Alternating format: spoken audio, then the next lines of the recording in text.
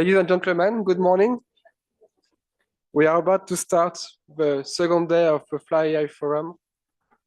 Welcome for this second day. I give you a moment to find your seats so we can start. I still see a quite full Europa room. It's a good news. Most of you come back on day 2. That's always a good indication. Okay, I think everybody's there. So good morning again. Thank you for coming to this day 2. This morning we start with a session number 2 on societal and human aspects, moderated by Benjamin van der Sanden. Benjamin is an IFATCA Executive Vice President Technical, and as such is here representing tens of thousands of affiliated controllers. His main job remains operational air traffic controller at Schiphol Airport, where he holds the tower and the ground endorsements. Aside from being an operational controller, he has been involved in procedure design and safety investigation as an operational expert. Please give a warm welcome to Benjamin.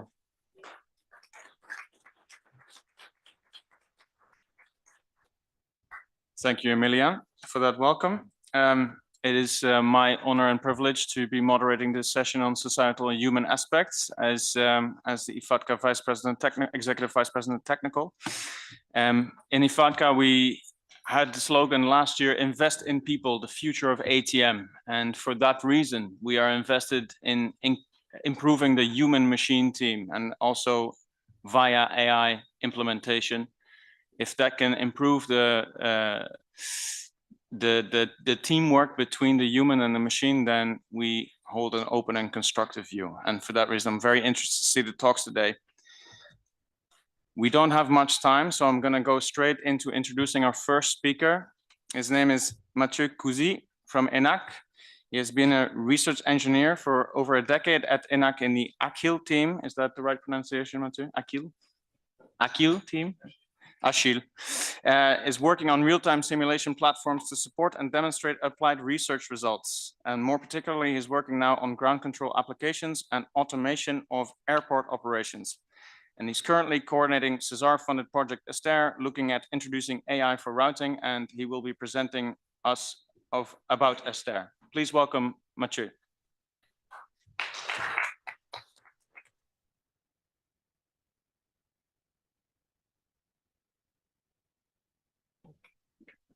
Hello, so I'm Mathieu Couzy, as just been said, and I will present today a project I am currently coordinating for ENAC. It's called Aster, and it stands for Auto Steer Taxiing at Airports. It's a SESAR-funded project, exploratory research, where we have a consortium made of ENAC for leading the project.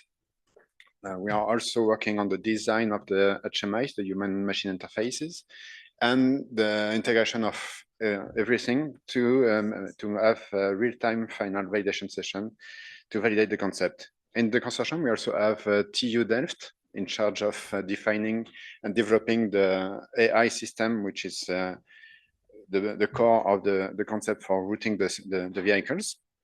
We also have Deep Blue for the validation and the communication of the project. And finally, EUROCONTROL and ADP group for to bring the operational expertise in the project. So this Aster project is looking at more automation on ground operations. The initial goal is to provide better predictability and ensure better departure sequences for airports, but also better safety with smoother traffic on the ground. We believe that this will be achieved with a better human automation or human AI teaming in the system.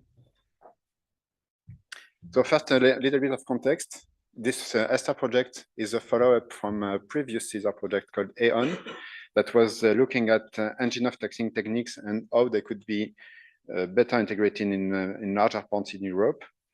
And at the end of this AON project, we developed with the same consortium a system that was able to compute routing for all vehicles on the ground for 20 to 30 minutes in advance and deconflicted on the ground with speed management of each vehicles.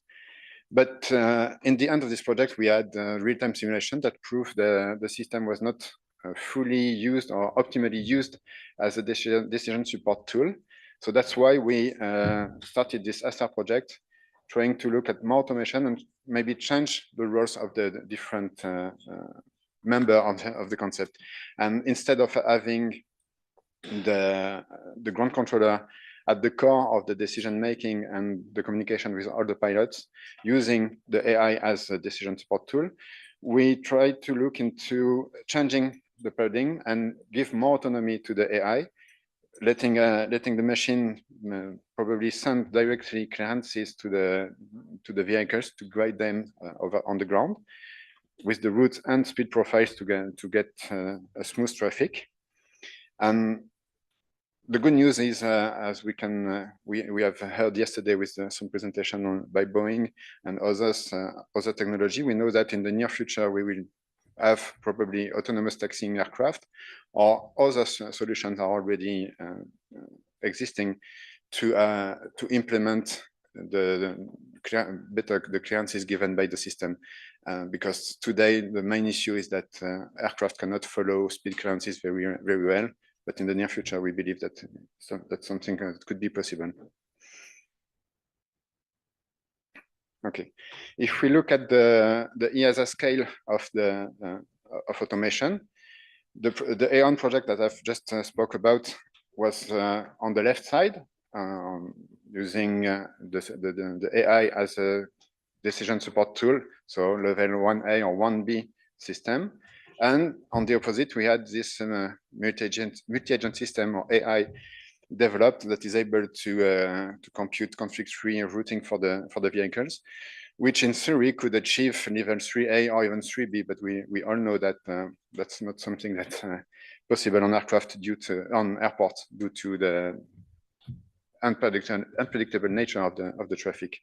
So the project ASTA is looking at something in between.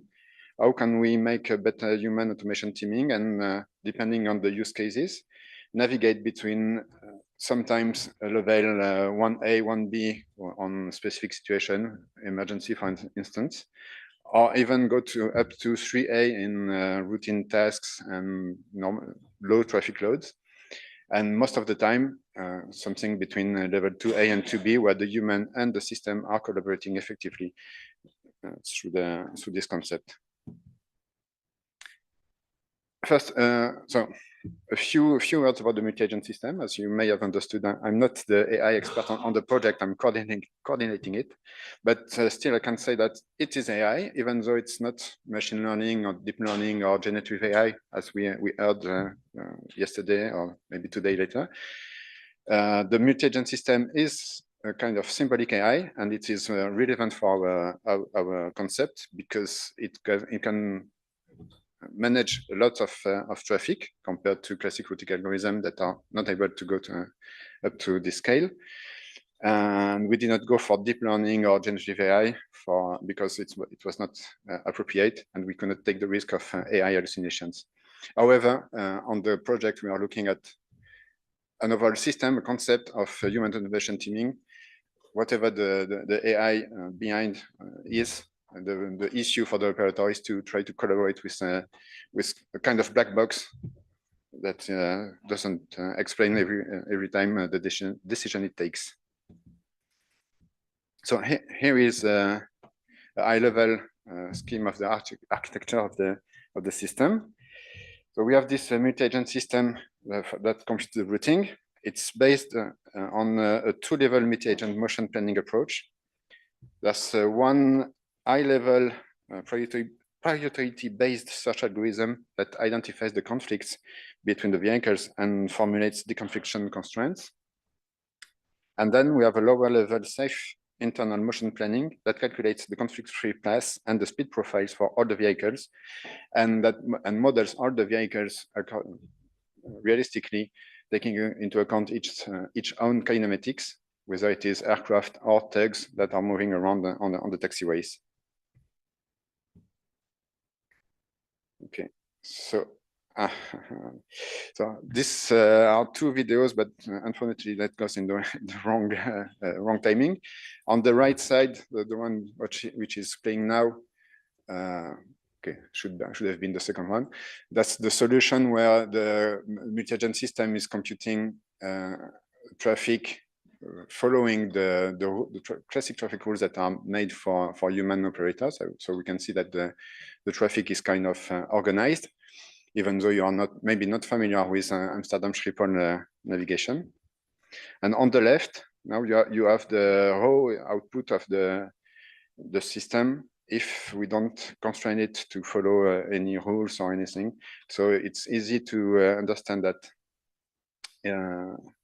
it's not easy to see what are the decision or the goal of each decision or each traffic.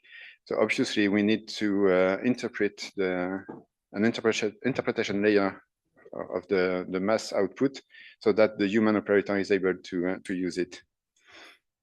So we did a bunch of interviews of experts from different European airports, and the main outputs from these interviews were that the human automation collaboration is the key, and we need mutual situation awareness between the two systems.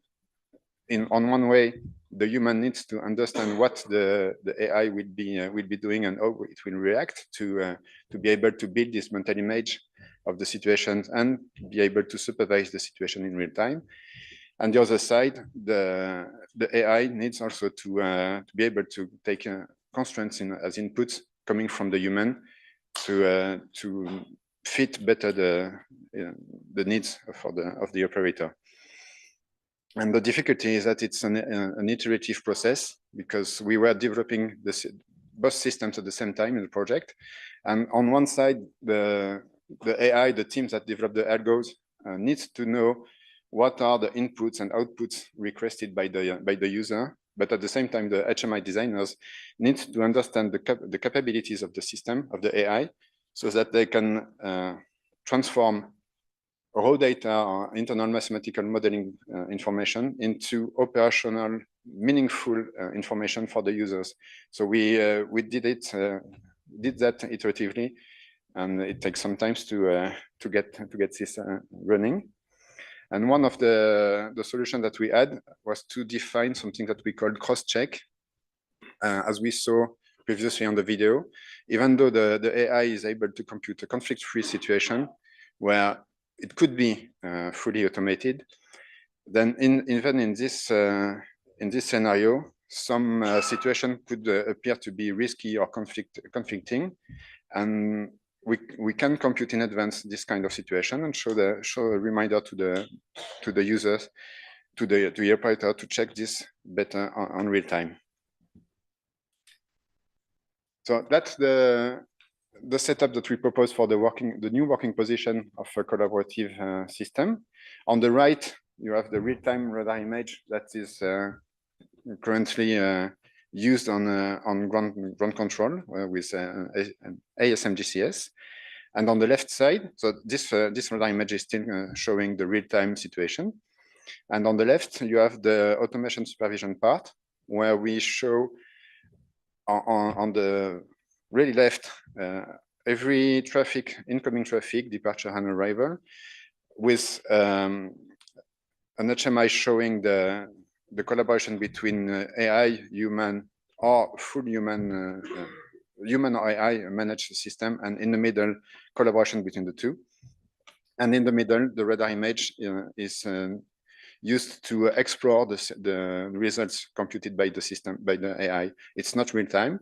It gives the ability to the ground controller to look into what has been computed before letting the AI give the clearances, and so it gives the operator trust in the system to let the AI manage the traffic itself. Maybe more detail on the workflow that as we foresee it on the system. So you see on the left, on step 1, you have all the flights that the ground controller will have to integrate in his situation. First, by clicking on it, it can display on the right the computed trajectory, look in the future and see how the other aircraft behaves around. When it feels confident that the solution is correct, it can give full authority to AI by dropping the strip in the first column. And then during the life of the flight, there will be some collaboration. For instance, the step 3, it's when the aircraft is ready to push back, then the strip will automatically move from the full AI management to the middle column where we're showing the collaboration. So on the left, we have a kind of 3A process. And the middle, it's 2A, 2B. And it requests the operator to manually check that all the conditions are fulfilled to allow for a pushback situation. Then the controller validates it. It goes back to the AI column and goes on like that. And over the life of the flight, we will have a collaboration that pop-ups like that. So that's a quick video to show it live, but I'm running short of time, so I will go quicker on the end. So just to show you that when the ADCO needs to look into the situation, you can dig into the future results and zoom on potential conflicting situations. Here we see that 3 aircraft are crossing and that the AI has decided that the red one, the arrival aircraft, will stop to give way to the 2 departure aircraft to go to the runway. So when the controller validates that, then you can just give the full authority to AI to continue. But finally, what are the next challenges that we will face? Obviously, is to deal with uncertainty in space and time, because the system that we have defined is still at a low TRL, and it needs quite reliable inputs in terms of target of block time or estimated time of arrival. But as we have seen yesterday, we can rely on other AI systems for that. There are, as it was shown in Prague Airport, there are systems that computes, refines TUBT for that. We also need to look into automation failures, whether it is on AI failing and how to hand over the situation to the human, but also failures on realization of the currencies and blend into the larger ATM system. We don't want to model all the ATM system, but we need to look into the constraint that could raise from airport management side or tower control to build better departure sequences and so on. Thank you.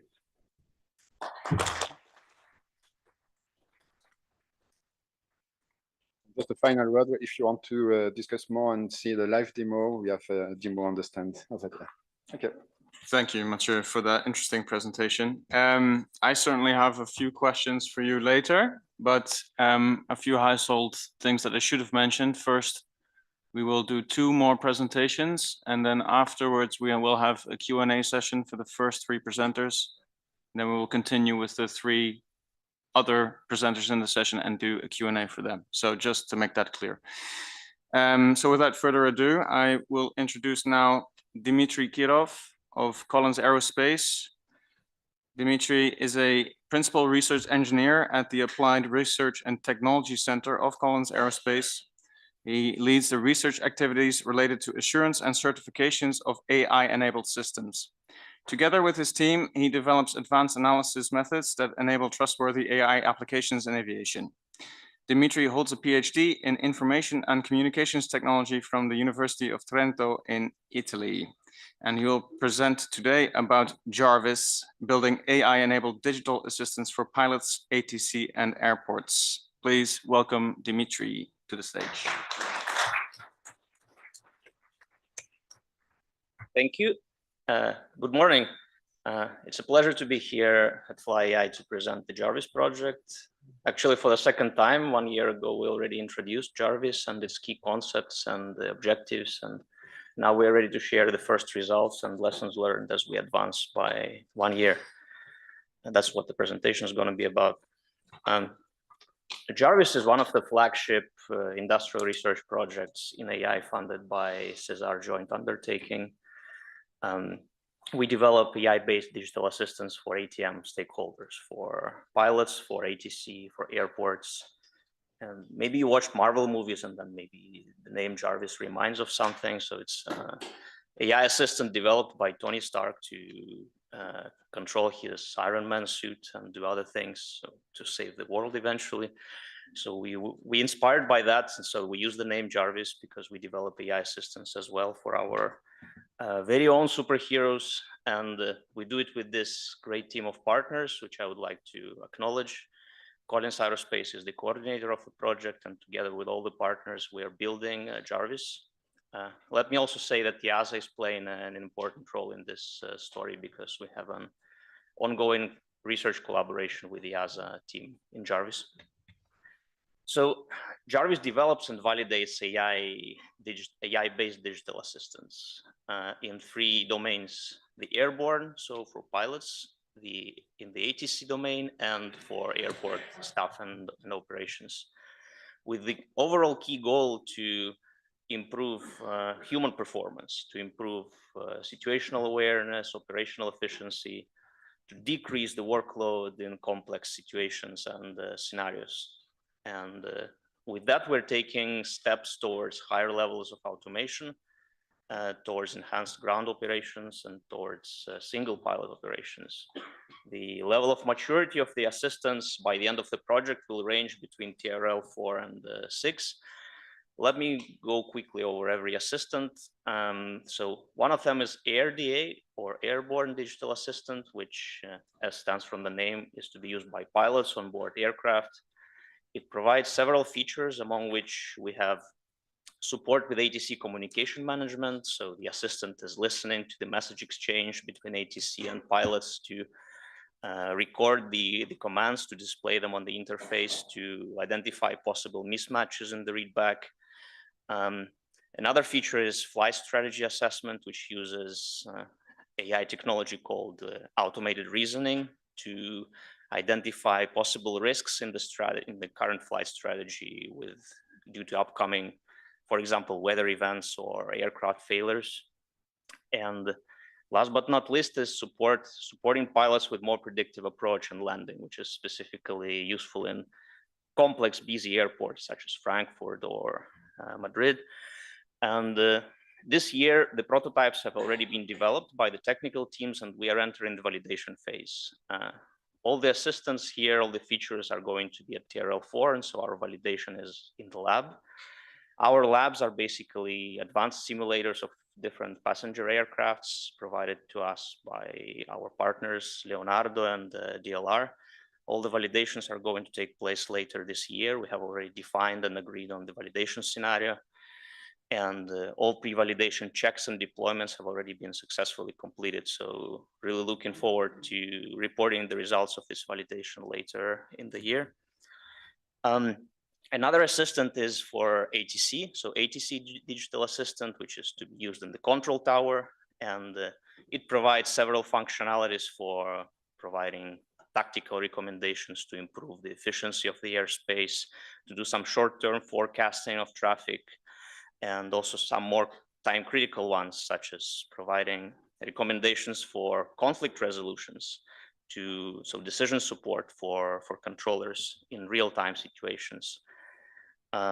Also here, most of the features are already undergoing the validations. Some of them have been successfully completed. Maybe to link this to previous day presentations, several of these features are based on reinforcement learning technology, which is, we had some great presentations yesterday, very inspiring. And we also discussed this in our collaboration with the EASA. What are the gaps? What are the missing objectives and means of compliance to certify reinforcement learning applications? One example is the tactical opportunities recommender, which is also part of Jarvis, and we had a great presentation yesterday made by Indra colleagues.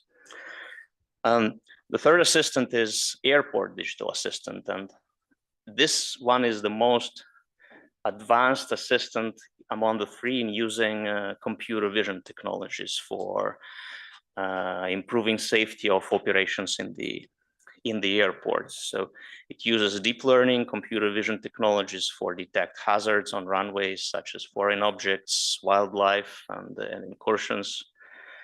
And the technical team, which is led by Indra here, really faces and solves significant technical challenges, such as need for tracking objects by multiple cameras, hardware constraints for bandwidth and memory for very high resolution cameras, and mapping 3D images to the two-dimensional map that the airport staff is using. So there's plenty of challenges being solved here. This image just shows an example taken during one of the validation exercises in the Athens International Airport, which is leading this work package, which there are some bounding boxes detecting aircrafts on the runways and other vehicles. So I think it was the validation of the taxiway incursion use case. And bottom right, you can see the two-dimensional map where these detections are automatically allocated. And moving to the second part of the presentation, I would really like to dedicate it to the question, what do we need to make this AI assistance a reality? How we deploy them? How we go from prototypes to products? What do we need?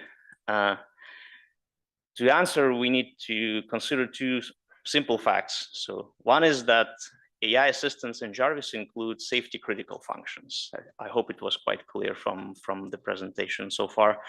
And that means that they will require certification as any other safety critical software and hardware.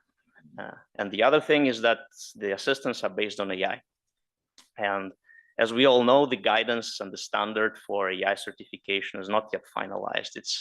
This is emerging guidance. And we really need to follow it early in the development to understand if we are taking the right certification path. We need to build the certification path, and we need to do it together with the industry and with the aviation authorities. And so we do it with EASA. We have an opportunity in this project to collaborate directly with EASA on a service agreement to investigate some gaps, some challenges in this path. We outline here 4 key characteristics of the AI assistant that it needs to possess to get an approval, which are, it has to be assured, explainable, collaborative, and ethical, which is pretty aligned with the EASA view. And let me give some lessons learned for each of them. So one of these areas is AI assurance, which is essentially design assurance for AI components. And we can say with all confidence that the AI assistants in Jarvis are high complexity AI applications that include functions such as perception, comprehension, prediction, which together form the definition of situational awareness. Some of them are based on AI technologies which are not yet covered by the existing guidance, by the AI concept paper, which are automated reasoning and reinforcement learning that I already mentioned. And together with EASA, we identified several interesting challenges, and we're looking for ways to solve them, for new means of compliance for this technology. We're also assessing compliance to existing objectives in the guidance. Maybe I can highlight the operational design domain definition for complex perception applications, which is far from being a trivial task. And one more thing, but very important, is that AI-enabled components will need to be integrated into larger traditional systems, which include traditional software, traditional hardware. And if you follow the working group 114 discussion, you know very well what I'm talking about. So there are plenty of challenges here: how to define the boundary of AI system, how to develop architectural mitigations to AI, possible AI failures, uncertainties, how to perform handoff between the existing mature standards and emerging standards for AI. So all these are open questions that we are trying to investigate also in Jarvis. Another area is human AI teaming, where the assistant needs these characteristics to be explainable and to be collaborative.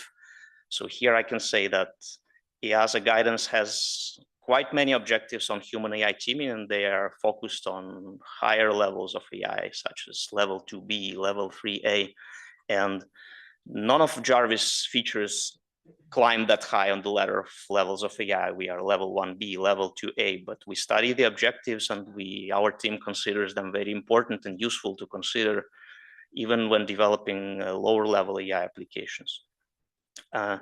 On explainability, so the most difficult thing is operational explainability, not the development one, where we can generate 10 pages of logs and say that the system explained itself. but how to provide in operation in time-critical situation a concise explanation of why the AI assistant took some decision.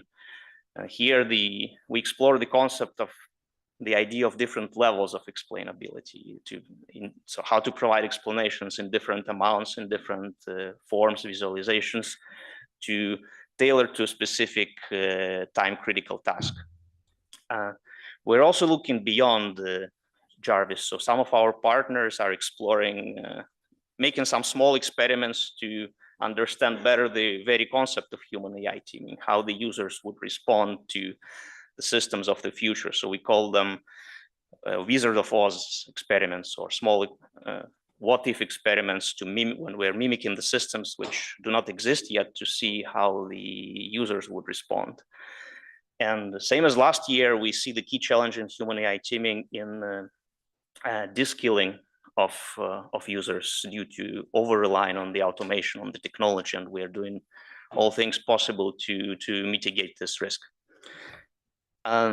Lastly, AI ethics is a very important dimension. As we know, the EU AI Act is now in force, and we need to understand the impacts also on applications such as Jarvis digital assistants. I can put it up front that we are doing AI ethics assessment for every feature in Jarvis, and together with EASA, with the EASA support and mentorship of EASA experts. Maybe AI ethics includes a lot of concepts under the umbrella of ethics. Maybe I can focus on one quickly, which is bias. So identifying biases is crucial, because AI is typically data-driven. So it's trained based on data, and data is typically produced by us, by humans. And so we can easily inadvertently inject some bias. So validating the data with independent human validation is certainly recommended. And one interesting finding is that presence of bias is not necessarily harmful, because some real-world operations have the biases baked in them. And it may be practical to actually replicate that bias. So an example I can make is if some controllers give priority to like best runways and gates to the home airline, right? So this is clearly the bias. We know it exists, and here we cannot fight it. And if we train a model that predicts which runway we have to land, if we remove the bias, it will always predict wrongly. So this is an interesting aspect for ethics as well. My time is up, so I'm moving to conclusions, to takeaways quickly. So Jarvis project made remarkable progress this year. We developed all the assistance prototypes, and we're ready for validations this year. We have very realistic goals in Jarvis. We develop minimalist features to gain trust of our end users, pilots, ATCs, airports, step by step. So we're not taking a moonshot. We are trying to be incremental. That's our approach to gain trust in AI. And we're doing it together with EASA. We're building the certification path. We're studying emerging guidance. We seriously consider AI ethics, and my takeaway message is walk the right certification path if you're developing AI technologies. Do it as early as possible, and that would make the dream a reality to revolutionize ATM with AI. Thank you very much.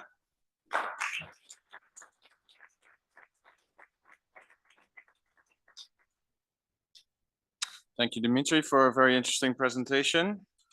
You got a lot going on in that project, so very interesting stuff. Thank you very much. Moving straight on to our next presenter, who's Ms. Raquel Garcia Laceras, a senior researcher at CRIDA. She has a bachelor, is that bachelor, BS? Bachelor of Science, right? Yeah. She has a Bachelor of Science in Aerospace Engineering and a master's degree in Air Navigation and Transport from the Universidad Politécnica of Madrid. Since 2007, she has participated in several projects in the successive SESAR programs, performing live trials, real-time and fast-time simulations, and serious games. In these projects, she led the validation, definition, execution, and analysis, and actively collaborated in the definition of the operational concept. These projects cover different topics such as en route trajectory, separation, and complexity management, advanced surface routing in a controller working position, automatic speech recognition for controllers, and the use of augmented reality at airports. And today she'll be presenting on CODA, adaptive systems for improving human AI teaming. Please welcome Raquel.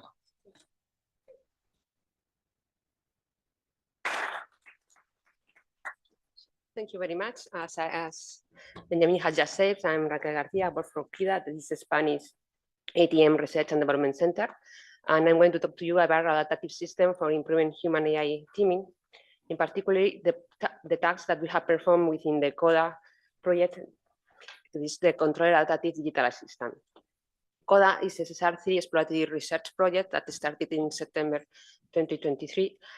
And it is a low, for those that don't know, exploratory research is a low maturity level of projects, okay? The project aims to develop an artificial system where artificial intelligence and human collaborative make a collaboration and dynamically allocate the automation using dynamically adaptable adaptation principles.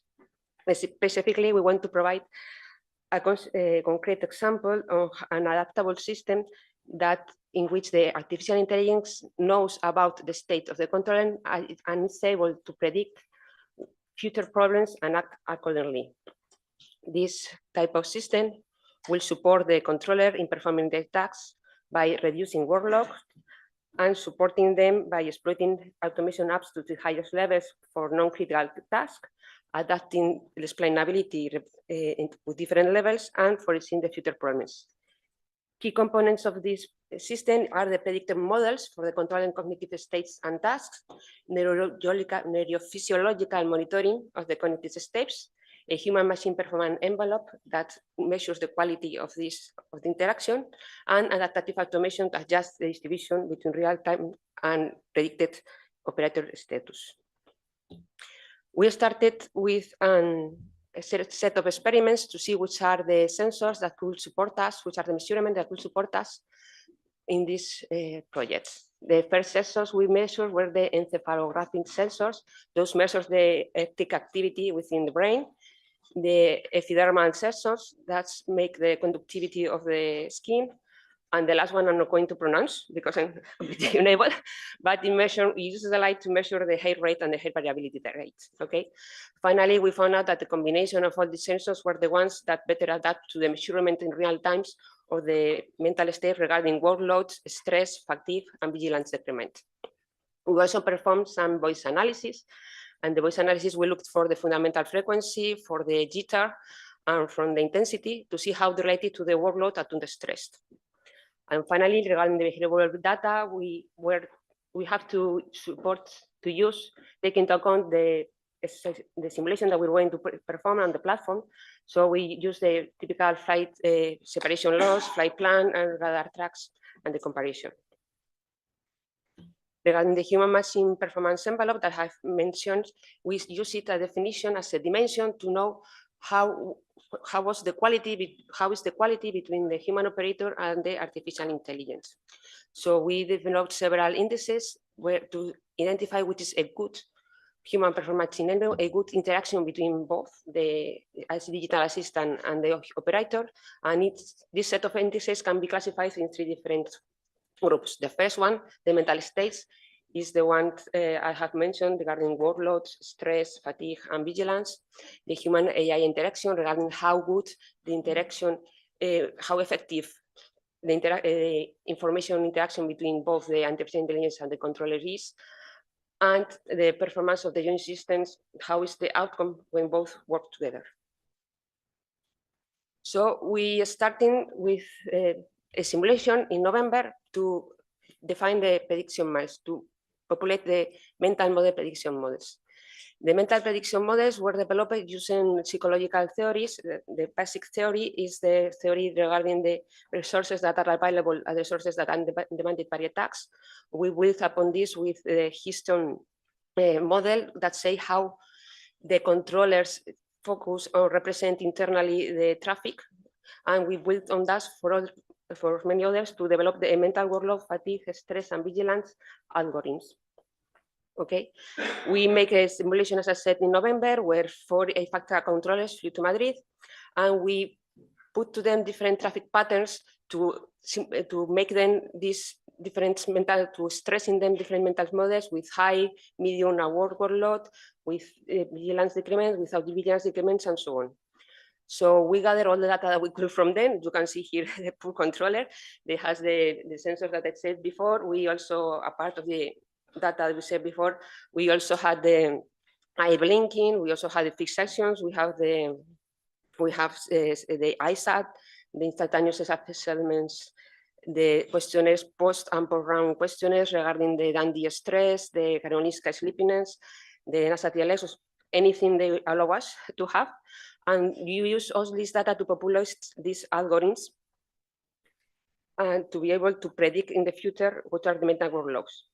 We also use them, we also use them to set a reference for the real-time measurement of these same mental states in the controllers.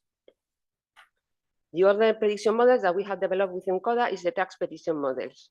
The task prediction models follow two approaches. The first one was machine learning, developed with the machine learning within the data set from controller actions that won't perform between 20 and 23 and 20 and 24 in the sector that we have in simulators, that was the Domingo sector. This approach uses different algorithms that were used were decision tree, rainforest, random forest, long and short term, I don't know the names, XGBoost, long and short term memory algorithms. Each of these have an extensive hyperparameter tuning process to optimize these outcomes and have the best possible results. They all use different modeling approach, including a single multi-parameter model and multiple single parameters models to see with these specialized models the results were more accurate or more general. Finally, we didn't have really good outcomes, so we moved away from this approach and we decided to focus on the set of parameters, the set of control actions that was had more identifiable patterns and was has higher occurrences.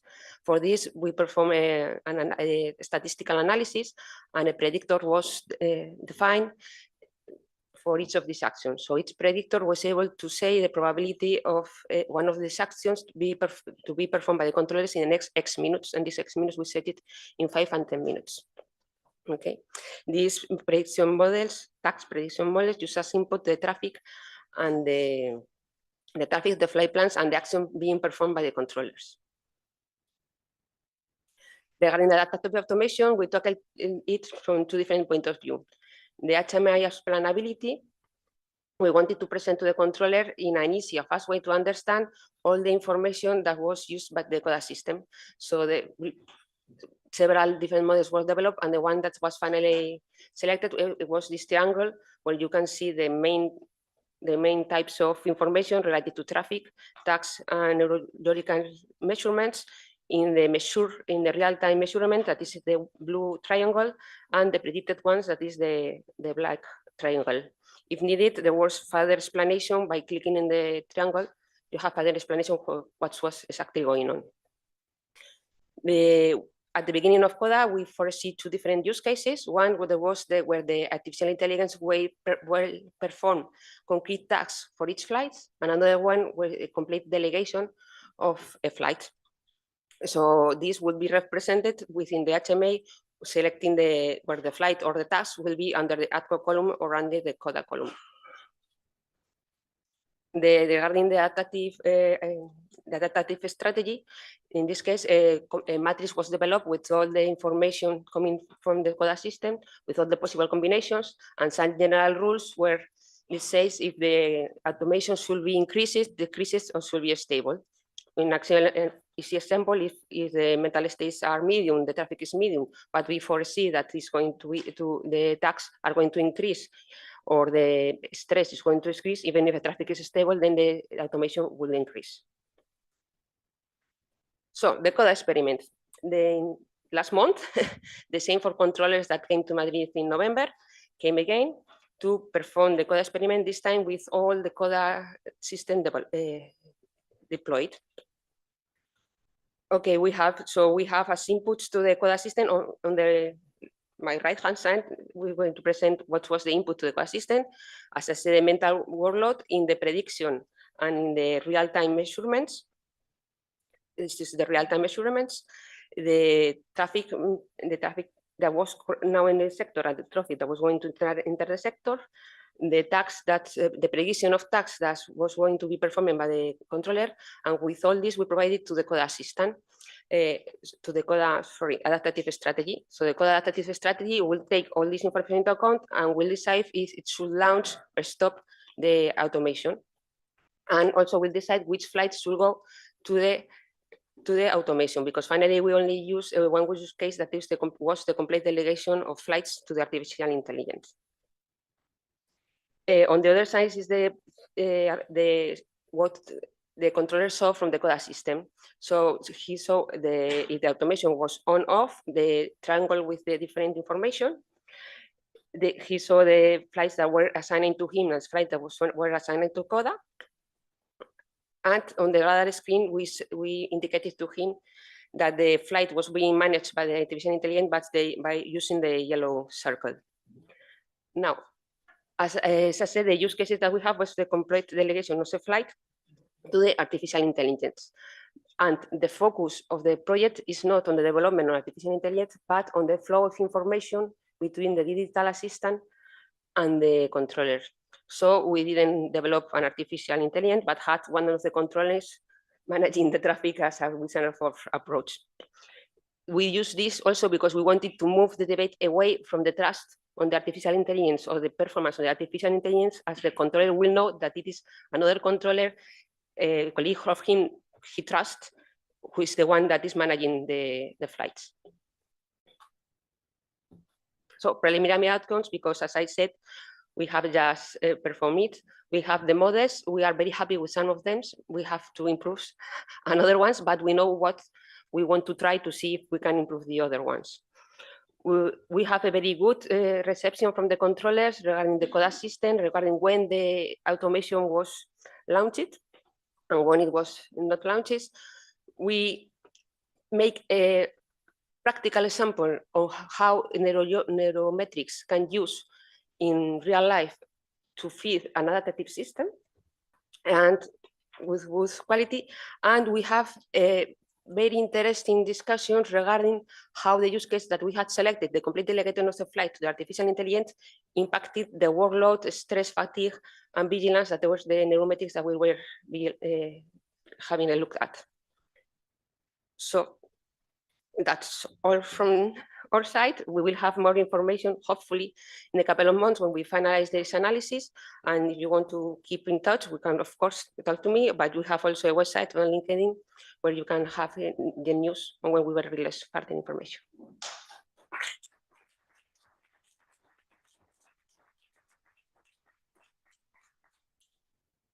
Thank you, Raquel, for that interesting presentation. So we move now to the first Q&A session for 15 minutes. So I would like to ask any one of you that has questions for our first presenter, Mr. Mathieu Cousy of ENAC.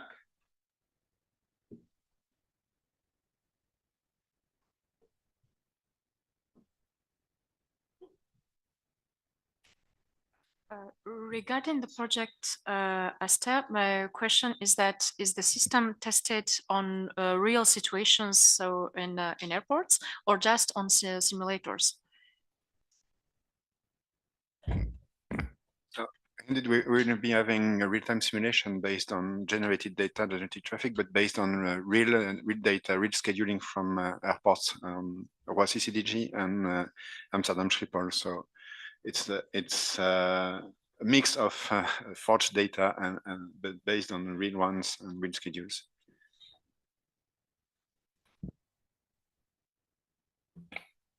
Thank you. Over there. Thank you for your presentation. It was very interesting. During the presentation, you mentioned that your system does not integrate any form of deep learning or generative AI, and that is based on neurosymbolic AI. Does this mean basically that there is no learning phase that is present in your system, that is basically rule-based in the end? Thank you. Yes, indeed, it's really there's no learning phase at all in the current system, but we foresee that we may need some machine learning to integrate on the boundaries with other systems and learn how the human operator apply the rules, but also sometimes go around the rules and try to give more adapted suggestion on that. But today it's purely symbolic AI. Thank you.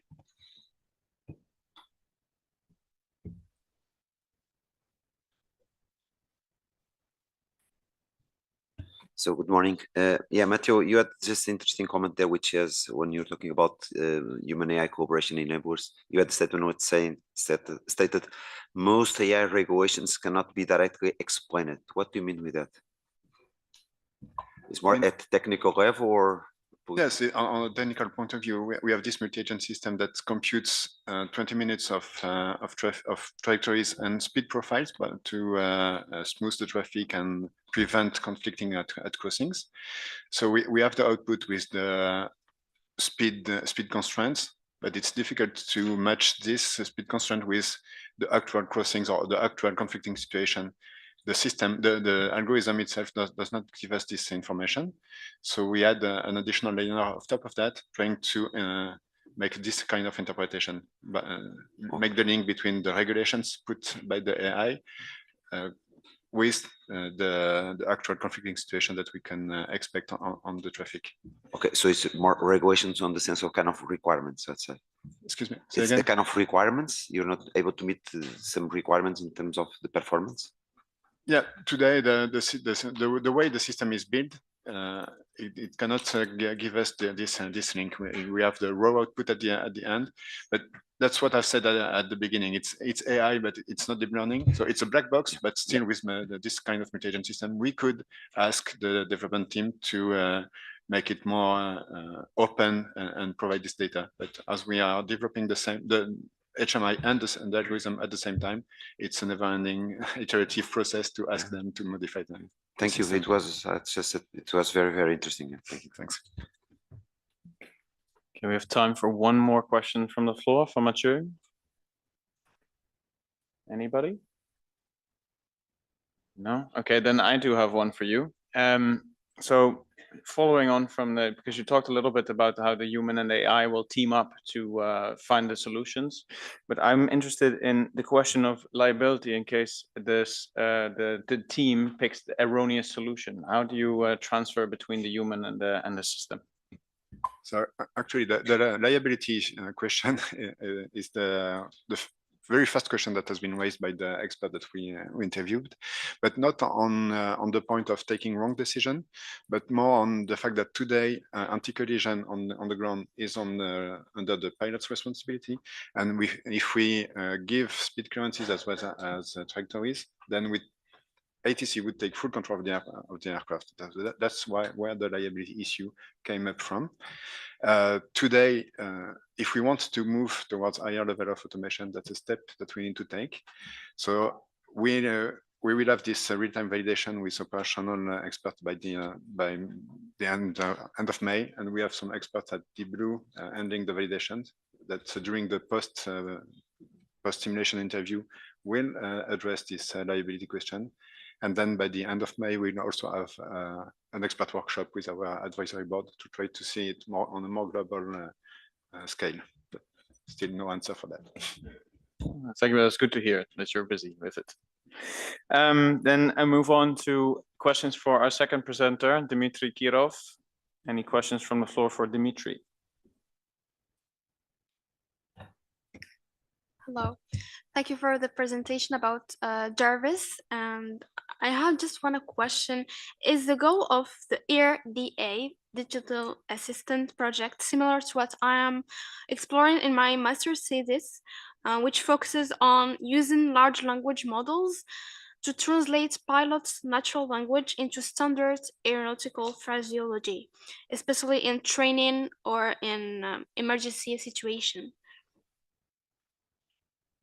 Thank you. Yeah, thank you for the question, and we'll be happy to follow up also offline on your master thesis work. So what I can say that for now in the airborne digital assistant, we are not for the moment applying generative AI technologies. So the focus of there are several functionalities. The one you mentioned is focused on speech to text, right? So it's listening in real time in operation, during operation, what the ATC says, what the pilot responds, and to visualize this commands of ATC on a specific interface and provide reminders when some command needs to be executed. So that is the scope, and we are targeting really higher maturity levels and deployments in the next couple of years. So that's what we're looking on. We have some exploratory work on generative AI, and we can talk offline. Thank you. Thank you. Thank you. Thank you very much, and thanks. It was very interesting, Dimitar. I have two questions, and I'll put them out together. One on what you mentioned about the bias of data. You also mentioned that you're mainly using reinforcement learning. So is the bias coming from the reward mechanism that you are putting, and is the data big data or more expert subject matter expert data that you're putting into the mechanism? Could you develop that a bit further? And the second question is about explainability. I feel that explainability is perhaps a broad term, so I would like to see your project's opinion on the explainability to, on the one hand, the end users. Why is this suggestion being taken? And maybe the other level of explainability about the algorithm and about what is happening, let's say in inverted commas, in the backend, and see what in a digital assistant environment the idea of explainability in Jarvis is being. Thank you very much. Yeah, thank you. Great questions, both of them. So let me take one on reinforcement learning first. So when I was talking, so not every feature of Jarvis is based on reinforcement learning. We have like 12 features in total. I think when I was talking about bias, so the observations I shared were not specifically focusing on those use cases. For reinforcement learning, to answer your question about rewards, so it would be better if I connect you, for example, to the Indra team that presented one of the use cases yesterday, so they can maybe answer your question about bias and the reward mechanism. So unfortunately, I cannot provide the detail. Speaking of data, right, big data or expert data, again, it depends on the feature, which we have plenty of them, and I think for some of them, we use really big data, like, for example, when we predict the most probable approach trajectory and runway. So there's the team from Boeing has been dealing with really with big data sets. And some other features we use also scenario generated data. So the project covers all of these aspects, and I'm happy to follow up offline on any of these. So for the explainability question, yes. So there are two types of explainability, I would say. The one that can be done offline, so development explainability, or also post-operational explainability to see why it happened in the past, right? Where we have plenty of time to analyze. And this task is relatively simpler. Because also there can be technical experts, they can sit down, read the pages, multiple pages of logs, and it's more like interpretability of the system than explainability. And operational explainability is when you need some explanation right now. Like if digital assistant helps the captain, right?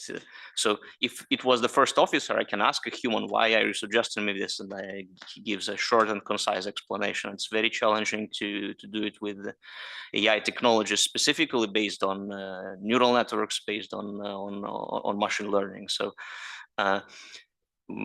that's overall an open research problem. I would say the explainability, there's a lot of works. We're trying to take some steps there to do some things we can. And I was talking about these levels of explainability that we are looking at. Like provide a very simple explanation, maybe one sentence or some visualization, or maybe on some of our interfaces we developed, there are some, I don't know, buttons which the user can click to show a little bit more information. So these are some steps we're trying to take, but overall the operation explainability is a problem that is not yet solved and very challenging. Thank you. Thank you for the question. Thank you, Dimitri, for the elaborate answer. That does mean that because it was an elaborate answer, if you have any more questions for Dimitri, go find him in the coffee break. Yeah. Any questions for Raquel, the presentation about CODA?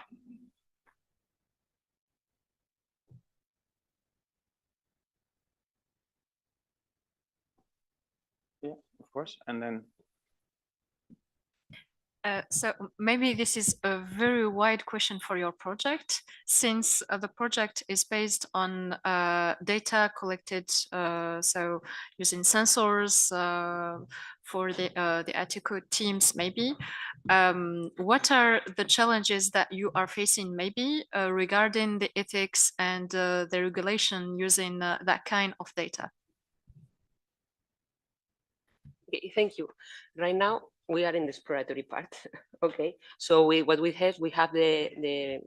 ask the controllers for the writing, allowing us to exploit it and so on. We have a data anonymized and so on.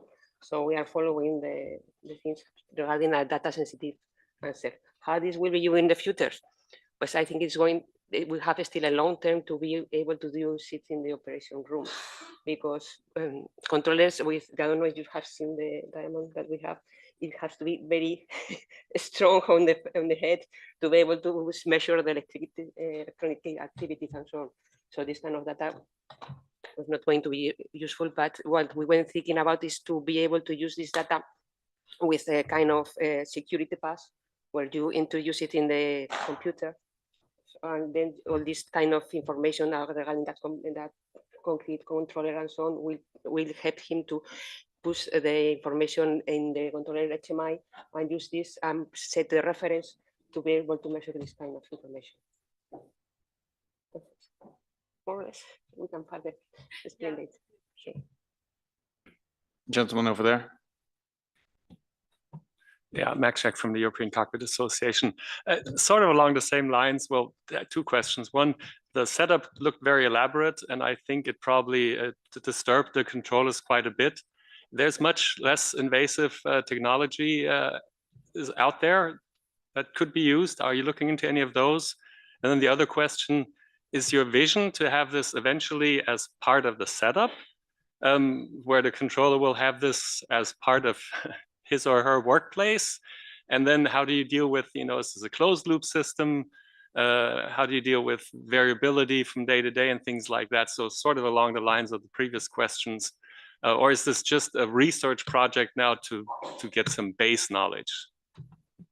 Right now it's base project to get some knowledge, okay, regarding all the sensors that we use. The one that is less likely to go to the control center is the one with the neurometrics, okay, but the ones that we're looking for the head variability rate and for the skin conductivity, there are very small wearable things, sensors that could be useful. What we right now plan in the near future is to better develop the predictive models. Okay, those predictive models will help us to not have to be monitoring all the time the controllers' mental states in real time.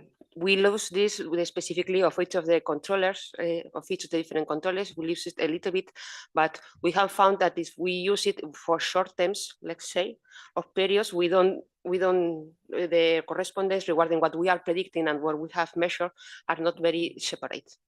If we use it for the whole day or something like that, then it is quite separate. But for the experiments that we made, that was 1 hour long, okay, we were more or less quite able to predict it, not exactly, but quite similar for us. So with time for formation, that will be So regarding the tax prediction model, for example, the tax prediction model that we finally used and the one that we wanted to use with using machine learning, it used as one of the inputs is the task being performed by the controller. So in this way, we can, if the controller makes a heading to the right, we improve the prediction of what is going to happen in the next few minutes. So we have some kind of closed loop over there. Thank you, Raquel. Thank you for the questions from the floor. In the interest of time, we will move on to our next presenters, Joseph Mashrou and Jules Tevissen from Thales. Joseph is a safety expert and new technologies research and technology lead at Thales Siam. He is currently working mainly on trustworthy AI and involved in several standardization working groups of AI in critical systems with EUROCONTROL and Senelec. Jules Tevissen is a data scientist at Thales, and he worked during the last 5 years on integrating AI into various Thales products to optimize and predict air traffic flows. And they will present today Top Squad, Sequencer, and CDR. Please welcome them.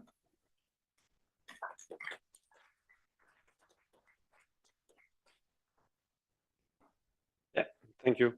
So today, I would like to show you two products that we are developing here at Thales. So Top Squad Sequencer and CDR, so conflict detection and resolution. So I will start with, I don't remember the first one I have. So for the slide, I can check. Okay, yeah, perfect, thank you. So first, the conflict detection and resolution.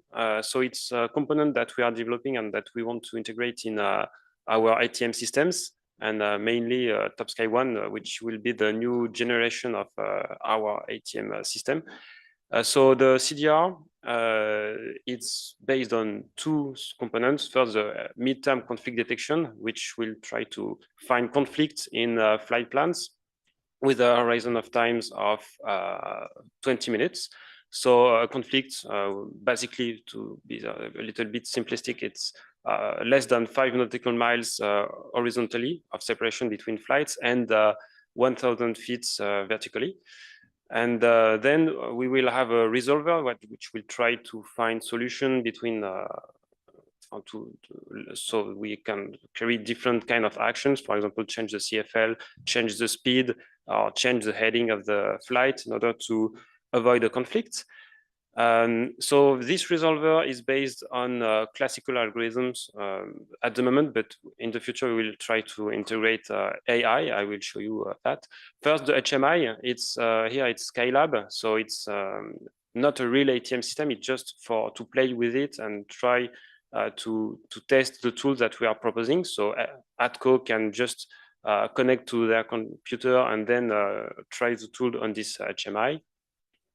So the first algorithm is based on tree search. So we will try basically all solutions with, so we have a space that we want to explore. We'll try different routes, different flight levels, and then we will propose the best solution based on this search. So it's not very effective. It's a lot of computation and it's quite difficult. So that's why we are working on an AI. It's reinforcement learning. And it has a lot of advantages. Sorry. For example, we can integrate many different cost functions in the training to optimize things like CO2. For example, we can also avoid contrails, and it can be also applied to other things like drones and more. We have also some limitations because it's quite complex to develop. And the main one that we are talking all days is obviously the certification of those kind of algorithm. So how does it work? We have that training data set, which is based on a scenario.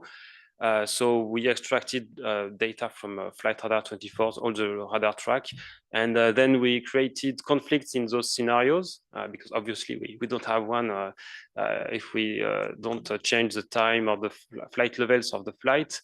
And once we have those scenarios, we will give them to the AI, and it will be able to carry different actions. So change of flight level, change of speed, change of heading, or a direct to a new waypoints. And we will give some rewards according to the solution. For example, if there is a new conflict created by the solution, we will give a lot of big penalty to the neural network. If we are able to save some fuel because the trajectory is shorter, we will give some reward, and so on. And in the end, we have a set of actions with an evaluation from the neural network. It means that we can also have a hybrid approach where we use the tree search, but it is augmented by the proposition of the AI, and that's what we are doing right now. And the idea is that, for example, for a change of heading, we can just skip some heading because we know, thanks to the neural network, that it will not be a good solution. So it reduces the space of search. So then Top-Scale Sequencer is another product that we are developing. It's an demand arrival manager, departure manager. We already have a solution which is called Maestro, and it is already in operation all over the world. The idea of this kind of component is to optimize the traffic for really big airports. So this is the HMI. As you can see, it's for I don't remember. Yes, it's Dubai. You have a timeline with all arrival flights on the left, all departure flights on the right, and the sequence is built according to some estimated time of arrival, which are predicted with some neural networks. As you can see, we also have a gray interval on the timeline. It means that we predict an ETA, but we also predict a confidence interval around this ETA. So, for example, for the ATCO, it means that maybe if he moves some flight, so give it some delays or make it arrive earlier, it is an insight that say, okay, if you are not in this interval, maybe you will have to do something. It will be more difficult. So actually, we have 3 different neural networks, and we predict entry point in the ACC airspace and entry point in the TMA.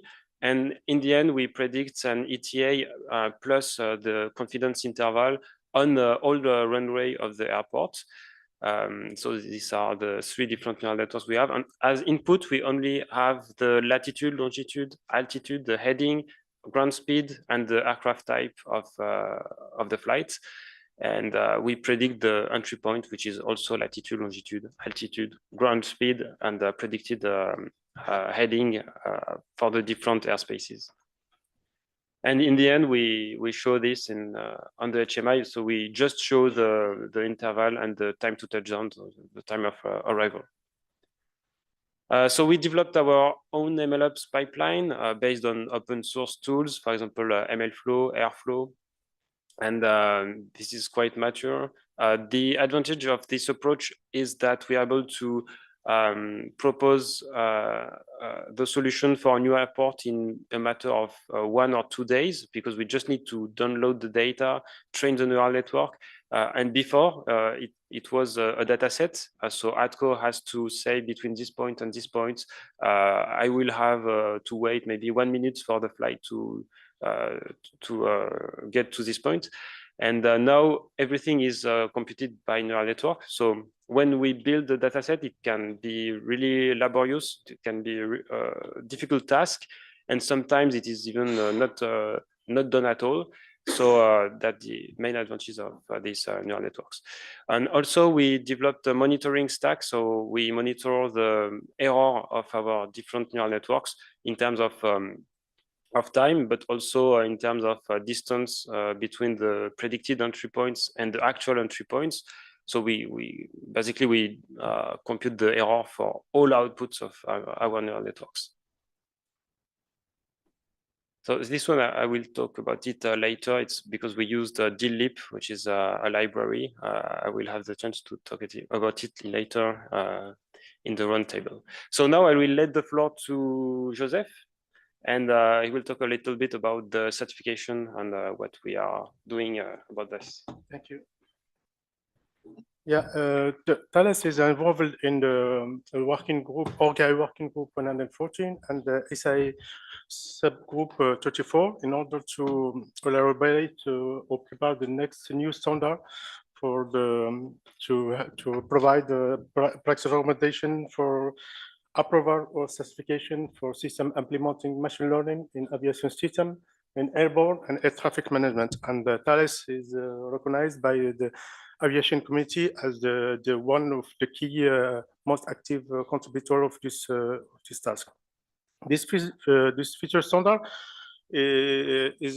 was submitted to ballot and now this consultation is finished and we received many comments, and we are working now in order to take into account this comment. And after that, this standard will be submitted to EUROCONTROL open consultation, and we publish it at the end of this year, or maybe at the beginning of next year.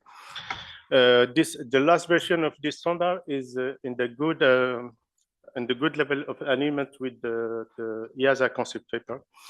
And we will have a presentation this afternoon in order to have the status of this new standard. We are working now to prepare our products in order to take into account this next standard, and we are to prepare for the approval when this standard will be published and will be applicable for our system. To do that, we have defined, especially for top sky sequencer, we have defined the operational design domain, and after that, we defined a set of requirements to machine learning constituents. This requirement will be for find the solution coming from the product requirement into ML constituent, and to take into account functional and non-functional requirements, including safety, software assurance, and cybersecurity. After that, we defined some data quality attributes for test data set to take into account the edge corner, feasible and infeasible corner cases, and the outlier of ODD. And we defined some high-level properties to this model must satisfy such stability or robustness. To do that, we have defined an independent monitor to detect concept drift and to detect performance of the model. After that, we have to validate our ML requirements to ensure that the model requirements are correct, complete, consistent, and traceable with upper requirements. And we have to analyze the specification of the derived requirement and to also test or justify this requirement and analyze the impact of this derived requirement at the upper level, and especially for the safety aspect. And after that, we divide our machine learning constituent implementation and the requirements. To do that, we have to do that all requirements have the test to test the performance, the model performance. We have to verify that the test data sets contain enough edge corner cases and outlier. We have to verify model stability, data processing, and the integration of data processing with the ML model. And we verified also the monitor capability in order to detect the concept drift and to verify the integration of the monitoring at our product. All this step has been sent by data scientist teams, software assurance team, and safety team in order to be compliant with this standard. As said by Marta yesterday, the EASA concept paper and the new standard is only limited to ML algorithm, and RL reinforcement learning is now not covered by the new standard or concept paper. The next version of concept paper will be the reinforcement learning will be integrated in the next version of the concept paper. And as said by Marta yesterday, we started with the TDELT a project in order to help us for qualification for a small algorithm for conflict detection and resolution. This project tries to cover the gap processing detail overview. We have to define the limitation of the current guideline for reinforcement learning, have the guideline to how to transfer certification or adherence for reinforcement learning with special emphasis on training aspects of reinforcement learning, have an overview of current tool algorithm which can increase explainability or predictability for reinforcement learning application, and the last but not least, indications for necessary future steps, initial roadmap for the creation of a viable certification framework for reinforcement learning.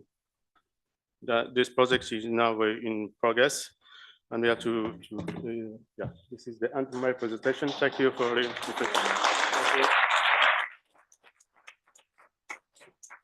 Thank you, Joseph and Jules, for that interesting presentation. And we'll move straight on to our next presenter, Mr. Sébastien Colman of ACI Europe. Sébastien joined ACI Europe in April 2021, where he's the Director for Aviation and Cybersecurity. He has spent his whole career in aviation, predominantly in relation to aviation security operations, policy and development. He previously worked at IATA, where he was responsible to follow technology development and trial and operational deployment of innovative passenger screening equipment. At IATA, he gained significant experience in advocacy and delivered consulting support on AVSEC projects around the globe. Before IATA, he developed and oversaw security processes at Brussels South Charleroi Airport, and earlier he served as a legal advisor for the Belgian Civil Aviation Authority. Sébastien holds a master's degree in law from the Free University of Brussels, and he will be speaking to us today about human versus algorithmic decision-making, rethinking regulatory and policy approaches for a changing paradigm. Please welcome Sébastien.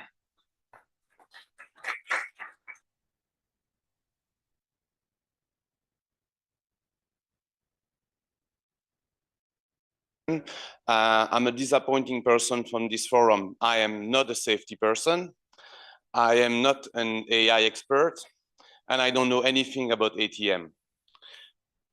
However, I think that I can have some thought that I can share with you when it comes to some words that I've heard in the previous presentation, in some of the experts' presentation before the Q&A, and more importantly in the last one, I've heard the word certification. I've heard the word bringing the concept into the real world, and regulatory framework was also something mentioned. So why is that important and linked to aviation security? Well, aviation security is something that has evolved immensely over the last three decades. So as you can see on the left and on the right, the massive improvement that have been made to passenger screening point. So just basically the same thing that you got in the mid-80s and that you've got today at the airport. The only difference maybe is the length of the queue. This is a bit worse today.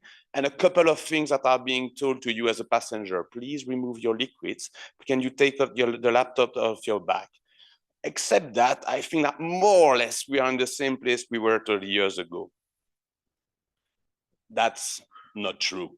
Actually, the equipment and the capabilities that have been implemented at airports have evolved. So the hardware, more specifically, has evolved. Automated lanes, CT technology that have replaced in some airport cabin baggage screening. CT technology is also quite commonplace for whole baggage screening. Wall-through metal detector starts to be replaced by security scanner. And these equipment, especially the detection one, they work based on explosive detection algorithm. So yes, there was some evolution being made in terms of hardware and how we detect threat. However, the real issue that I'm facing as a representative of the airport industry is that whilst AI is now commonplace in many industries, whilst the hardware baseline that is deployed at airport can do much more than what is done today, the gold standard in aviation security is still the security officer. So my presentation will be about challenging this, because I truly believe that is something that you could face in the ATM environment as well, and maybe fruitful thought in how it can be addressed from a regulatory perspective in the future. So about aviation security, for those of you who don't know exactly what it is to be a security officer, let's go through some principles. So it has always been sort of understood that being a security officer is not the most funny things to do in life. And already in 1992, there was a study from the US Congress on the performance of security officer. And the big takeaway from this study was that many security assignments require repetitive tasks and close monitoring for rare events, function that humans perform poorly. I pause here. Maybe this thing that is applied to security officer can be applied to some other personnel that are more covered by the ATM world. So what it is to be a security officer? So it's number for 2021, and the problem is due to a recent aviation security issue, it's only getting worse. So if you're a security officer and you go and work at the airport, you're probably going to ask the "Do you have any liquids?" question 280 times a day. And I'm not going to go through all the data that are here, but more importantly, that's the one regarding the images. A screener, the one reviewing the X-ray image, probably review about 100,000 images per year. Yet in 1992, I was said that doing something repetitively is something humans are not good at. But we provide 100,000 images, praying that is going to detect what we want it to detect. And that's the gold standard. Of course, nothing new for this forum. There are consequences to pouring images to the screener. And compared to an algorithm, the two main impacts is the probability for detection, how many times is likely to detect a threat. This varies through time, and is probability for false alarm. So meaning how many times it will create false positive. The false positive for US passenger, that's your bag being rejected for no reason, which is quite painful to go through. Is there consequences? Of course, when it comes to aviation security, it's very difficult to find numbers to substantiate what you're saying. So it's good to use some proxy. And there are some data available. The US Transport Security Administration shares openly the number of guns that they are finding in that checkpoint over a year time.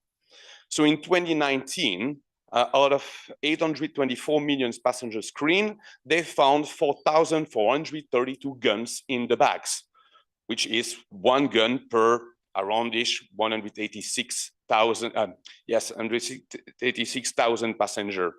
In 2020, where there were much less passengers in the screening point, this ratio improved quite significantly.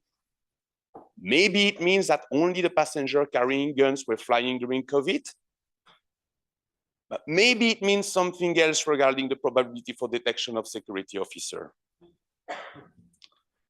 So, of course, aviation security is not immune to innovation, and the equipment manufacturers, the algorithm developer, developed something called prohibited image detection system that is based on shape recognition, so algorithm to detect knives and guns. And believe it or not, there was a quite fast journey to adopt this new detection algorithm in the regulation. So basically, we really start the advocacy effort in 2021, and in 2023, standards with operational benefits were included in the European regulation. So, wow, aviation security is moving into the 21st century. Well, not so much. But since that, nothing has changed. Whilst all the manufacturers have developed their own solution, that third-party algorithm developers have developed their own solutions, we have not yet seen any certified algorithm that can be deployed in a live environment. It's not entirely true, but it's somehow true. And why is that? Because you have always what I call the reason to say no. The reason to say no is saying, yes, okay, there is these standards in the regulation, but what about this threat item that is not included in the prohibited item list of the standards? I think it would be better to wait for another level of standards so that we can decide safely to move forward. Or we have to do some studies to understand how explosive detection algorithm combined with prohibited item detection algorithm and how humans are performing looking at it. Actually, there is tons of reason that I call reason to say no. And my real problem is, how do we move from a reason to say no to a reason to say yes? And what is required to do that? So first we have to understand why there is always this energy put at saying no to an evolution. I already mentioned that humans are considered as the gold standard in the aviation security world. Why is that? Well, because of the big ball of fire in the sky. Because if AFSEC measures failed, the aircraft goes boom, and nobody wants to be accountable for that. And it's super easy to blame the security officer. Oh, he missed the bomb. Everyone is safe, the training is safe, the supervision is safe, the oversight provided by the authority is safe. That's the human and the human factor. He failed, you know, it happens. It's completely different if you got an approved algorithm that has failed as doing what its purpose was to be, which is detecting a bomb or detecting another prohibited item. There's also quite historical preference, and we see that also in other fields of study, that humans tend to like human-based decision-making process. That's the question about, would you likely be the one stepping in an aircraft that has no pilot on board? There is this tendency for humans to prefer the fact to have a human on the cockpit than no human in the cockpit. And also the challenge of changing the regulation. And this has not to be underestimated, especially in the AFSEC field. It's this layer cake approach that has been developed since the late 70s, where no detection algorithm were there, when no standard were there. And we went through iterative process to finish with what we have today, which is not bad. I mean, if you look at the history of aviation security, we're not performing bad at all. But the cake is there, and it's very difficult to find a way of how do we put something else that is truly AI in the aviation security world. And when I say truly AI, this is because what we're calling AI in AFSEC is far from being AI.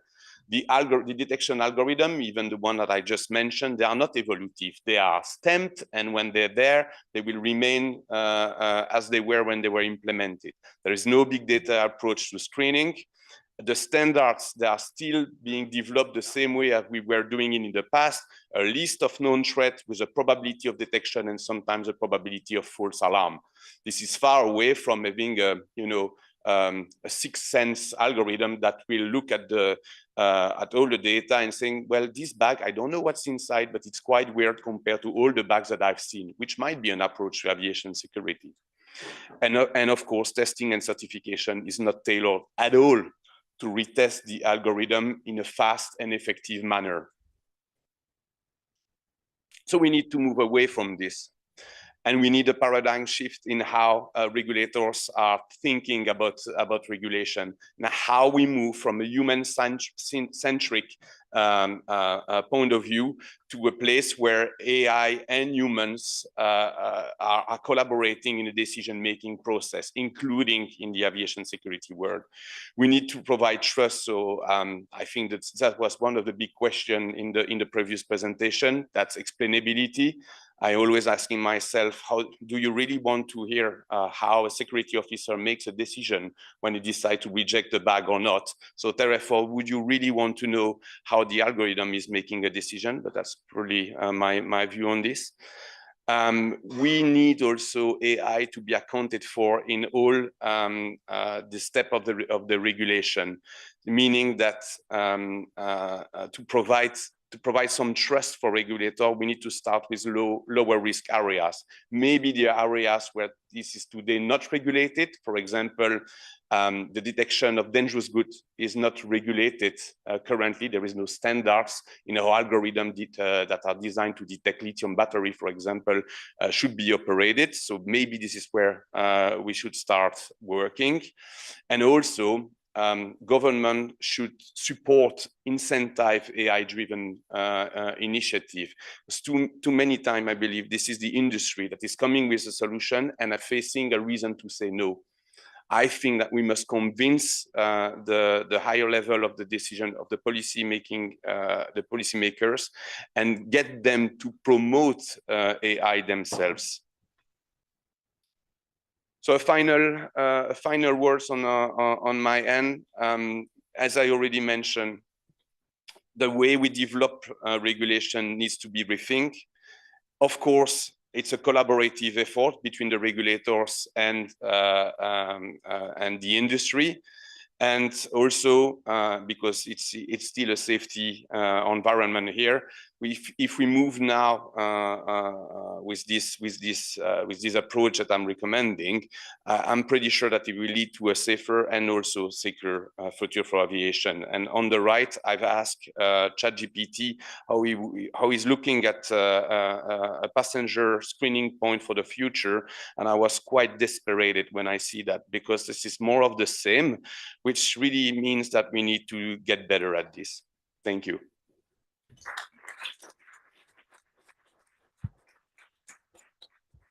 I see an unattended bag in the picture as well, so ChatGPT doesn't really get the concept of security in airports, I think. Thank you, Sebastian, for that interesting presentation. Then we move on to our last presenter of this session, Mr. Theodore Karitzis of IFATSEA. Theodore has 40 years of experience in CNS and ATM systems as an ATSEP electronic engineer and CNS inspector for HASP of Greece.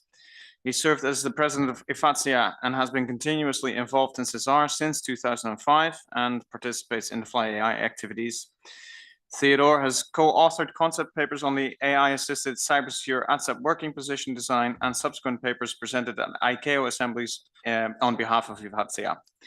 His research work includes publications on mobile ad hoc networks in aviation. And today he will be presenting for us AI integration in CNS ATM systems. Please welcome Theodore. Thank you, Benjamin. Thank you. It sounded quite impressive the way you said it. Thank you. Hello. I represent the International Federation of Air Traffic Safety Electronic Professionals. And what I mean is those people, the engineering and technical staff that are in the ACC rooms alongside the air traffic controllers and control towers, and as well as CNS systems around the globe. We have a membership of 80 countries. Now, here, what I'm going to do is I'm going to talk to you about something very trivial. Since a lot of you come from the industry and the research domain and academics also, allow me to say a couple of things about how we work every day. And what I'm going to talk to you about is a maintenance concept of whatever you will produce and it will be certified. So what I'm going to focus on is what happens after an AI ML assisted, let's say, application is installed in one of our systems. It is deployed.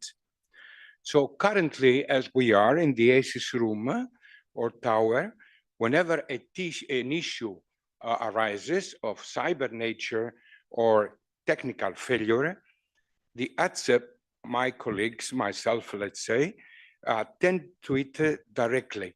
But the system at the moment is deterministic, okay? Which means that we have long tried procedures and known behaviors. Of course, this, as you clearly stated here, is going to change in the future. So we're going to have a hybrid system that involves the deterministic algorithms and AML constituents. Now, the architecture of the ATM systems has recently been revised.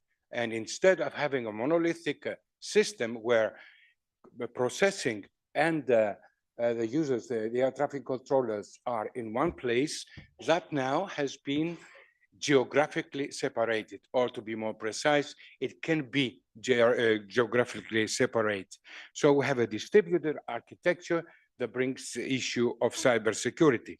Last year, I presented the ATSEP working position with AI assistance in order to detect cybersecurity attacks.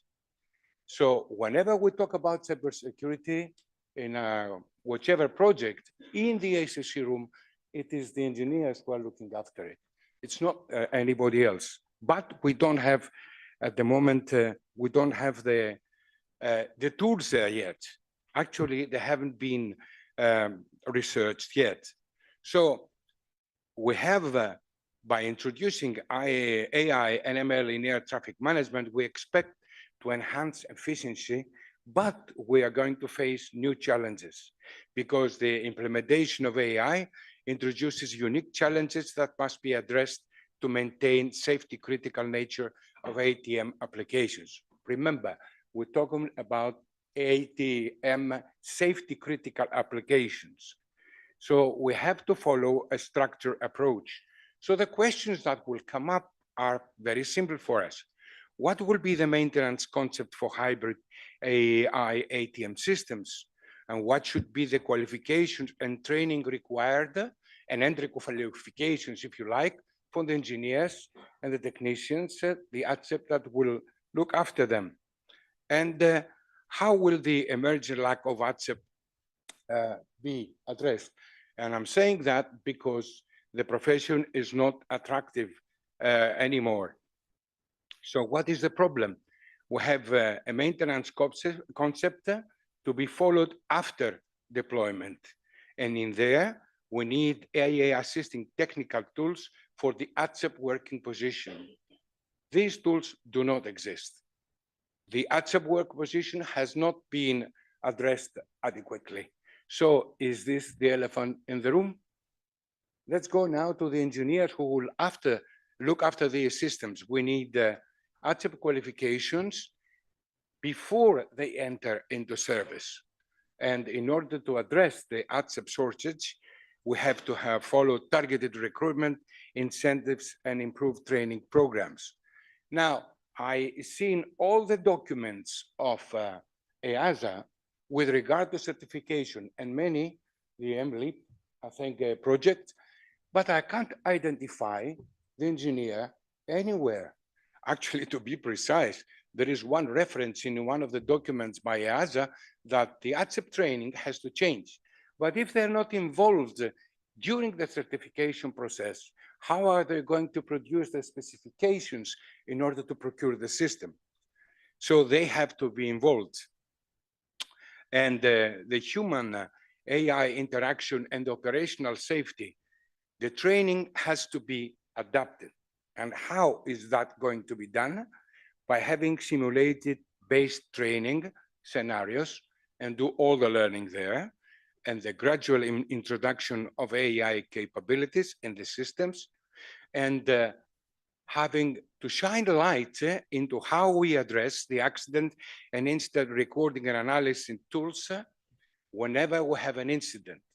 Since the system keeps learning when we have an accident or an incident, what do we do? Because whenever we go back to the system has changed. So how can we do the evaluations and the proper assessment of accident and incidents unless we do what?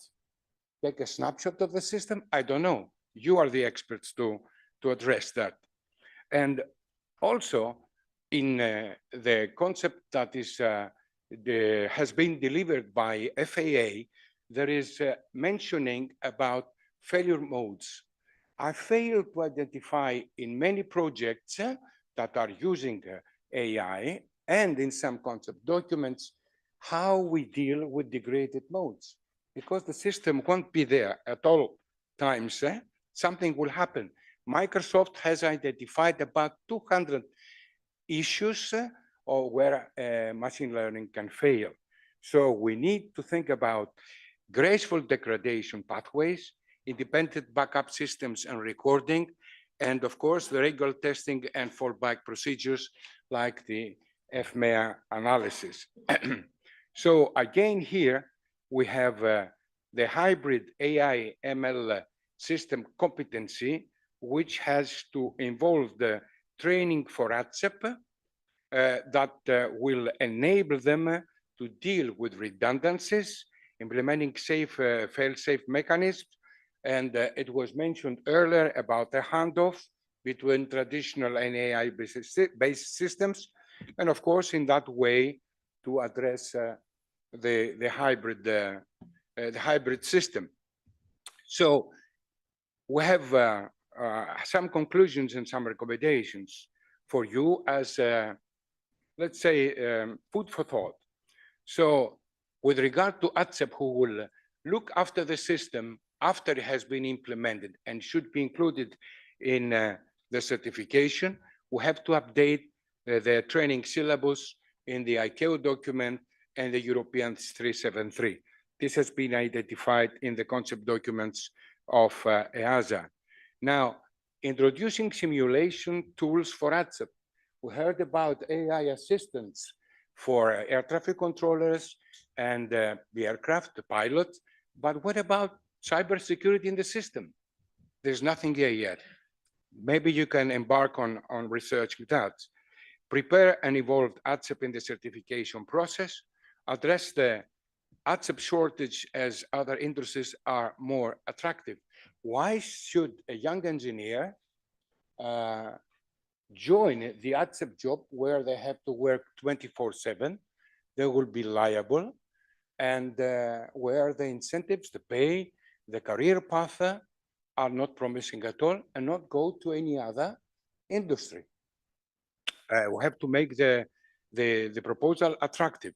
Research and develop and include the AI assistance for cybersecurity in the ATSEP work position. Develop and maintain a maintenance concept for AI ML hybrid ATM systems that is not there yet, not even the notion. So how are we going to address that? So ATSEP are crucial for aviation technological process. The expertise ensures safe and continuous air navigation service, enabling the industry to adapt to innovation. We talk about paradigm shift, but we have to have the technical staff, the ATSEP, being competent and there to support the system. And this is not addressed in any of the documents. How are we going to have a paradigm shift with no engineers to do the job? And I can see I have 3 minutes.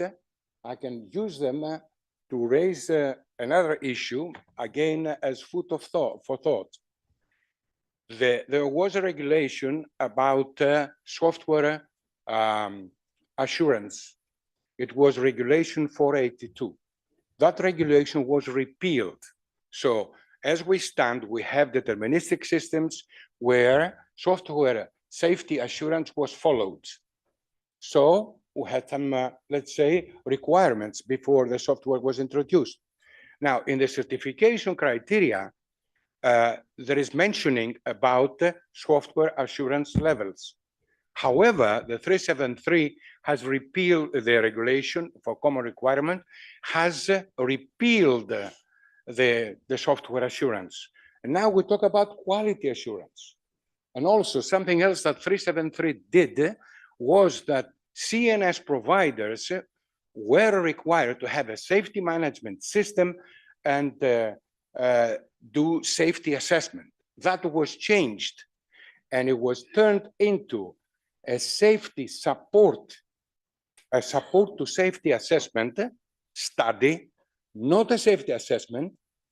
And also the CNS provider who will be operating these systems or will have the ownership is not considered a requirement to have a safety management system. So if we're going for full automation, full digitalization, and the systems are not considered safety critical, I think we have an issue. Thank you. Thank you.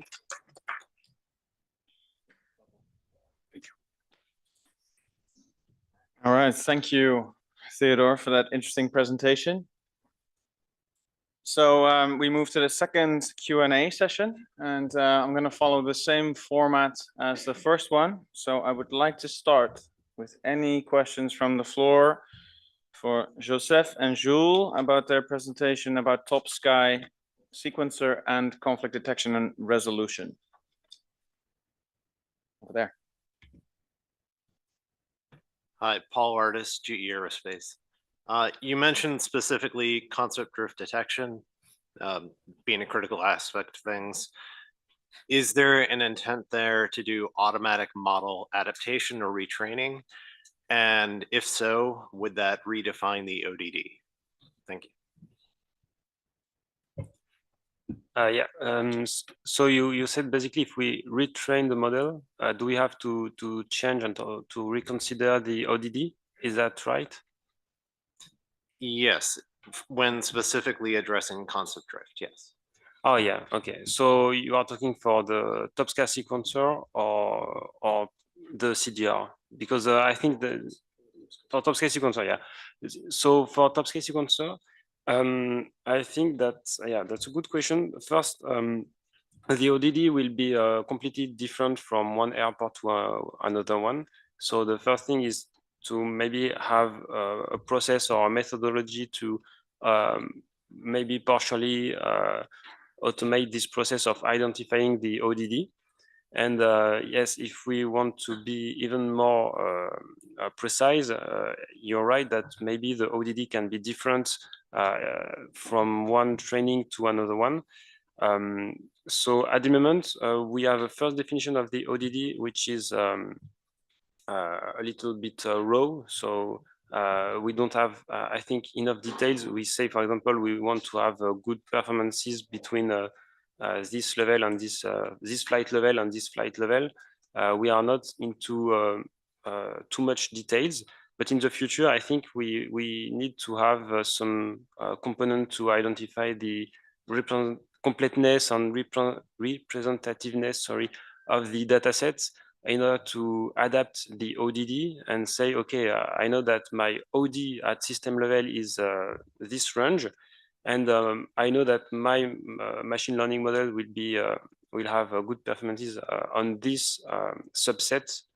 And if we are not in the ODD, we will have to find some way to compute the estimated time of arrival. For example, another way based on classical algorithm, or maybe we can also raise a warning to the ATCO to say, okay, we propose this estimated time of arrival, but be aware that it may be, maybe we'll have some error on it. So yes, I think from one, in short, I think that it's possible that from one training to another, we will have to reassess the ODD and to check if we have some differences. Thank you. Does that answer your question? Yeah. Yes, thank you. Anyone else? Or yeah, thank you so much for the interesting presentation, Jules. Lufthansa Group, Nima Barat is my name. I'm wondering, so I understand the ambition and also the wish to apply machine learning to the CDR problem, but I'm wondering, where do you see the advantage of the machine learning approach compared to classical approaches? Yeah. Yeah, it's a reinforcement learning. Yeah. So the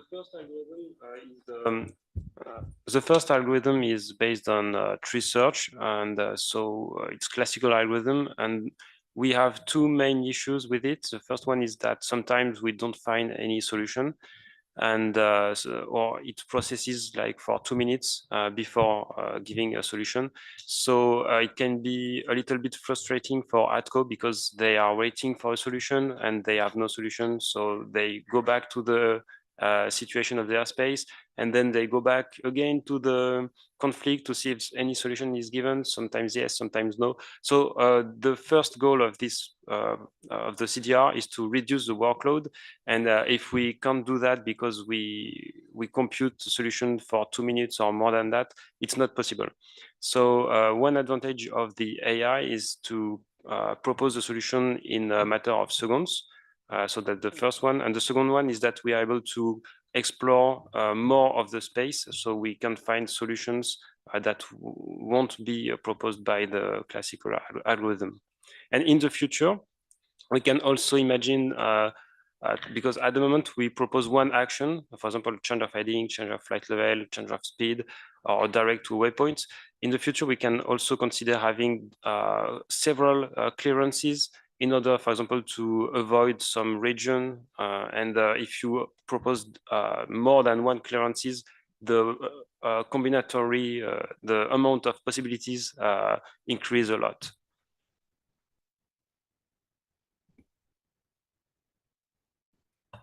Thank you. And if I may ask a follow-up question. So one of the things that I learned in the past was that unlearning a model is very, very difficult. So if a model learned something wrong, you usually cannot find out when the model was fed with the wrong information, so that it came up with the wrong action or with the wrong result. How do you see the risk in your use case that the model at one point has learned something wrong and then starts to issue unfeasible solutions? Yeah, sure. I think Marta talked about that yesterday. For example, the misalignment. It's possible for reinforcement learning because the first thing is that you have an environment in which your agents are taking some actions and are getting some rewards or penalty. And sometimes it happens that the AI find a way to increase and maximize their reward, but with the bad behavior. And I don't know if you saw some YouTube videos, for example, of Google's. I don't remember who did that exactly. And you have some agents in a video game, and they find some glitch and some bugs in the video games, and they manage to increase their rewards with this by using this glitch. So basically, we don't want that. And one way of avoiding that is to maybe qualify the environment. And yes, for the unlearning, I think the only solution is to retrain a model from scratch. And you have to check your data set, your training data set, or your environment to avoid that. All right, thank you.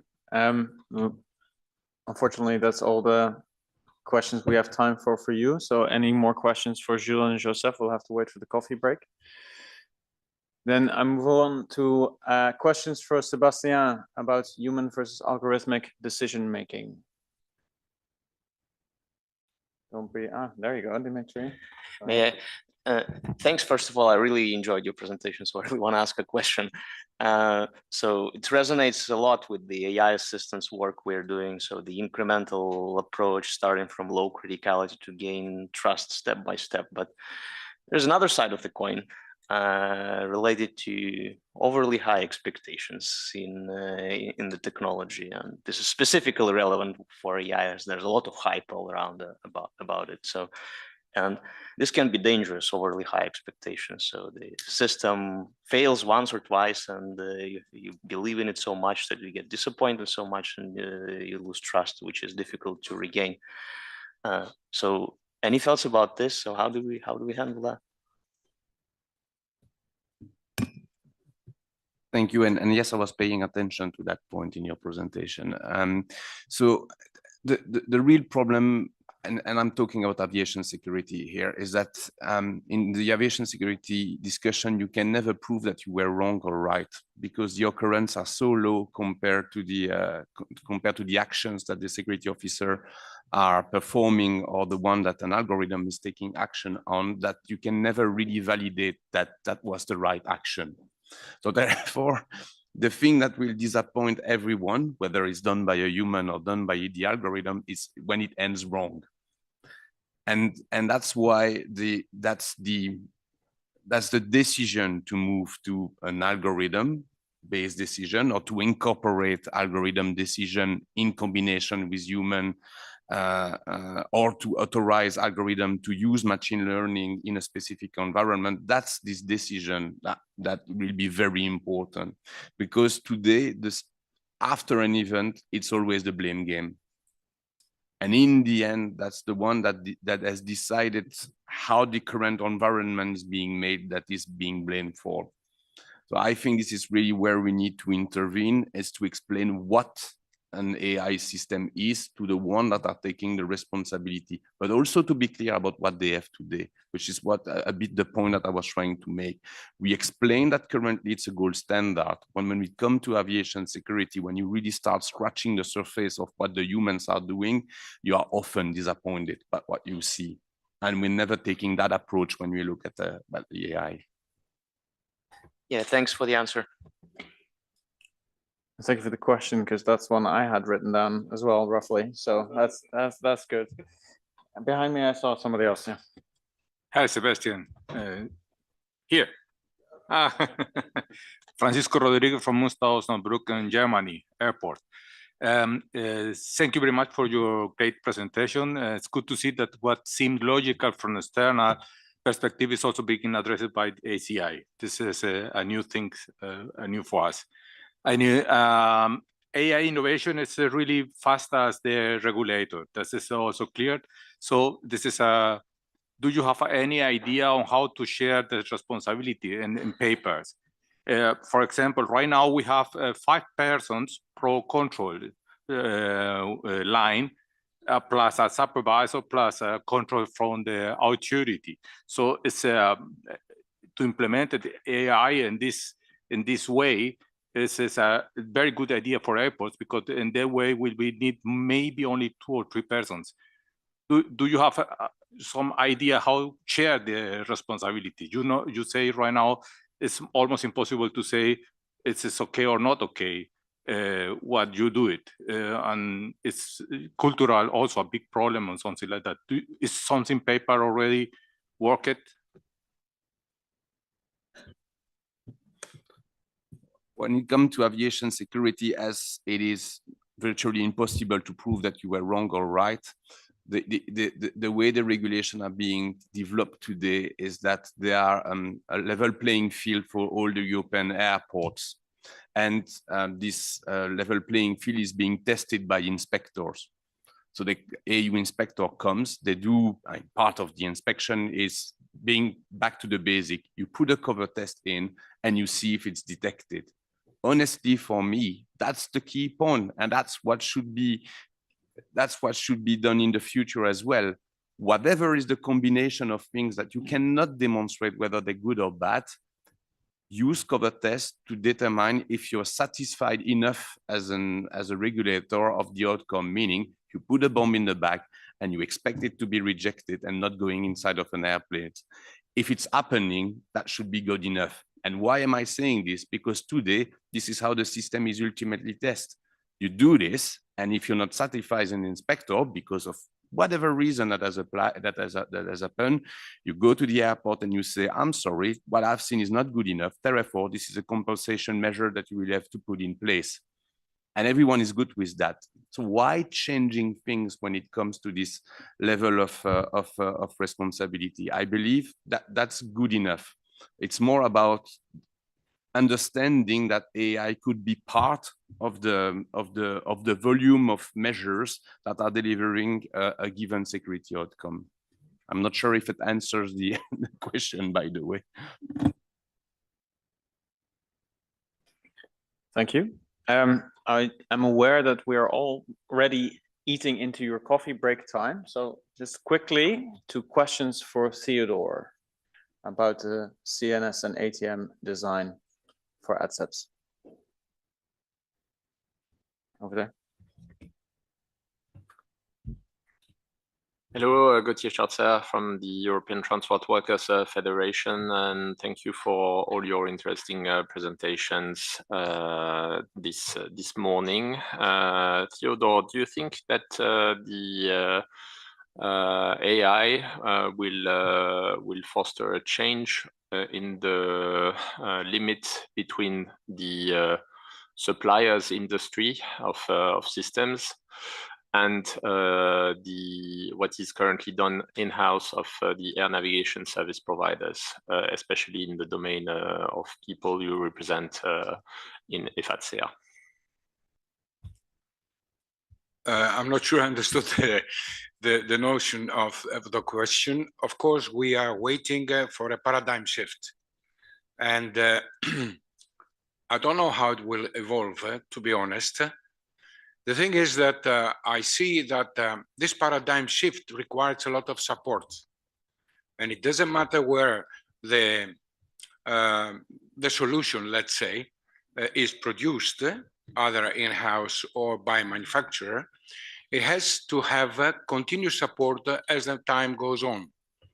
Now, that is going to involve a cost. Imagine that you have a case where you have only one element of AI included, integrated, as EASA mentions, in the current system. The follow-up will have to be done with expert advice, which will come from whoever produced the solution, let it be the manufacturer or in-house. The thing is that during the nominal operation of the system, the ATSEP will have to be competent enough to be able to follow. Now imagine the case where you have two systems from two different providers. That will involve two different support mechanisms outside the support that the ATSEP will provide. That's second or third level support, let's say. So I don't know, to be honest, but I think the maintenance concept that we mentioned earlier has to be elaborated properly and consciously for effectiveness and cost effectiveness. I don't know if I answered your question. Thank you. I think you did. Anybody else for Theodore?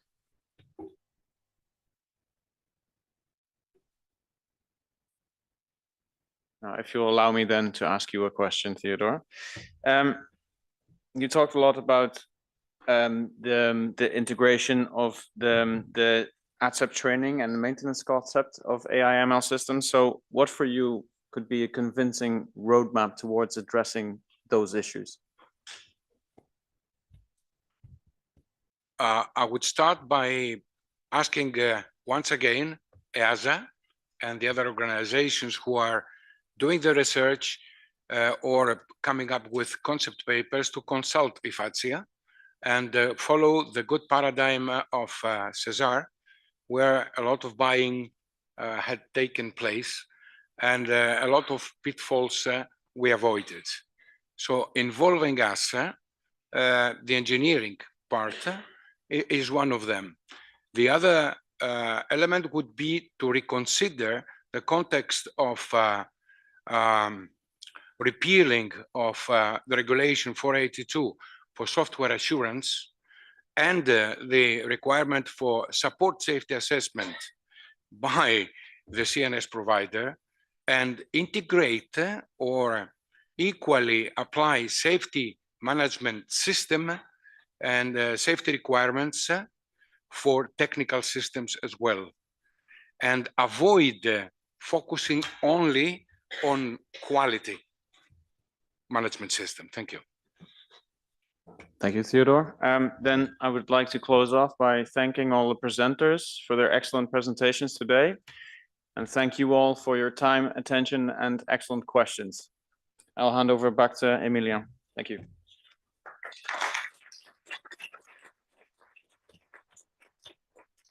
Thank you very much, Benjamin. It's time for our coffee break. Just a small announcement before. First of all, we resume at 11:30. So please come back to 11:30 for the next sessions. And on the copyright white page of the event, you can already find all the presentation from yesterday, as well as the recording from yesterday. So if you missed something from yesterday, you can find back on the event webpage. Thank you very much. See you.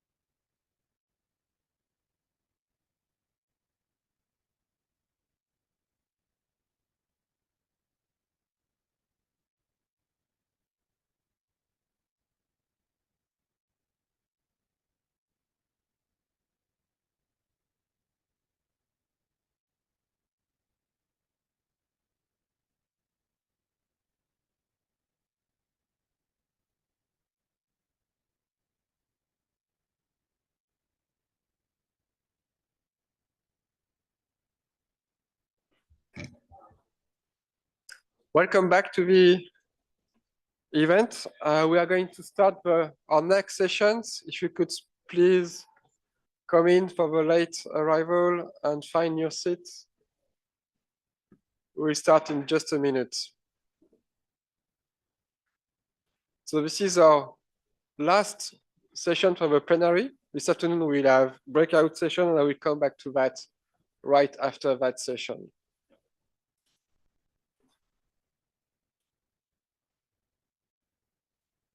So please, at the end of the session, do not rush out, because we will explain to you how the plenary will be, how the breakout session, sorry, will be in the afternoon, and where to go for the afternoon. So please remain in the room after the session. It will just take a minute or two before the lunch break. Okay, I can see everybody is now in. We can start. So the first, this session will be about going beyond ML with Gen AI, a very interesting topic. For this topic, we'll have as moderator Dirk Wiehacker. He's the business director, the business unit director for Major Analytical Program and Workflow Management at Frequentis in Vienna, Austria. After graduating in economic and business administration in Bochum, Germany, and Madrid, Spain, and 14 years in IT consulting as principal consultant for international project and program management, working all over Europe and the United States, Dirk joined Frequentis in 2016 and led a business unit with location in Austria and Romania, which design, implement, and operate major analytical systems, including EUROCONTROL EID system.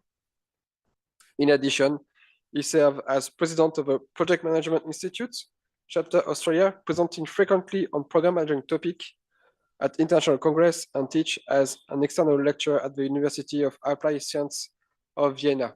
So please give a warm welcome to Dirk.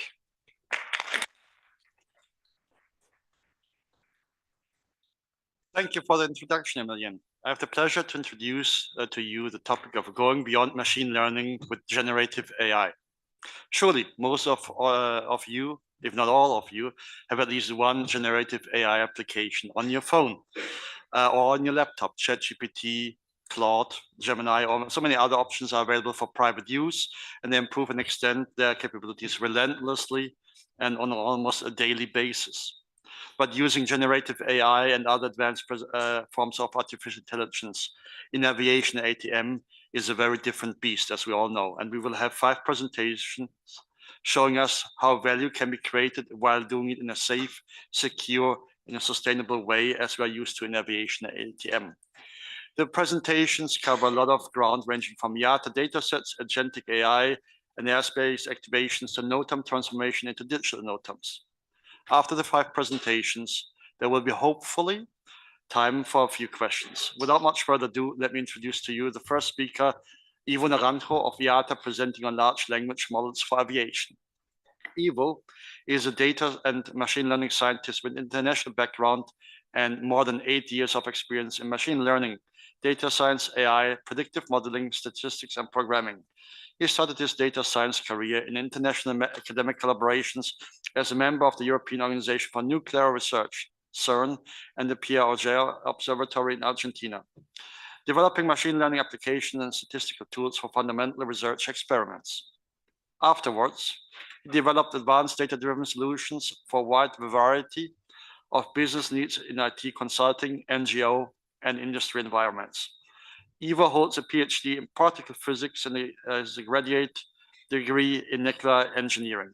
Currently, he is head of data science at IATA, leading key initiatives and shaping IATA's AI portfolio. Ivo, please.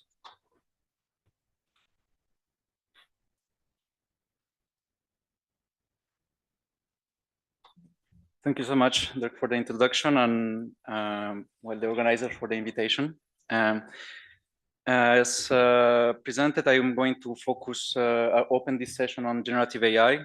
If it was mentioned in the previous session that there's expectations from technology, this cannot be more truth for generative AI. Like, there's huge expectations, and basically I'm going to show you how IATA is adopting AI in general, and then a little focus on LLMs and generative AI later on.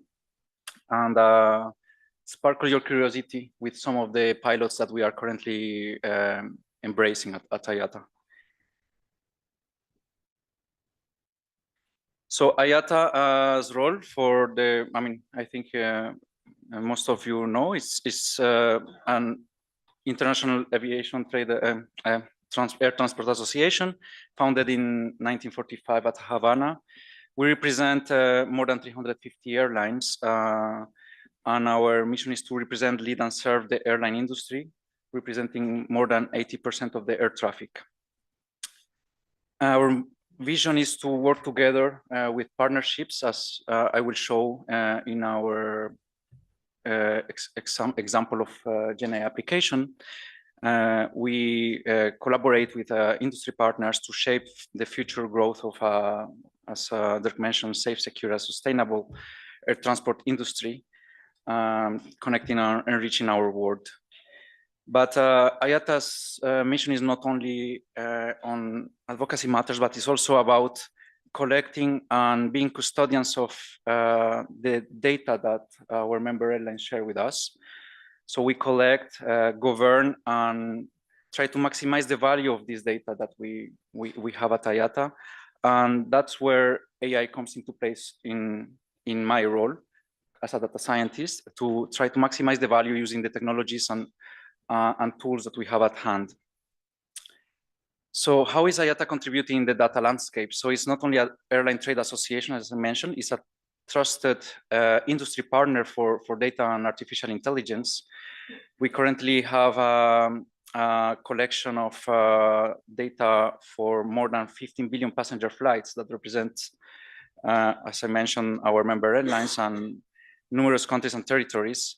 And we currently host global data sets on cargo, traffic, and operations, safety, passenger traffic, ticketing, CO2 emissions data, operational data, financial data, and economics, and many more. So how is IATA embracing, enabling AI at portfolio? So we focus I want to explain how we are tackling this adoption at IATA. So we have three main areas on it. So AI governance, the AI enablement via some communities, and the delivery of use cases, as I will deep dive. So our governance focus on some pillars on literacy, procedures, experimentation, and advocacy and regulations. And the enablement comes from top-down, but also bottom-up approach. We have some communities around expertise. We have data science experienced population community, and then also enabling AI via exchange with the business stakeholders. And later on, you will see an external community, AI industry forums, and some programs that we have at industry level. And the last area is the delivery. IATA has internal use cases, but also products and services that are exposed externally, and then some collaborations at industry level. So I want to show, give a little roadshow on our portfolio of use cases. We have advanced analytics and machine learning use cases around several data assets. As I mentioned, like we have financial data, so we have use cases around that. Fraud detection, for example, is one of the use cases. Travel agents classification segmentation to understand the patterns, and the data-driven analytics on the usage of our services and products, for example. And this is covered, I explained here the technical implementation of several like supervised and supervised machine learning, advanced analytics, and so on. On the forecasting and trend estimation part also, we have a full set of use cases around mostly forecasting applications on air traffic forecasting, and dividing this into passenger and cargo traffic forecasting. And yeah, basically we're creating an expert group on this area too. And then let's go on to the core on generative AI. We currently have around half of our portfolio that is concerning that. As I mentioned, there's a big expectation from the business side. And there's several straightforward applications. As we saw yesterday, the most direct one is productivity enhancement. So basically accessing information via natural language. Also text proofing, text reading, and basically style corrections and communication generation and document summarization. So these are the most productivity type of use cases. But then we have also use cases that are more specific. Some use cases that are more applied to the customer level interface or customer service chatbots, but also some, as you will see in the example, some more complex usage of LLMs, basically information retrievals from documents, but these documents that are not so simple to access, even for a human, machines are way better to access that. And then also extension, as we saw yesterday, like code and code generation, and also basically having this interface between human and code. The context of the proof of concept of pilot that I will show is the data and technology proof of concept program that was launched last year at IATA. And it's as follows. Basically, we have our airline members and data and technology strategic partners at IATA. And this group of people, this program, gather together and get some workshops and inputs from the partners and the airlines, and then identify what are the most promising or potential use cases. And then there's some priorities that get prioritized, and then some selection of use cases. And I will show here the first one that got selected last year, that is the industry large language model for cargo compliance. There was 2 other use cases on digital identity. If you're curious, there's a link on the report at the end. And how it works is that there is 3 on-site meetings on the data and technology POC program in 3 IATA offices, and basically there's a collaboration between the airlines participating in the program and the strategic partners. And then they develop the proof of concept on the pilot, and then create the position paper and present the results in the IATA World Data Symposium. So what I'm going to show today is what was presented in February in the World Data Symposium in Dublin. And here you have the link to the position paper of the 3 proof of concepts if you want to gather some details. I want to also raise attention that the 2025 cycle is currently ongoing, and if you're interested, I will put you in contact with the right people. So as I mentioned, the industry large language model proof of concept is part of this data and technology POC. And the scope of it is basically cargo acceptance process compliance. As you can imagine, it's a very cumbersome process. There is basically a workflow similar to the one is displayed here. Is just an example, or basically to show the complexity of the process. And it can be very cumbersome for most of our airline members to comply. And it is critical in some cases to be efficient in this operation, in this process. Why is that? Because if we take, for example, the transport of flowers from my home country, from Colombia, to US during Valentine's Day, these goods need to be basically transported efficiently. And what we want to avoid is to have perishable goods being damaged due to the inefficiency in the process of acceptance of the cargo that is going to be transported. So basically, this is the focus of the use case here. And why LLMs? Because the focus is on trying to see if this layer of large language models can assist the human into this process in an efficient way, so that we can actually have impact and also prevent disruptions and prevent delays. So I want to show here the demo of one of the solutions. So basically here, the solution is basically the user, the cargo handler, just uploading the airway bill of the cargo that is going to be transported. There is a system behind that, is a multimodal system that basically receives an image, extracts the data that is inside, is able to detect, okay, this airway bill corresponds to perishable goods transported between Chile and Spain in this case, and it is able to detect missing operational details. And then it says, okay, the certificate of origin is missing in the workflow that I showed before, and the user basically uploads the document of the certificate of origin, and basically the system is able to work on the base of the workflow that I mentioned, and use the large language model as interface with the end user. And then it says, okay, it's a phytosanitary document is missing, and then so on, and then until the full workflow and process of the process of acceptance is done, right? So basically that is the use case that was developed here, and is based on the IATA standards of perishable goods regulations. So basically it's all these standards that is behind the scene being accessed by the large language model. So here are some details around the several solutions that were developed by the strategic partners and the airlines. And there was actually 3 backends developed, and then you can have the details on how it was developed in the position paper. And also something that is very interesting is that the repository is accessible in GitHub. So you can have here the link.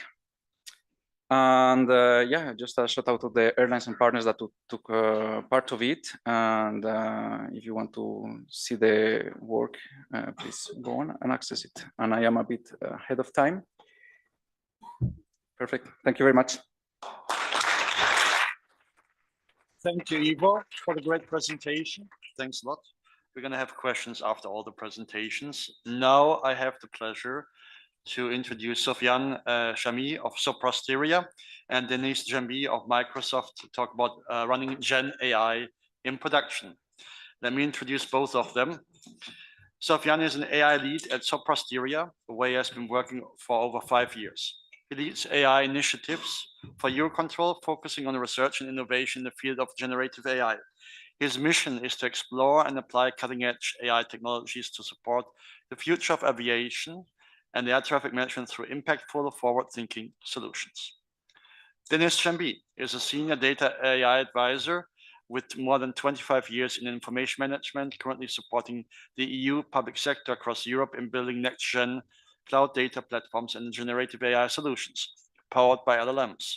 Passionate about high-impact Gen AI use cases, he actively contributes to EU tech communities, mentor teams, and lead transformative AI initiatives across the EU public sector.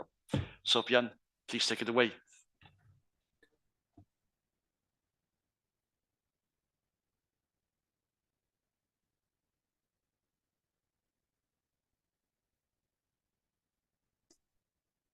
Okay.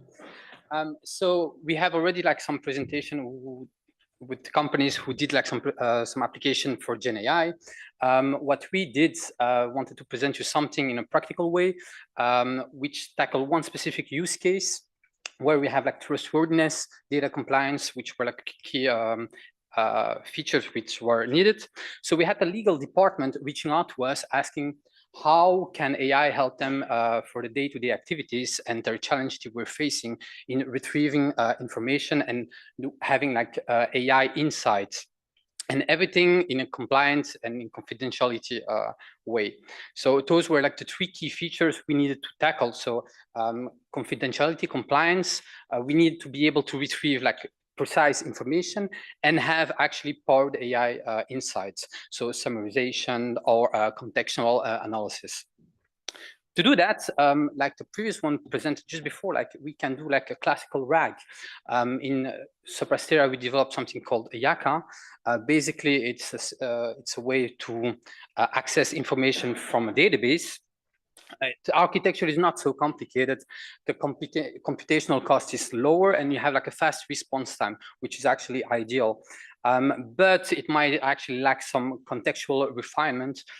It struggles with multi-step reasoning, and it has like limitation in adaptability.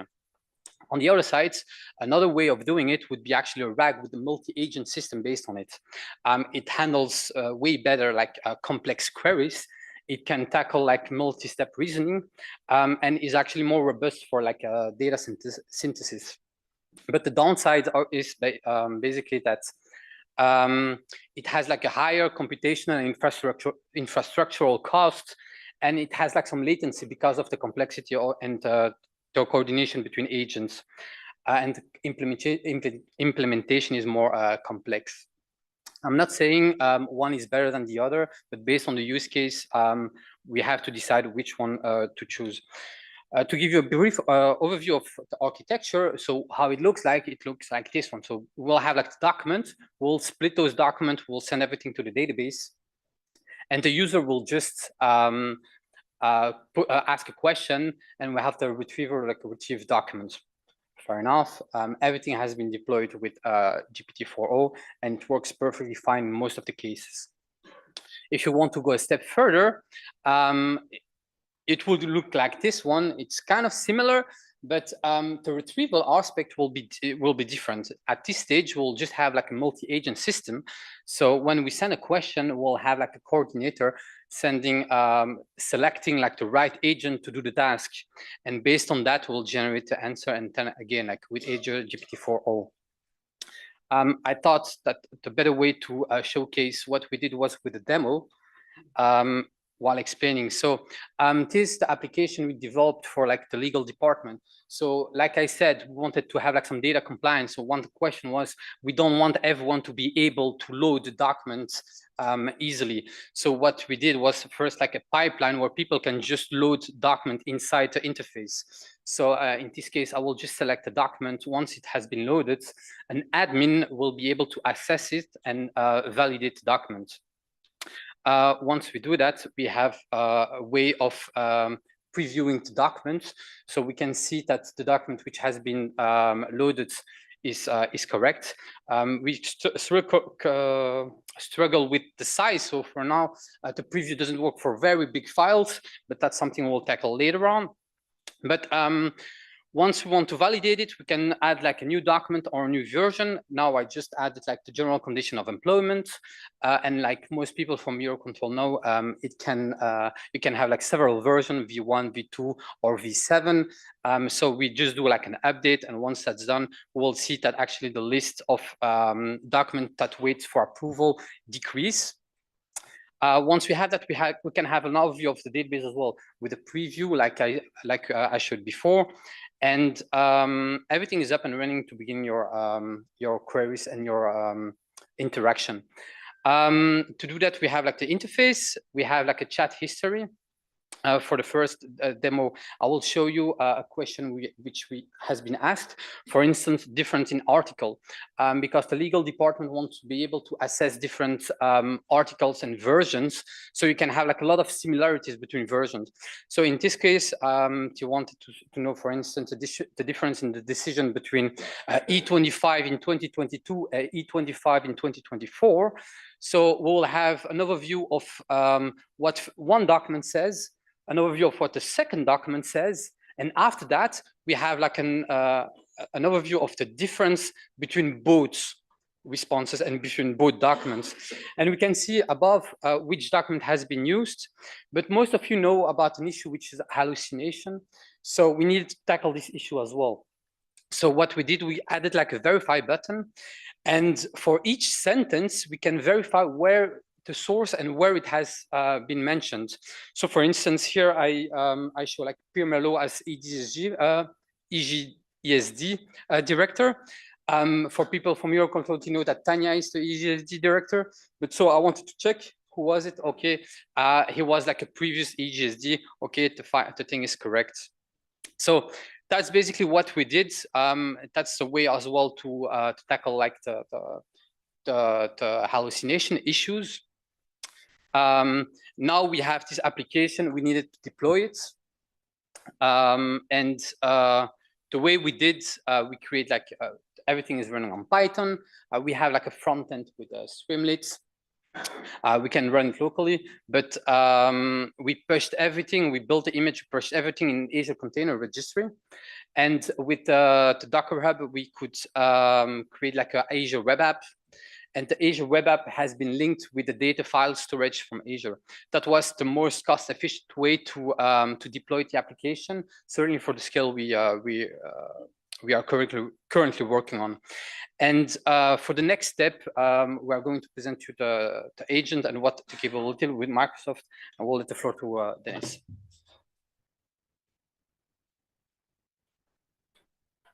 All right, thank you, Sofiane. Let me move ahead. So if you read the press, if you have read the press lately, you will see a lot of mentioning about agentic AI. I think over the last maybe 12 months or 24 months, it was all about generative AI, about RAG. Today, it's moving towards agentic AI. And what is agentic AI actually? So it's an expectation that we have when we are building AI-driven application, that those applications are able to collect data by themselves. This is more or less like the RAG, but it goes one step further. We also expect those applications to interact with the users, but with other applications as well. And finally, we eventually expect them to work together. So to have autonomous agentic AI working together under the supervision or not of some individuals.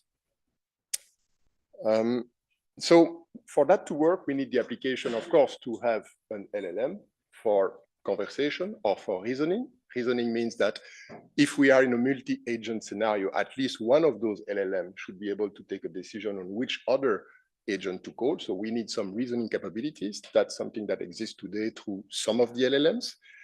Secondly, we need access to knowledge. And I'm not just talking about documents here, but I'm talking about probably the most precious knowledge that everybody or every organization has, meaning operational data, data that sits in data warehouse, in database, and so on and so forth. So really enabling conversation, AI-driven conversation, where we can ask questions and get answers based on the data that sits on those systems, because those are the high-value data.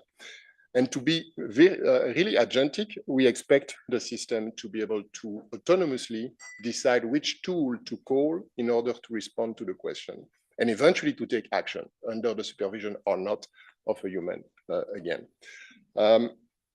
At Microsoft, we have been building what we call copilots, and you have copilots in many applications. Those are simple agents. They do RAG.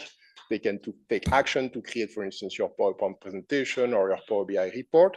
But we also have other agents that are there to support more, let's say, complex processes.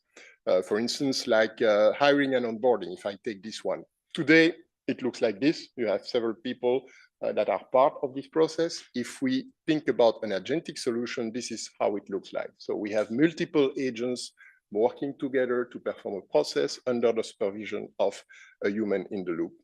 So it's more or less the same story for any kind of process. This is where the opportunity lies.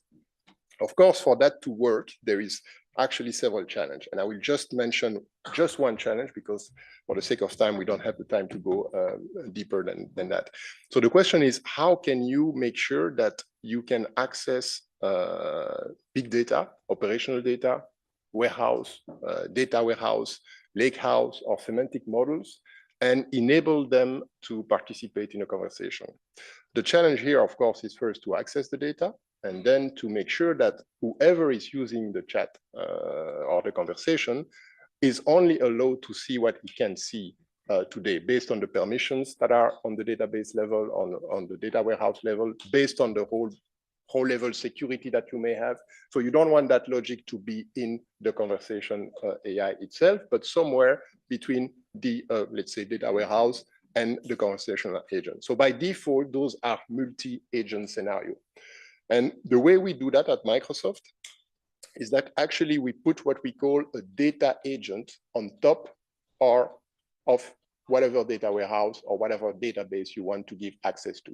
And the role of this data agent is very simple and very generic. It's really to get a question from another agent that is facing the user, and to transform that question into the target query language to query that database or that data warehouse.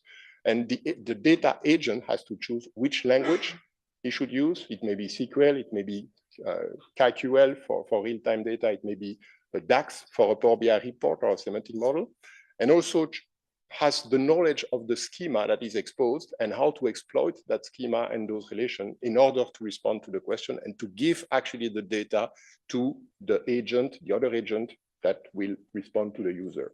So it's really a data-driven conversation. And this is not something trivial to achieve because you need to respect all the security that are in place.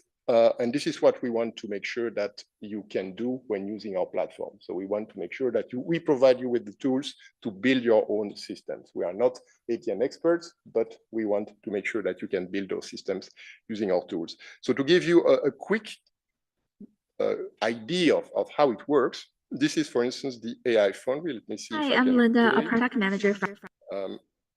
Wait, can I go back one step? How can I go back? Red one, okay. So let's try again. And Hi, I'm Linda, a product manager from Azure AI Agent Services. Today, I'm excited to introduce two. All right, thank you. So the idea here, for instance, if I use the AI Foundry, this is how you build agent. As I said, the first thing you need to do is to make sure that when you are going to use a data warehouse behind the scene, you have a data agent that has been prepared and that can transform the query that will be sent by the user into, in this case, a SQL statement, which means that you can go very, very far in terms of the type of question you can ask. You can ask a question about a particular topic that has happened in that specific time frame for that specific characteristic. So we can have very complex queries behind that. So we provide the tool to experiment that, to select the subset of tables you want to use. Here we just have one, but you may have dozens of tables. And once the agent is ready, the data agent is ready, and you have tested it, you can then include that into more complex scenarios, using another agent that will impersonate, for instance, an ATM expert or an HR supervision, sorry. And then you can start to build those scenarios. So I just wanted to highlight how today you can very, very quickly actually also exploit operational data warehousing for conversational scenario, and really allowing people that don't have an expertise on how those systems are created to have access to the data. Of course, you always have the citation, so you can check indeed if it was an hallucination or not. And when using those techniques, the hallucination levels are really minimized as well, because this data agent is really providing this grounded information to the LLM. So here the idea is really to enable generative AI production grade, enterprise grade platform, where you can bring your own data, but also where you can choose the model that you want. And there are dozens, if not hundreds of models that are available today in the platform, but also to add those skills, to add those knowledge base, to add those search infrastructure, and later on, when you feel confident, to let the agent perform some actions or not, or suggest some actions. I will stop here and give the floor back to Dirk. Thank you, Dennis and Sofiane, for presenting on agentic AI. Next up, we have Jean-Michel Varon of DSNA and Maxime Gemel of Blend AI. I want to first introduce Jean-Michel with the briefest of bios. So he's an instrument flight procedure designer, head of NOTAM office, head of RNAV GNS procedure unit, head of AIS production unit, and data completeness project manager. Don't know if at the same time or in a sequence, but anyways, so, and in addition to that, on Maxime, as a former actuary with a specialization in the use of artificial intelligence, Maxime Gemel is currently the CTO of Blend AI, a company specializing in consulting and training in artificial intelligence and big data. His expertise is in the industrialization of AI projects and enables him to assist companies in developing high-impact AI use cases. An entrepreneur at heart, he is known for his commitment to combining technical excellence with impeccable customer service while fostering a culture of continuous innovation within Blend AI. And both are presenting on the topic of data acquisition using AI for XM 5.1.1. Please. Thank you, Dirk. Hello, everybody. After this long career, I will be retired by December 2025, this year. Yes.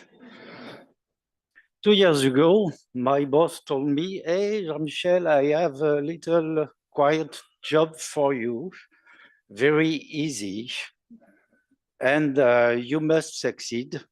And if not, no retirement, you stay, okay? A European regulation called CP1, oh, sorry, I forgot to pass.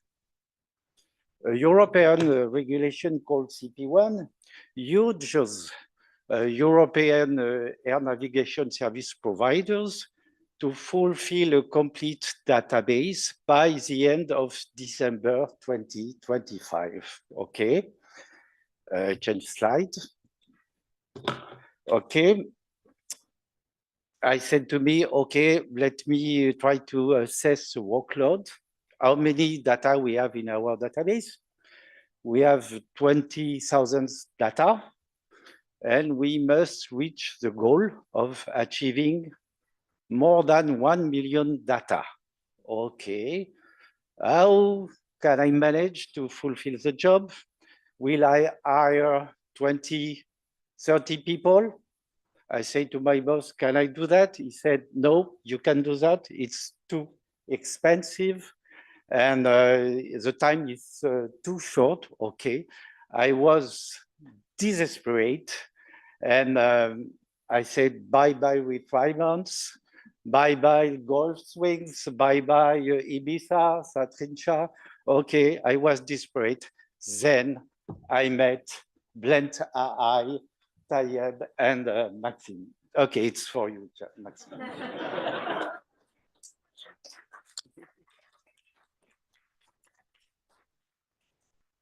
Thank you, Jean-Michel, for the introduction.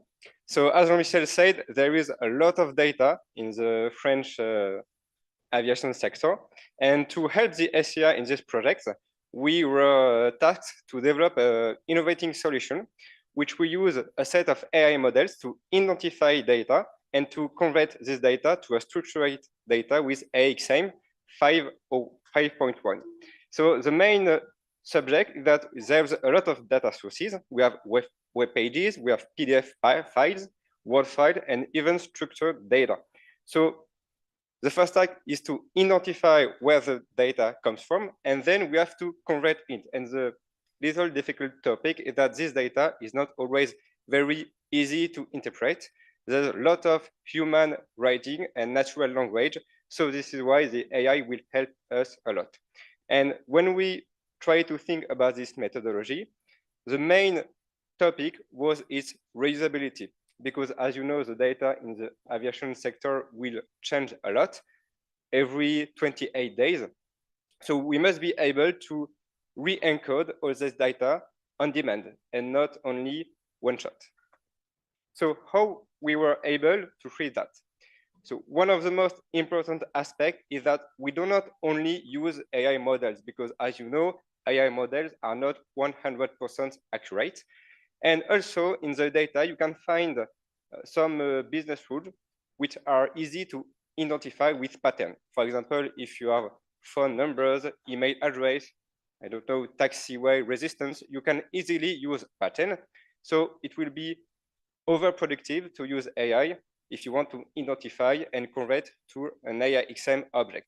However, let's take an example, which is the main topic of the presentations about timesheets, which is activation, for example, on airspaces, or when the services, ground services, air traffic controls are working. For that, the timesheets are written in plain text, and often you will have French content, English content, you will have some specific rules which are not easily to be encoded only with pattern. So in our system, we developed two subparts, one which is combined with expert system rules. So as I said, when you have email address, phone numbers, you don't need AI for that. You can just use what we call regular expression. However, if you have some text which is written in human language, like in French or English, then the pattern is too hard to be identified. Sometimes it's even impossible to have a common pattern, so you will use language model. And this is a little problem because the language model, as we know, like ChatGPT, Gemini, do not really know the AIXM data format. They know what the aviation is, but when it comes to the modelization, they are not very good. So we must create a layer on top of that so they are able to convert into AIXM. And in this presentation, I want to focus on airspace activation. Why? Because in France, we have around 5,000 airspace. So there are a lot of timesheets, and often they are not easy timesheet. It's not only open H24. Sometimes it's open on a work day. Sometimes you have winter, summer difference. So it's clearly not possible to do that with pattern. So we have had the idea to use a language model for identifying service hours. And in this example, we first tried to create prompt. But as long as we identified specific cases, the prompt had 1 example, 10 example, 20, 100, and hundreds of examples. This is a very bad idea because when you have a very big prompt, it costs a lot of money, and it's very slow to produce a response. And we also faced hallucination, which means at some point the language model was unable to understand precisely what the timesheet was. So we came with a different approach, and we tried to fine-tune an LLM, which we took an existing language model, which was already trained on the internet because you have a lot of data, and that we fine-tuned him. So we brought new knowledge to this language model with a specific context of AIXM. So we really told him how he should translate timesheet to AIXM. And then, as you can see, we can have a request like that. So we have a timesheet which says Monday, Friday, 8/16, etc. And then we can directly propose this text to the language model, and it will automatically convert to the AIXM on the right. So to give you more idea, we do not precisely convert directly to the AIXM, as you can see on the right. In fact, we have an intermediary format, which is JSON. Why we use JSON? Because 2 reasons for that. The first one is because, as you know, language models are trained on the internet, and on the internet, you have a very lot of JSON content. It's a very common pattern when you want to create web services. So the first reason is efficiency. And the second reason is also because, as you can see on the right, the XML format is a little bit verbose. And each word a language model produce equals 1 token. The more token you produce, the more slower is the generation. And because we don't want a slow generation, and since you can easily switch back from JSON to XML and reverse, it's more easy to say to an LLM, generate a JSON, instead to say generate an XML. And as we also identified, language models are not very good with XML. We can do nothing. So we had to try with JSON, and then with the JSON, we have to convert to XML, and more precisely to AIXM, as you can see on the right. So we had a little video. Pay attention because it's quite quick. We have a little video where we are going to run a timesheet and a conversion of this timesheet. So the video should be playing. I don't know why it's not, but that's okay. So on the left, you have a raw text. And as you can see, it's a timesheet which is which can be optimized because in fact, it's from Monday 5 to Saturday 22. So the model will be able to identify this timesheet and to produce 4 timesheets at the end. Actually, this can take around 2 seconds with a small GPU. I will talk about this later.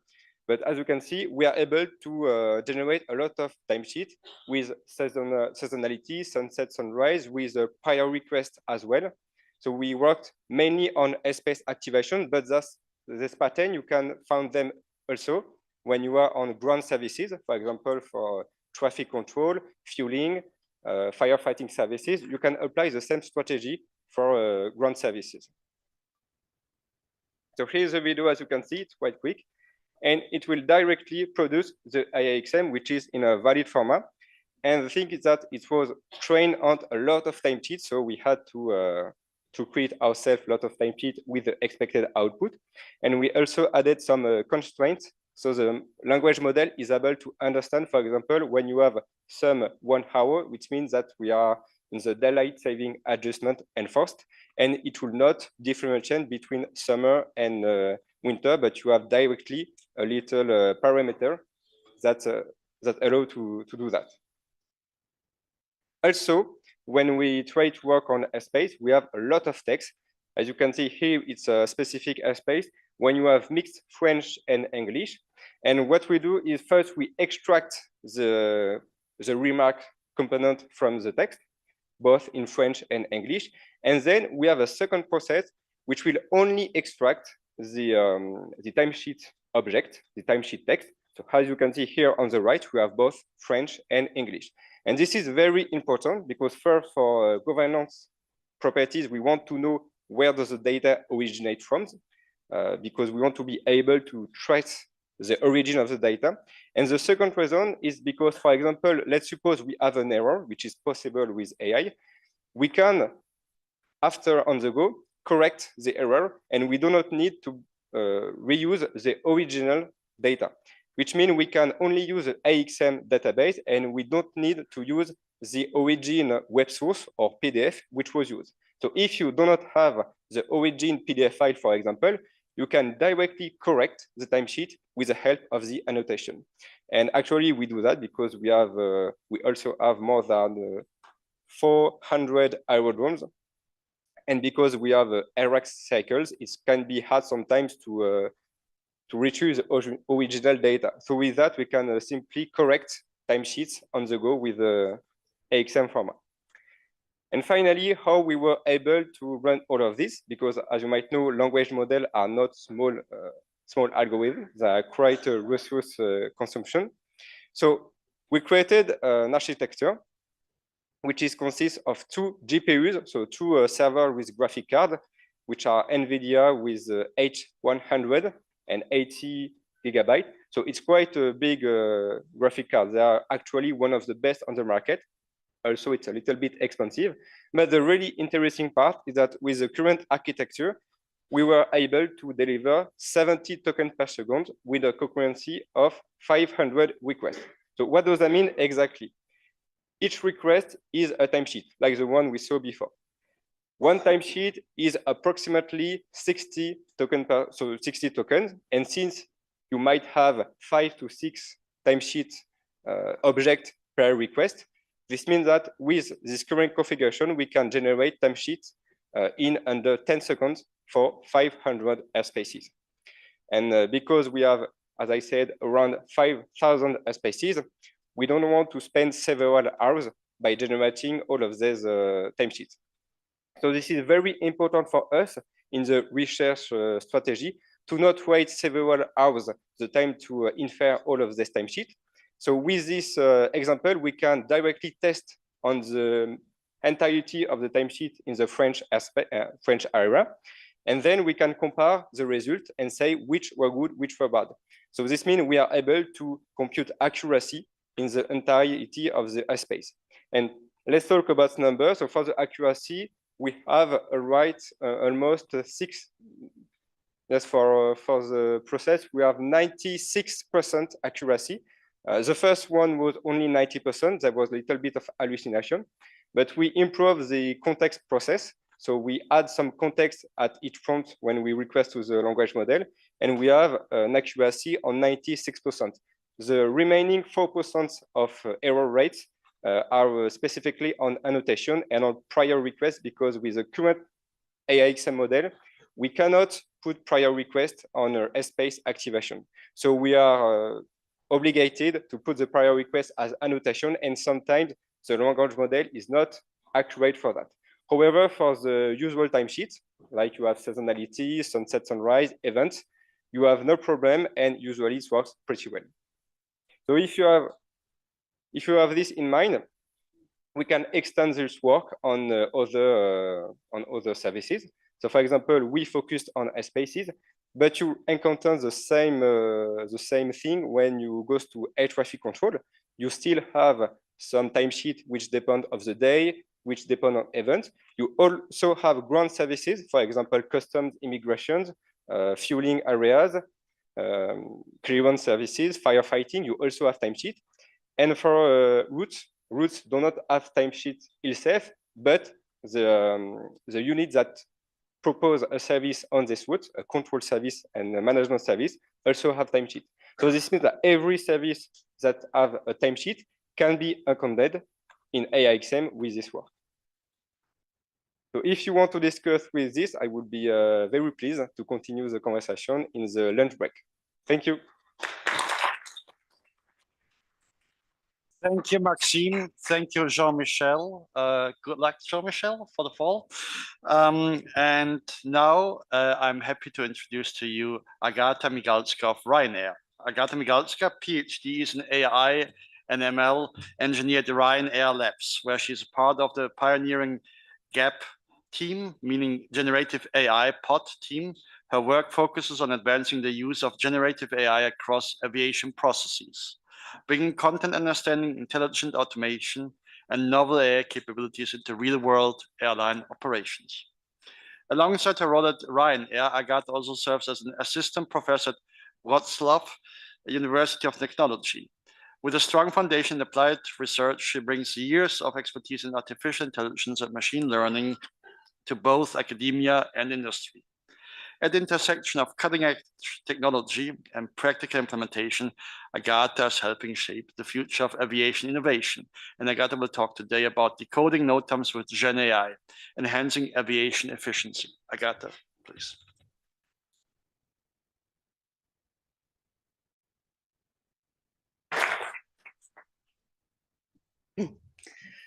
Good afternoon, everyone. Thank you for coming to my presentation, and thank you for this introduction. Today, I'm going to talk about a project that is quite close to my heart. It was first big project after I arrived in Ryanair. And the project is concerned with NOTAMs. So, oh, can I go back? Okay. So before I move on to NOTAMs, I wanted to give a context. So starting with Ryanair Labs at the bottom of the slides of part of an organization where I sit. This is a technology hub that supports the airline with technology and innovation. Regarding the airline itself, just some numbers: 235 airports in 37 countries and 3,600 flights operated daily. But what is most important in here is that the company has the ambitious plan to increase the number of passengers from 183.7 million last year to 300 million in 2034. So that correlated with what comes next will give you the idea about the increase in operations that we are expecting. So now moving on to NOTAMs. Let's look at a real world example. This is a NOTAM, a notice to airmen, that you would receive. If you're thinking that this looks like a text message, an encrypted text message from the previous century, you're very correct. A NOTAM message contains two key information from our perspective. First of all, there's a Q code, which describes, first of all, the place or the area of the airspace where something has changed, something is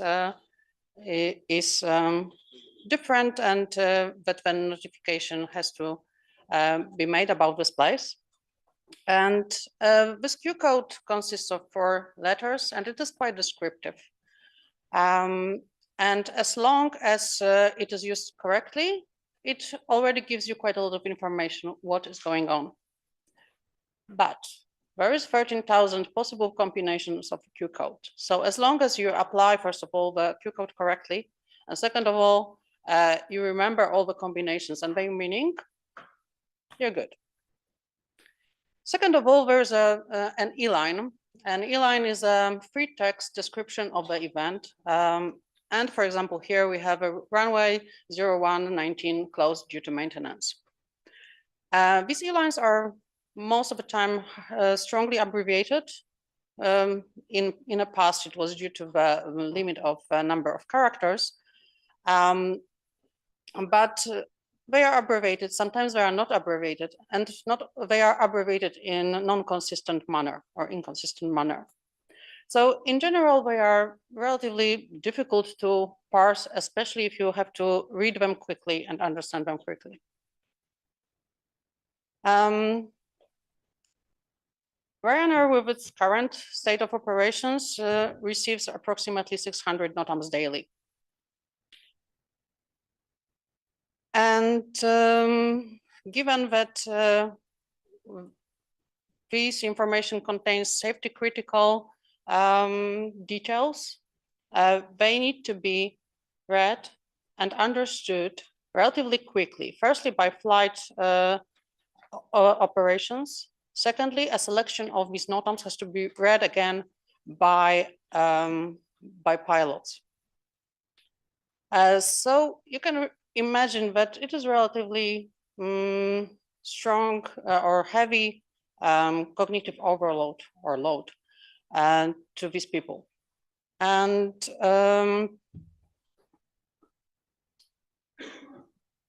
if it were you sitting in an operations center and you were given 600 NOTAMs, just like those that I just showed to you in a previous slide, would you be sure that you didn't miss anything? That you had it all? And this is exactly where we saw the opportunity. This is where we thought, okay, maybe we can help our operations process these messages somehow. So we decided to go with additional categorization of NOTAMs. We took inspiration in the initiative which is called With Fixing NOTAMs. It has been running for several years now. And basically what they did is that they collected wisdom, collaborate wisdom from approximately 300 pilots. And they came up with 51 tags across 8 meaningful categories. So we have these categories here. We have 8 tags in airport category, which you can see how it looks, and each is described. But then we had these meaningful categories. We had some faith in the fact that, well, there is some wisdom behind it, but we didn't have any ground truth. We didn't have any knowledge how to associate a tag with a NOTAM message that comes in. And here we decided to exploit the power of generative AI. So we used first, we collected the NOTAMs that Ryanair received from 2022 to mid-2024. And we described to the LLM what each tags mean. And then we asked the LLM to assign a tag to a NOTAM. We repeated the process 10 times and took the majority vote for robustness. What came out of our exercise was the static mapping between tags and those Q codes. So basically for each tag, we have a number of Q codes that are assigned to it. So I said that we didn't have any ground truth, but we needed to know whether this assignment was anyhow correct. So here we asked a number of subject matter experts at Ryanair to look at the validity of our association. Okay, so we are done, right? we have NOTAM messages. We added some categorization, problem solved. But what if a Q code was incorrect? Somebody made a mistake. Or what if a NOTAM message describes several cases? Like, for example, this runway is closed and this runway is open. Both these conditions have different Q codes, by the way. And so here we come to the second part of our system. In this part, we focus on 3 critical cases: airport closure, runway closure, and firefighting downgrade. From the security or safety perspective, these are like critical. And what we did was to ensure that even if the Q code is incorrect, even if the E line describes several cases, we wanted to be sure that we capture these 3 circumstances. So we built a 2-layer cascading model, so to say. In the first layer, we are asking whether the E line describes the airport, whether the E line describes the runway, whether it describes a fire. And afterwards, in a second layer, we ask for a specific Q code for a respective place. So we build a tool that enhances the processing within the Ryanair's operational center. But we didn't hide anything from our ops. What we did was a smart enrichment of NOTAMs. We introduced the tags, we introduced the color coding categorization. And today this tool is used by ops on the daily basis.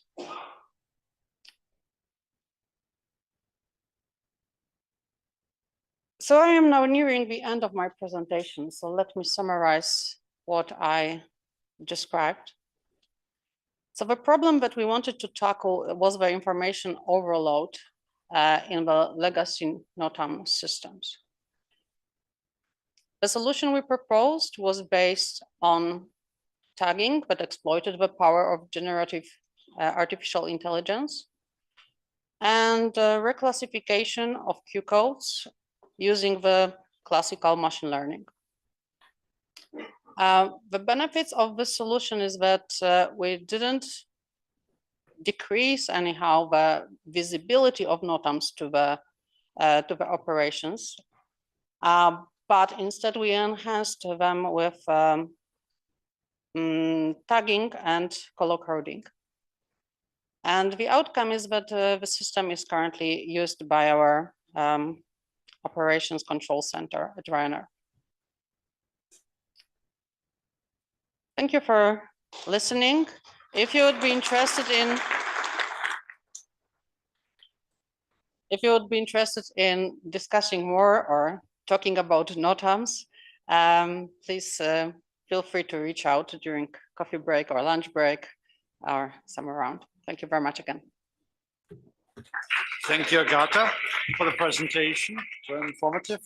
We stay on the topic of NOTAMs, and we have now a presentation of Katalin Roman of Frequentis.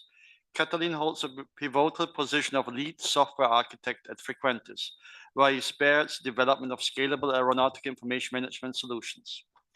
His expertise lies in bridging the gap between real-world aviation business needs and advanced software solutions, primarily collaborating with ANSPs and major airlines. Katalin's significant contributions include the enhancement of the European Aeronautical Information Database under EUROCONTROL, marking a milestone in the digitalization of aeronautical data. Moreover, his technical leadership was crucial in the design and implementation of Jane's Award for Technology-winning Qantas Airways Navigation Information Database, underpinning advanced flight plan optimization, delivering major savings in fuel consumption and CO2 emissions. Now, Katalin, last but not least, will present on transforming NOTAMs to digital NOTAMs, an AI-powered approach to enhance aeronautical information management. Kathleen, please take it away.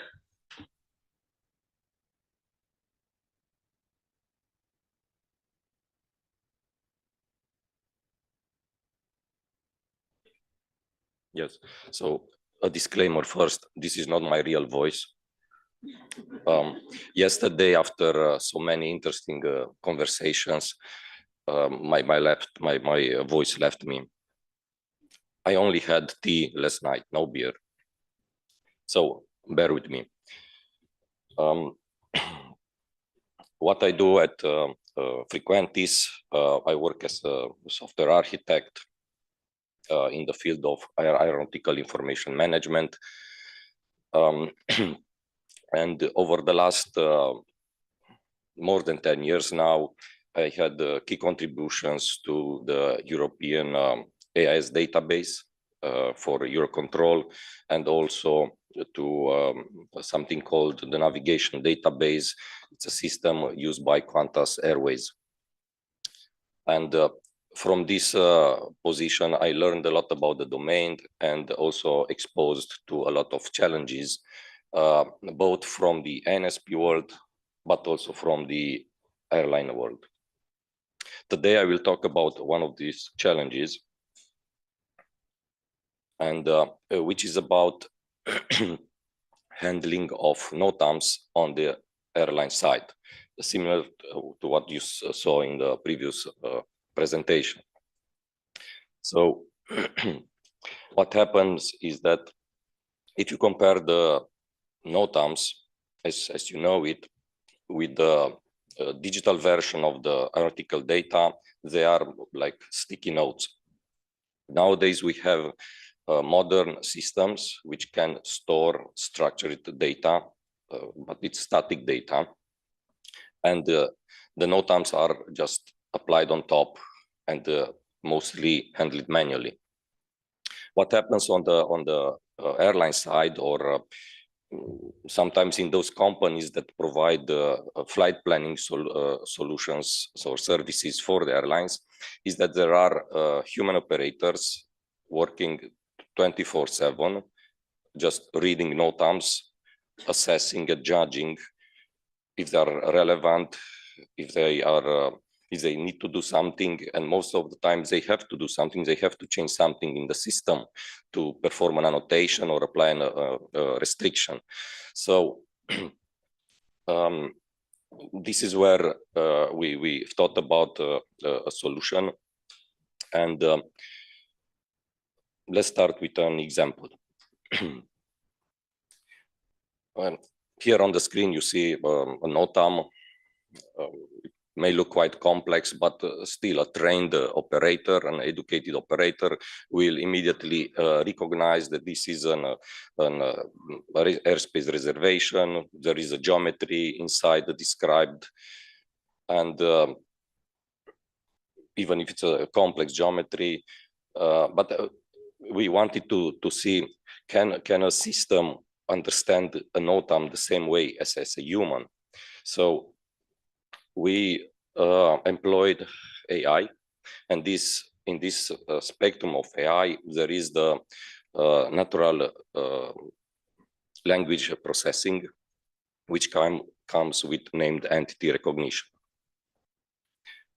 What we did, we annotated and tagged dozens of NOTAMs, trying to cover each scenario and various variations of each scenario, basically telling the system what is the key information in the NOTAM text and what it represents. Telling it what is an aeronautical feature, what's an action, what is a coordinate, what are vertical limits, and so on. And what you see here, this is the outcome. Now the system can see similarly than the NOTAM, exactly like an operator. So once we did this, the next step would be something called the named entity disambiguation.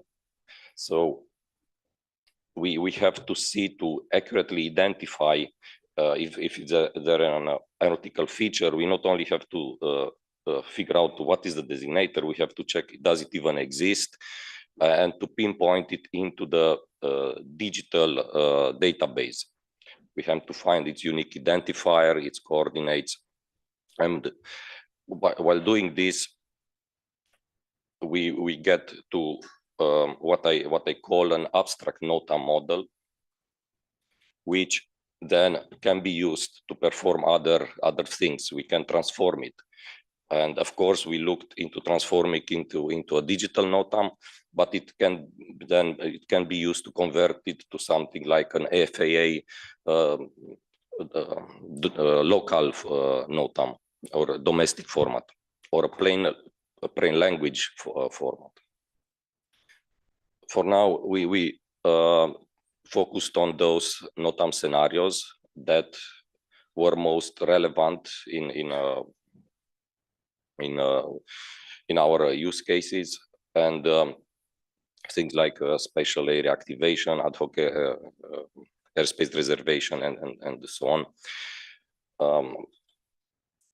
What is important to mention here is that while we are producing these digital NOTAMs, we are also computing a confidence score, because there are many times a NOTAM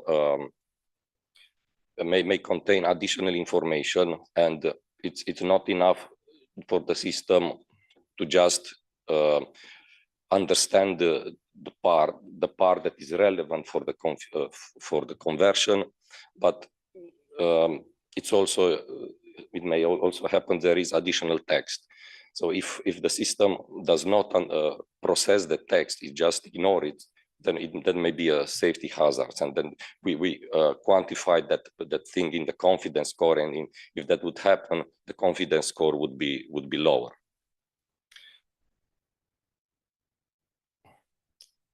Here is just a short demo. So we start with a NOTAM.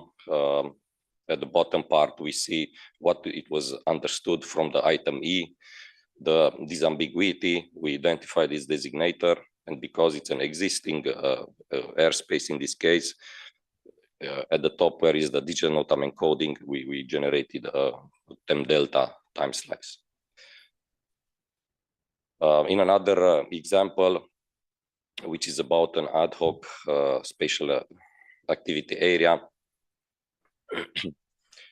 once again, the extracted named entities are visible at the bottom. This time, it's not an existing airspace, it needs something to be commissioned. Therefore, in the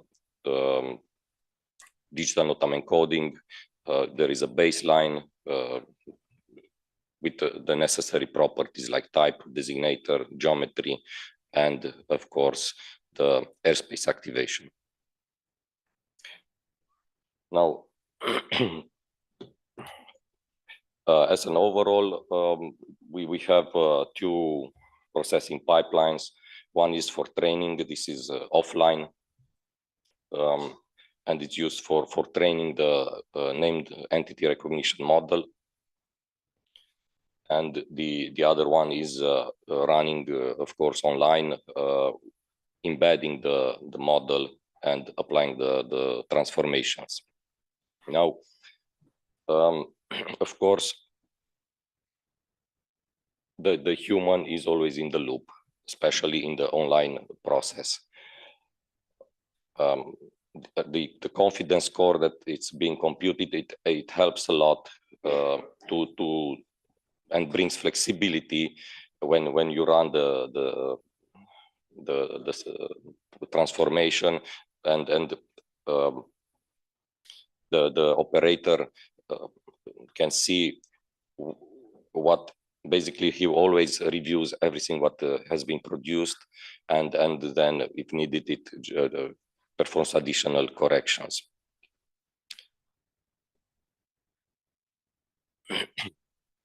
Now the system, okay, of course, such a tool brings a lot of operational efficiency, and then scalability in processing the NOTAMs. But before I end, I want to mention that the solution is now in production, in operations since July last year. And by running a study on the converted NOTAMs, I've seen that basically currently 6 out of 10 NOTAMs were converted with a very high confidence score, basically for the operator giving nothing to do, just to approve the digital NOTAM. And for the rest 4, recently we identify what causes that to produce a lower score, and that was mainly in the name entity disambiguation. So new report after the enhanced model goes in production. This is what I had for you today. Thank you very much.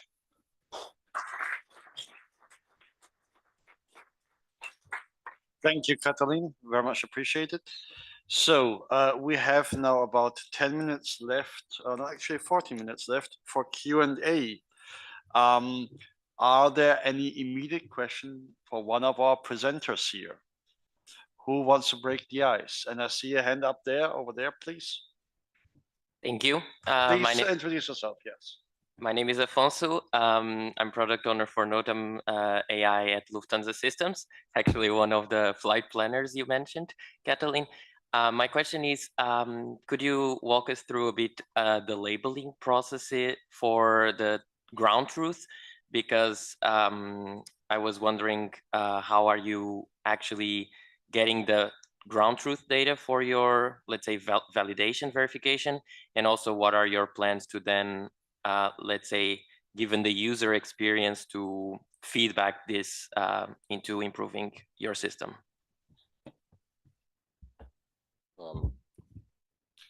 Thank you. So for now, we were focusing on those NOTAMs that are most important for air navigation, mainly airspace closures and ad hoc airspace reservation. We've started recently to process, to add support for ground NOTAMs like runway closure and airport closure. So this is work in progress. My question was mostly regarded to the, let's say, the base data, right? Because you have to validate whether or not this is being accurately extracted. And my question is, do you do it mostly on a qualitative sense after, so basically by the users of the system, or you actually do it before using labeled data sets at source? We are doing it both ways. Of course, there is a step in the processing pipeline that tries to perform this quality check automatically. Of course, we have access with at the static database during the pipeline, where we try to match the extracted entities against the static data. There are more details there to say, like we defined unique natural keys, and using those, it is possible to query a database and to get one or no response. So to get that confidence that what you found, it's the right thing or not. And of course, for now, the customer is processing, is still reviewing the produce output for each NOTAM. And this is the other component of the quality check that is being performed. Thank you. Next question, please. Thanks for breaking the ice, by the way.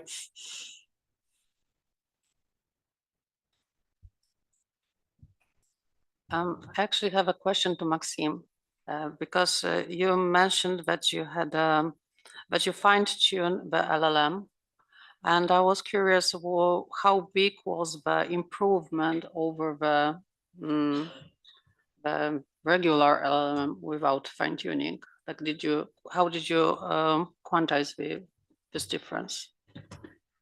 Okay, so actually for our work, we use the small language model, which only between 7 and 14 billion parameters.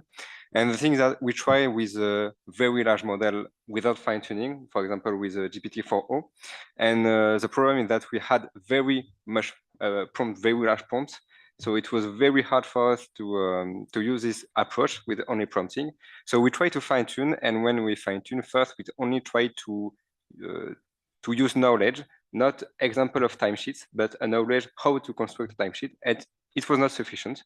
So we had to try different models. Actually, which was surprising is that a 14 billion models is not better than a 7 billion models. It depends if you have, it depends on the architecture of the model you use. But actually, for the fine-tuning process, we try to use a single approach that we did in regular machine learning with input-output examples. And well, the main topic was it was very prone to overfitting. We encountered a lot of overfitting, and in contrary with a regular model, the main subject is how we can fine-tune efficiently without overfitting. It was very hard, and we only used a few models like Mistral, Llama, and Gemma. And actually, it was only the first one which gave very good results.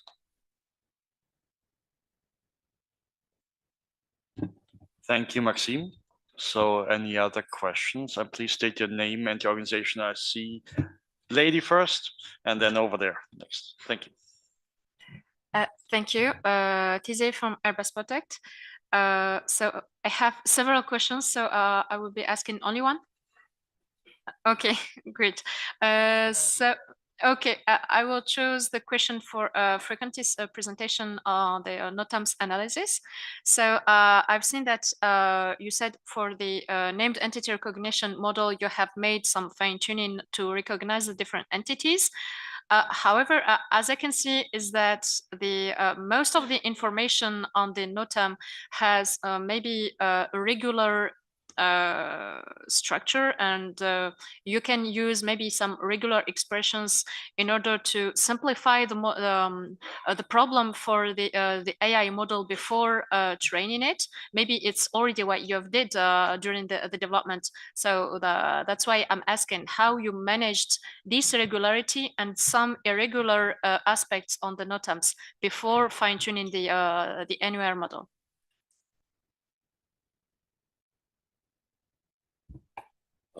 Yes, indeed. Not all NOTAMs are so wild and cryptic. Some scenarios come with quite a bit of structure, and indeed regular expressions can be used. In fact, we've seen, and we are already doing for some scenarios, automatic handling and conversion of NOTAMs using just regular expression. So this is possible. In my presentation, I focused on those where we mainly use AI, but I think in the pre-processing, we have a pre-processing step where, for instance, we try to normalize some tokens. Usually there are either abbreviation or sometimes the full word is present, so we are trying to normalize that. And in that step, we may also we are using regular expressions. Yes, it's possible. Thank you, Kathleen. Next question was over there.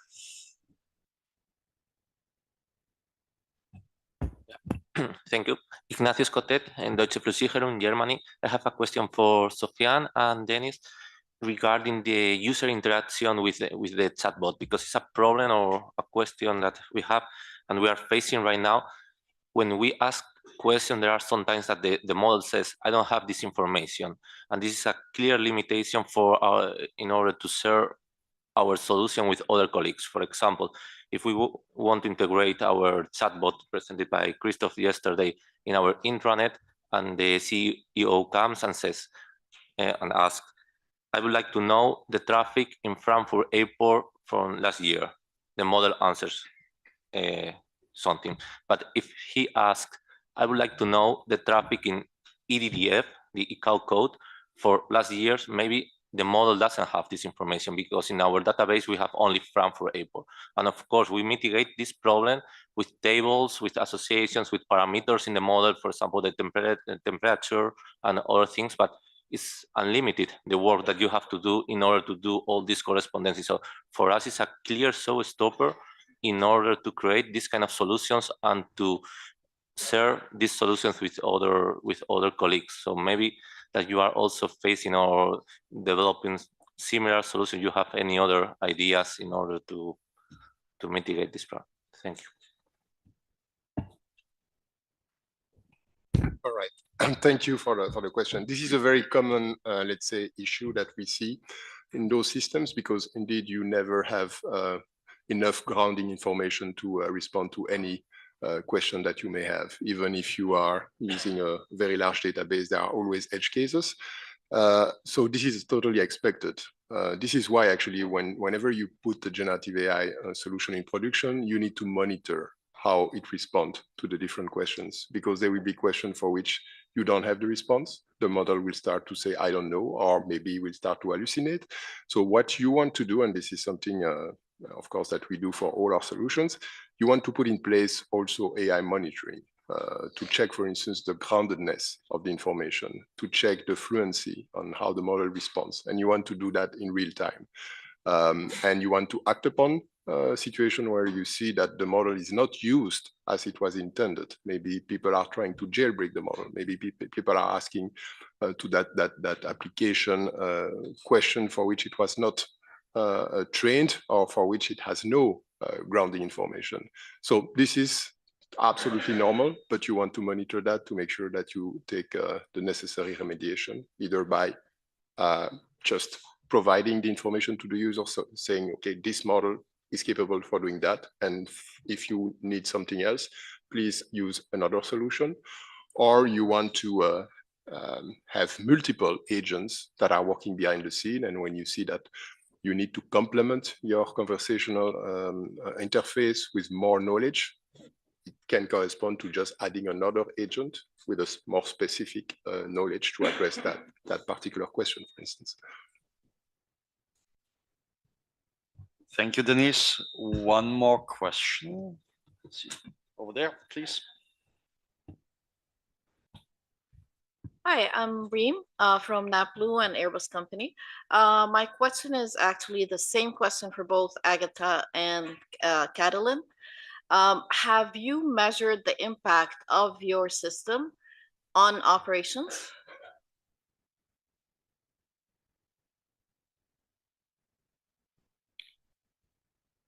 From the runner's perspective, we are the system has been live for quite a short time, it's like several months now, and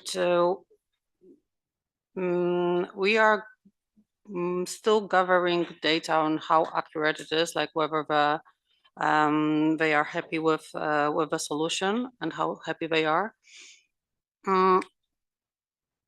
And to answer your question, it's actually difficult to quantize at the moment. So we would have to count the man hour and then compare the man hour afterwards. So our current evaluation is mostly based on the feedback that, yes, this is helpful. Yes, this allows us to sort things according to the categories, but we don't have any hard numbers at the moment, not at least not yet. Catalin? So in my case, so the system is in operations now since July last year, and the report I was able to pull out from operations was for the first 7 months, and based on that data, I have seen that like 60% of the processed NOTAMs were produced with a very high confidence score, remaining the rest to be corrected manually or improved manually. Recently, we released a new version with where we improved this, we fixed the deficiency, and yeah, I'm looking forward to see the results in operations. Thank you, Catalina and Agatha. And we're now at the top of the hour, and I don't want to block you from going to lunch. If you have additional questions, I think you can catch all the presenters during the lunch break. I want to thank the presenters for all 5 presentations. Thanks a lot, and for all the participants asking questions. Thank you.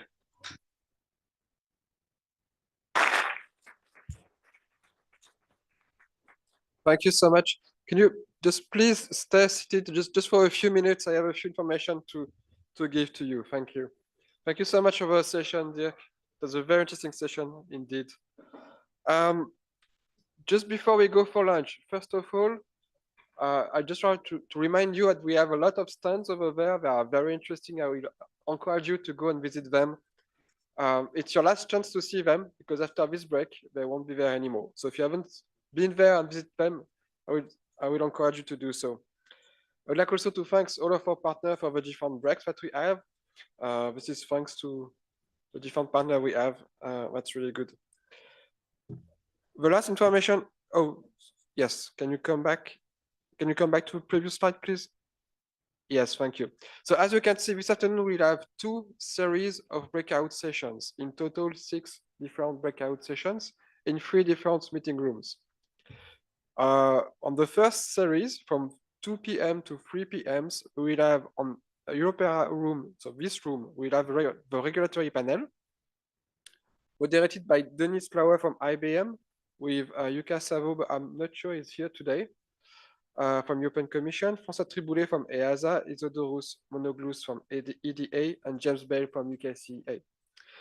In the Pilatus room, which is just on the corner over there, so when you go out, you go right, and then you go left, you have a big corridor with all the rooms over there. This is where Pilatus and Neo are. So you go to Pilatus rooms, you will have a trustworthy AI standard, moderated by Fateh Kaikai from Thales, with as panelists Joseph Macrow from Thales and Fateh as well from Thales.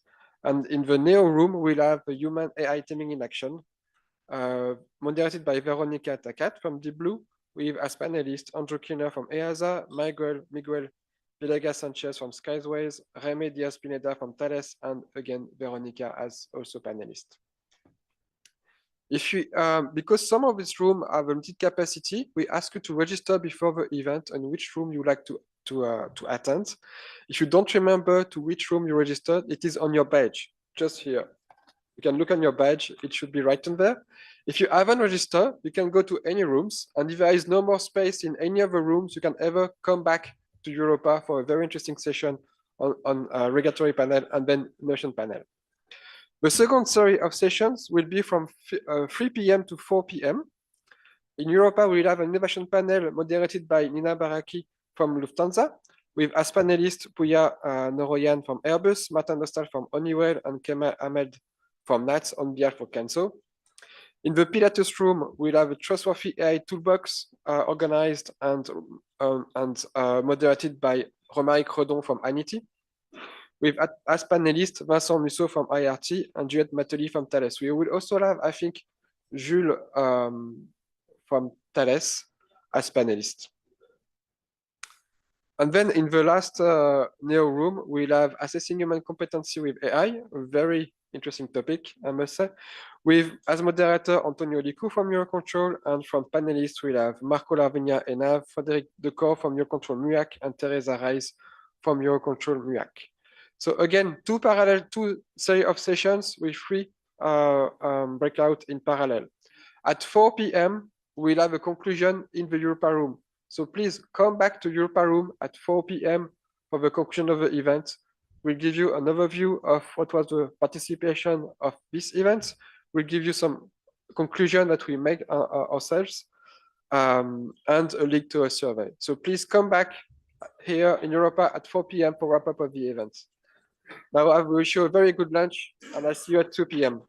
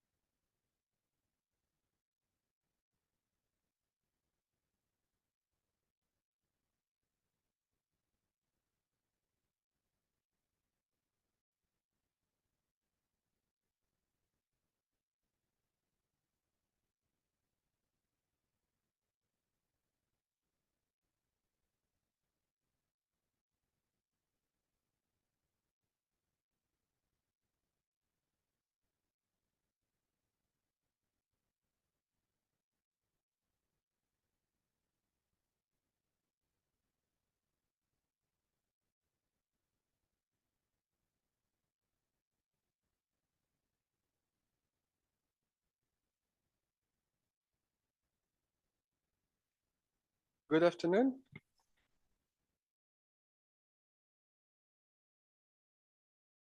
It's about the regulatory panel. So if you want to attend another panel, you're in the wrong room. So we can see that someone is going to a different room. It was more worth mentioning it.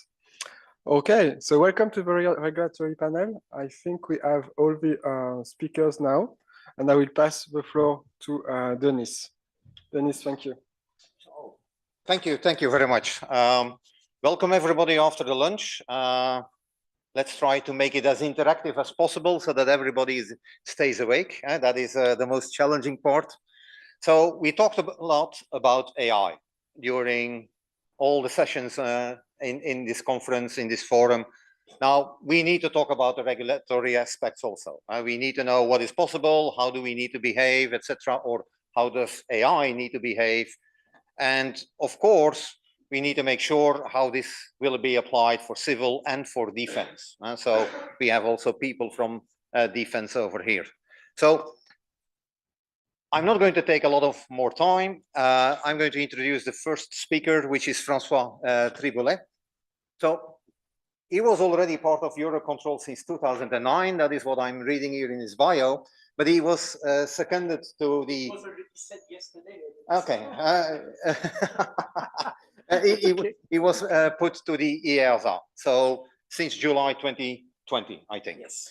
So he had the opportunity to literally go into the AI innovation networks, and he was contributing to the first issue of the EASA AI concept paper. So he's now leading some project in that area. And thank you. Please. Thank you very much. Applause for Francois.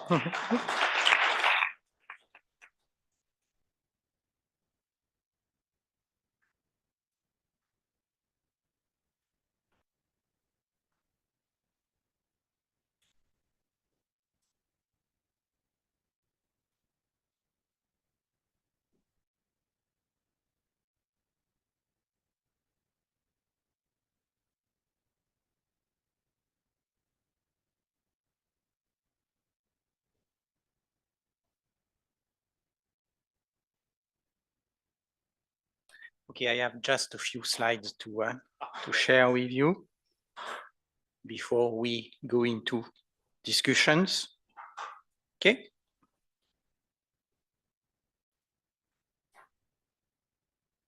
So welcome to this session. It's really a pleasure to be part of this panel and engage into discussions with all the different panelists. So this first slide is just to introduce or to remind you, because probably most of you already know this slide. This is one that we share with each time we participate to a conference. We published already 2 versions of the EASA AI roadmap. The first version was published in 2020. And with some evolutions, with this everything happening on AI, we found the need to reissue a version of the roadmap in May 2023. So this is the current version of the roadmap. In this roadmap, you can we have identified 3 main phases for addressing artificial intelligence in the aviation sector. The first phase was dealing with exploration. So it was for us the occasion to really better understand what could be the benefits of artificial intelligence, and also what were the challenges coming with artificial intelligence. During this period, we issued 2 versions, 2 issues of what we call the EASA AI concept paper. These 2 issues only address supervised learning, but with the roadmap, our ambition is to cover most of the technologies that are coming with under artificial intelligence, and for that we align also with the definitions that we can find in the under the AI Act for artificial intelligence. The second issue not only addressed supervised learning, but it also addressed the level 2 of AI that was not available with the issue 1. So if you remember, there are 3 different levels that we have defined, 1, 2, 3, and each of them is divided into 2 sub-levels. So with the issue 2 of the concept paper, we addressed level 2A and level 2B, which stands for AI with cooperation for level 2A, and human AI teaming collaboration between the human and the machine with level 2B. So now we have this. We consider that this phase is closed, and we entered in 2024 in the second phase of the execution of the roadmap. And during this phase, the main goal is to enter into rulemaking. So rulemaking was started last year. Its its name into the EPAS is RMT 0742, and under this rulemaking, we start ruling on what was already defined as guidance with the issue 2 of the concept paper. But we expect to extend in the rulemaking to some other technologies, if possible, reinforcement learning and knowledge, logic and knowledge-based artificial intelligence. But in parallel of this rulemaking task, we continue to consolidate the concept paper, and we plan to issue an issue 3 of it at the end of the year or beginning of next year. And with this issue 3, we will address all the technologies that are missing with the issue 2 of the concept paper. There is still some doubts, or we still have we still have to think of how can we address LLMs and generative AI. So it's not absolutely sure that it will be completely addressed in the issue 3 of the concept paper.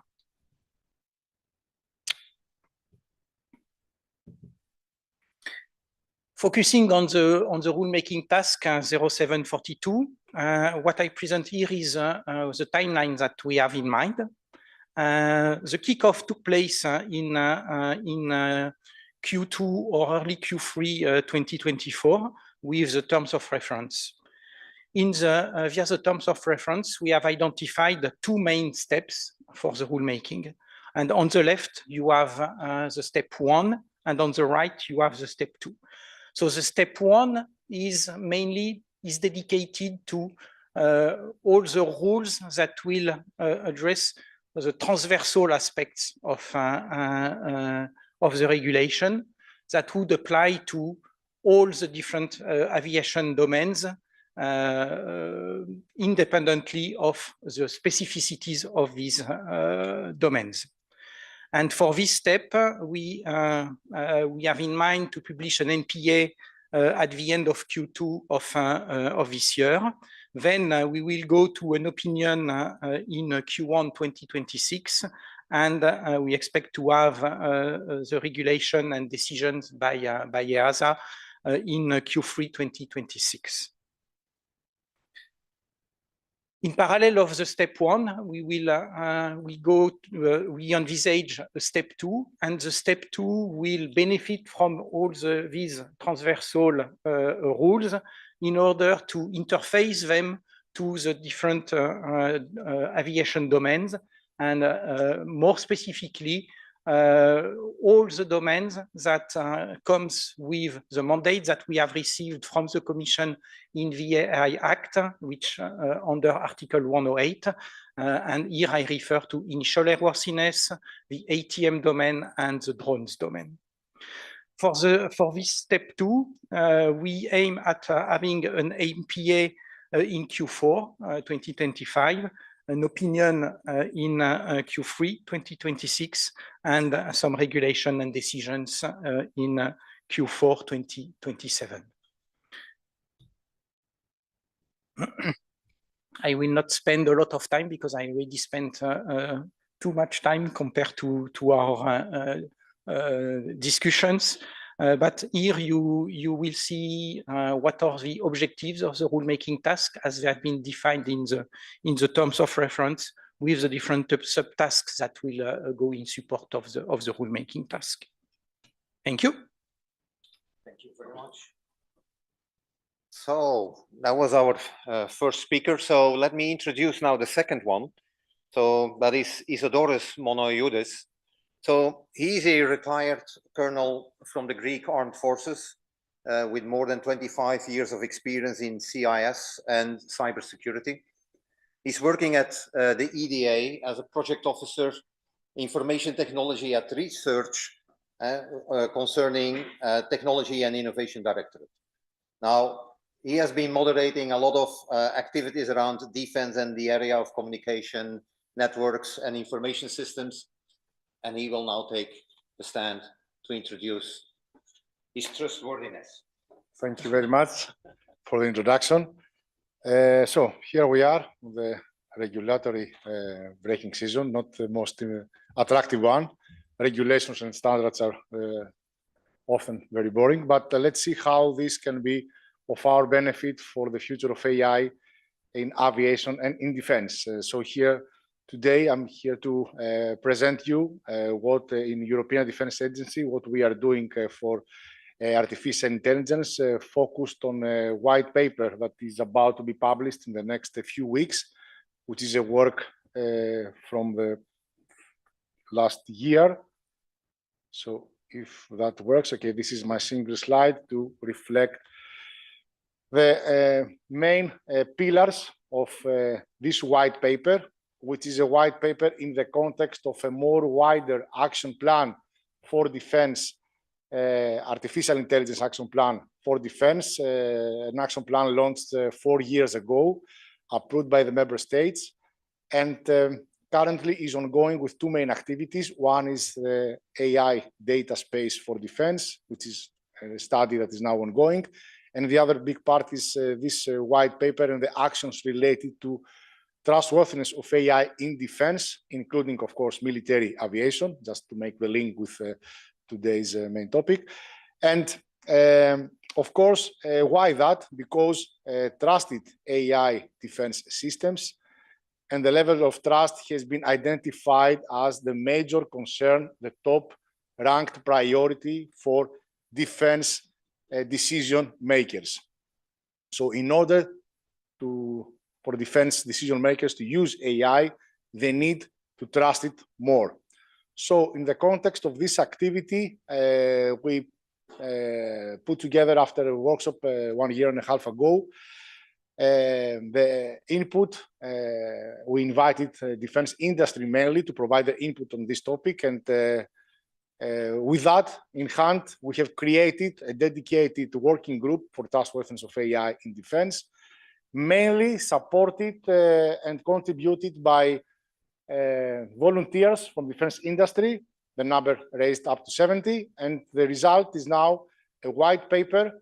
It's bigger than a normal white paper. It's like a 100 pages document with 6 annexes that hopefully put together the concerns related to what you see in the slide. So first of all, the AI taxonomy. Since we identified in the workshop and in our workings that there are more than 30 definitions of artificial intelligence internationally, so we need one for defense and also common terminology that we can use for AI in defense. The second topic, which is related to today's session, is standards and regulations, not creating new ones, but mainly to identify the existing ones and which of them can be applied to defense use cases, considering also any gaps that could lead to development of additional standards, always taking into account that we want to avoid over-regulation, since that will prevent innovative research and development for AI systems for defense. Another part is testing and evaluation, which is a significant part for developing trusted AI systems. Testing and evaluation is expected also to use standards and also common standards for private, civil sector and defense that will give us, especially in the context of dual-use systems, the proper tools, methodologies, and certification for systems that can be used also for defense. Impact analysis and use cases. This is a special part that differentiates the applicability of AI systems in defense. We have in defense, in the military environment, conditions that are not met in the civil and private sector. So we need to work carefully on that and use tools and methodologies that are applicable for the special, let's say, use cases for defense. Human factors and ethical aspects is also a very important topic, since in defense we cannot ignore the sensitivity and the societal impact that AI systems brings to our society. So in that perspective, what we have done is to put together all the elements that are now existing in terms of developing responsible AI and ethical AI systems, how those principles can be applied in defense, and how we can develop human friendly in terms of respecting the human aspects, the human factors and ethical aspects, AI defense systems. Last but not least, what we can find in this white paper is recommendations and action lines that will reflect to an updated version of the action plan that is expected to be finalized and approved by the end of this year. So what I can announce also today is that a new updated action plan will be developed with a roadmap that will reflect key activities for defense AI systems in the future. Last but not least, to conclude, is that we did not try to invent the wheel. So significant content of this paper is also referenced and used by the EASA roadmap and the concept paper. We had in our working group experts that worked in both groups. So everything that is also developed there hopefully has been commonly and mutually transferred to this white paper to also emphasize and highlight what is already there and how we can make it in a wider area of applicability, not just for aviation, but also for defense systems in aviation and in other domains. And that's conclude my presentation. Of course, open to any questions later. Thank you. Thank you. So, as the next speaker, we have James Bell. James Bell is the UK CAA Innovation Strategy Lead, and he's responsible for informing the regulator's strategic response to novel technologies and operations in aviation. Last year, James delivered the CAA's strategy for AI, and is now building a portfolio of initiatives across the UK regulator that will drive both regulatory responses to enable AI in aviation, as well as driving the safe adoption of AI within the CAA. So welcome, James. Thank you very much. Thank you to Eurocontrol for the invitation to be here today, and also reflecting on the great presentations that we've seen over the last day and a half. Some really fascinating examples of AI being developed and applied across the sector. I'll just wait for my slide to pop up. Hey, there we go. I only have one slide for you today, but I'll leave it up there with a QR code in the corner that you can scan to look into more information. That takes you to our kind of AI hub page. But if I can just touch on the three kind of main factors of our response to AI-enabled automation. And I guess that's the first thing to say, is it's our response to AI-enabled automation. So it's not necessarily to AI itself, but it's also to what AI enables, specifically around the really, I guess, complex autonomy that we might see. Oh.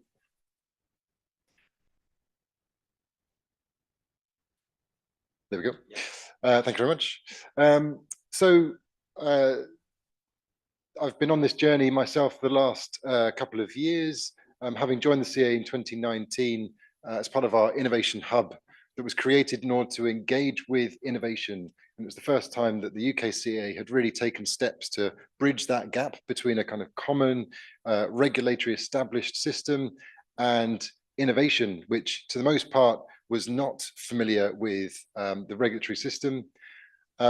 So the Innovation Hub therefore sort of drove through this idea of leaning into a problem and really engaging openly with the sector.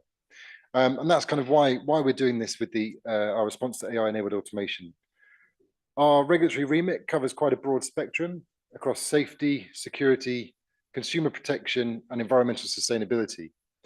So to build a strategy of responding to AI in the sector, we have to spread that across all of those regulatory remits.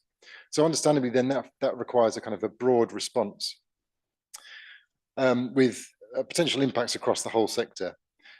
But as we kind of are starting to understand from some of the presentations that we've heard already, there's also some very novel regulatory issues that are emerging from the application of AI into these use cases. So it's really important that we do lean into the problem, we engage with the sector. And so we've created a strategy that sets out a high-level framework that enables us to do that while maintaining some regulatory flexibility. I'm very grateful for the IT guys in the background keeping my slide up. So I guess the main aim of why we're doing this as well is to provide regulatory clarity. That's not necessarily giving all of the right answers from day one or even day 10, day 100, but it's about providing a means to be steered and to work with the sector kind of in a market-led approach in order to provide that clarity on which direction we should go next. So in terms of how we're doing that, back in February last year, time flies when you're having fun, so I think it was last year, we created a framework which introduced sort of three main pieces of guidance. The first one was around terminology. We kind of understood that from our engagement with the innovation sort of sector, there was a lot of misuse of the terms: automation, autonomy, artificial intelligence, three things that kind of got interchanged quite a lot, as well as those kind of levels of automation and autonomy that we might see in the sector. So creating a kind of a framework that says, here's what we mean by those three terms in this particular context is a really important foundational piece for us so that we can have that common understanding, that common language. And it's great to have seen over the last couple of years, that approach has really bled through. I was speaking to one of the SESAR projects earlier. They've produced a taxonomy brochure. So it's clearly a common issue across the whole sector. Within those that framework as well, we also have a document which sets out the principles. So 5 AI principles that flow down from the OECD, and the UK government has taken a pro-innovation approach to regulating AI, and we've adopted that within the regulator as well. And they look at those 5 core principles: transparency and explainability, robustness, safety, but as well as things like contestability and redress. So if something goes wrong, we need to make sure, and we need to hold the sector to account to make sure that there is a clear and transparent mechanisms for seeking redress if something does go wrong. So in terms of then creating space for that collaboration and that engagement, as I say, back in 2019, we created the Innovation Hub, and that introduced mechanisms such as the Innovation Sandbox and the Regulatory Lab, both as ways of engaging with the sector collaboratively in ways that we just hadn't done before. And we've had some great examples of this, and it's nicely reflected in EASA's innovation partnerships as well, taking a similar approach and showing the true value of that partnership approach. So what we want to do is really maximize the opportunity there to work with the sector, create those sandboxes, create those regulatory laboratory spaces to understand what are the implications of these really sort of novel and complex regulatory challenges, and how can we get through those. But what we want to do there is start with what we've got.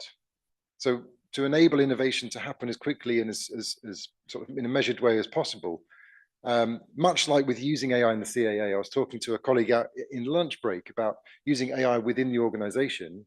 We can't forget that things like GDPR and Freedom of Information Act and other existing information sort of control and governance mechanisms already exist. So when we tell our colleagues, do go and experiment with large language models, go and try them in your work, but remember those things still exist. So don't throw confidential information into them. And it's the same approach we might want to take in the sector. So there are already regulatory systems that exist that control how an air traffic management system should work, how an air navigation service provider should be regulated.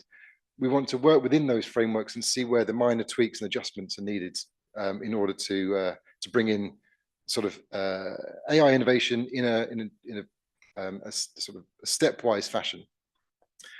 But one thing to highlight in that regard is we've commissioned the Law Commission of England and Wales, who is an independent group of barristers and legal professionals that work with the UK government to assess a regulatory problem or a regulatory opportunity.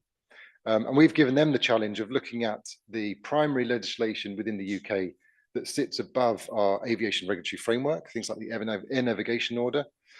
So in order to say, in the kind of drones, eVTOL, and drone traffic management space, particularly that future of flight ecosystem, what happens if the human that we rely upon and that legislation relies upon is taken out of the system? What is the impact directly in legislation, and what are the knock-on impacts? So that's a 3-year program of work that they're currently going through. We had one consultation that closed earlier on this year, and one consultation which is just open specifically on drone traffic management systems. So please do, if you Google Law Commission Aviation, that should come up. So in terms of kind of our framework for the timeline, so as I say, back in February last year, we published that initial framework. In November last year, we published the strategy for regulating AI alongside our strategy for using AI and a kind of a broader framework that brings the two together. And what we're doing now is, now that I have budget, is moving into translating to delivery. So that's in terms of building a central AI strategy and portfolio team in order to pull together a portfolio of work that says, what are the priority areas we need to focus on? And we're engaging in the market in that exercise. So we've just again released a survey earlier on this last week, which you can get to through that QR code. Please do take a look at that, take some time to respond. We're really looking forward to receiving as many responses into that as possible so that we can really understand that market-led approach. Where should we be looking first? And then as we move into 2026 and onwards, we'll have the outcomes of the Law Commission work, which will feed into regulatory change, and that will trickle down into more focused assessments in the particular areas of aviation legislation. That's all I've got for you today, but look forward to questions. Thank you. Okay, thank you very much, James. So, and last but not least, we have Jukka Savo. He's a principal administrator at the European Commission. So he's actually the policy officer for aviation safety with a specific mission on drones, but also AI and digitalization. And apparently he's also the mobility and transport country coordinator for Finland. So welcome. Thank you very much. And I'm actually happy that I seem to have a very easy task compared to my colleagues in the panel, what they just explained. I'm just doing a small bit of this. That's trying to somehow combine the AI Act with the existing EASA basic regulation. And so that's quite focused thing. And I can leave Francois and Isidores and James to all these more grand pictures. But as said, I'm not an AI expert itself, but I work in aviation policy already for, well, more than 5 years on aviation policy and nearly 30 years in a transport policy in the Commission. And I have been always working on emerging technologies. And as said, right now, I'm focusing on on larger scale, all of the drones regulatory framework, but then specifically on this AI issue also. And what is very important when we are looking this AI and EASA Basic Act combination, how they work together, is to identify that, try to find a solution which ensures that we are ensuring the safety, but not killing the innovation at the same time. And this is the balance what we are looking there. In this context, I would have, I would like to highlight 5 specific key points. James had also 5 points, I think. So we stick with that number. First, the first point is the common ground, safety by design. So in aviation, we already have a century-long safety culture building on strict regulation, technical rigor, and layered accountability. The AI Act shares this same objective, aiming to make the systems trustworthy by design. So that is a very good thing. We have a common ground built. We already speak the same regulatory language. And that's where we can build on. The second point is that the certification meets the complexity. The traditional aviation certification is built around predictable, testable systems, while AI challenges that with non-deterministic and learning behavior. We need to ask, can our existing frameworks adapt to AI, or do we need new models for validation and assurance? My third main point on the principles is risk-based doesn't mean tolerated for risks. AI in aviation will span from back office automation to mission critical systems like autonomous drones or air traffic control. The key is proportionality. Not every AI system needs the same scrutiny, but every use must be justifiable from the safety perspective. The AI Act recognizes this already by setting specific conditions for the high-risk AI systems. Fourth, avoiding a regulatory collision. The AI Act and aviation law must work in harmony, not in silos. We have to avoid double regulation as well as the regulatory blind spots. This is the moment to design the coherent framework that is sector aware and innovation ready. Finally, my fifth point, bridging the old and the new is still a challenge.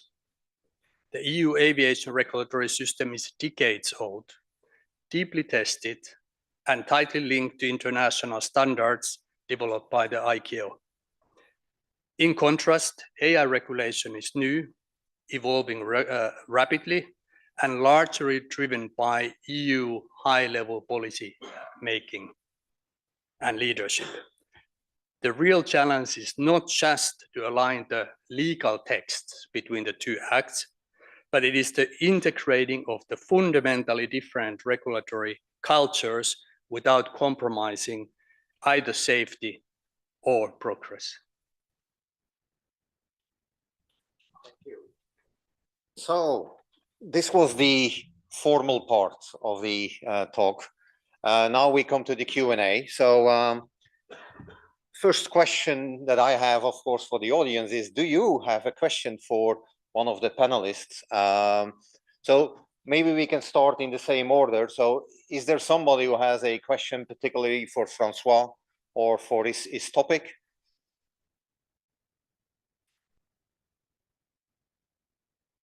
Nobody? First one. Someone needs to break the ice. Yes, yes. Yeah. Bart Nicolai from CANSO. I have a question which is basically both to EASA and the UK CEA. How will you ensure that the regulations in the EU and in the UK will be aligned? Because we have some actors in Europe, of course, that work in both spheres, and we have to coordinate. We have cross-border services, but what if there are slight differences that allow certain users to use a certain AI application in the UK, but not in the EU, and vice versa? How are you going to manage that risk? Okay, so I will mainly go into the what we have put in place since probably 1 year now between different authorities. We organize regular meetings between us in order to discuss some topics, so that we try to stay aligned from the beginning. So we have not only this session started with the US. After that, we had Brazil, Canada joining, and very recently, UK CAA joined these monthly meetings. And so during these monthly meetings, we put in the agenda some topics that we would like to discuss in order to ensure that we try to be aligned from the very beginning. This being said, I don't know if there is anything that we can do.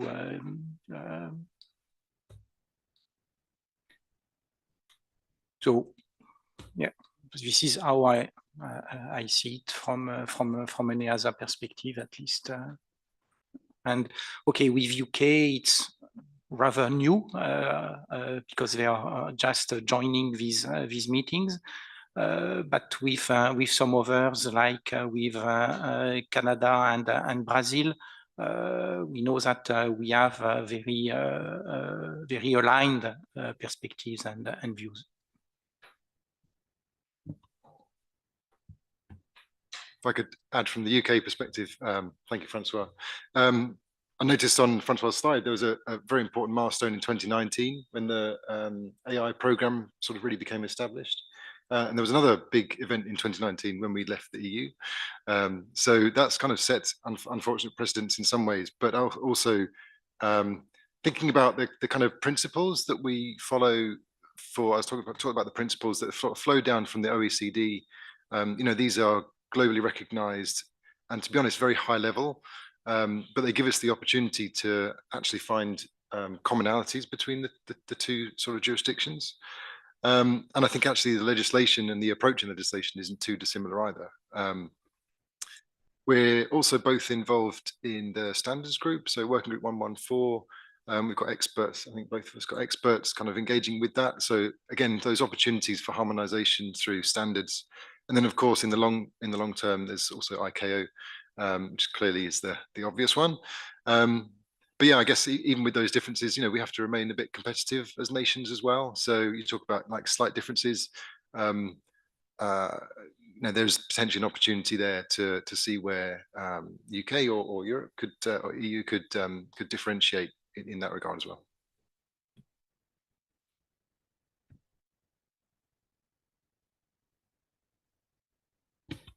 So Martin Dostal, Honeywell. I have a question related to the relationship between automation without AI and automation with AI. So I really appreciate what EASA is doing in the area of providing a guidance for AI applications, but aren't you afraid that there can exist like a gap or inconsistency between the automation without AI and with AI? I can imagine that several objectives of the existing AI guidance for the AI system and currently mainly the machine learning systems can be potentially applied also to automation that is not equipped with AI. For example, the objectives related to explainability is something that I can imagine that would be or should be applicable also for automation based on non-AI techniques. Thank you.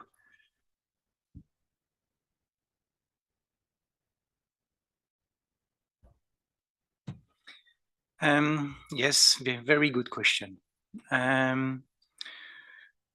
The scope of the rulemaking task will be dedicated to artificial intelligence. So we will stick to these objectives.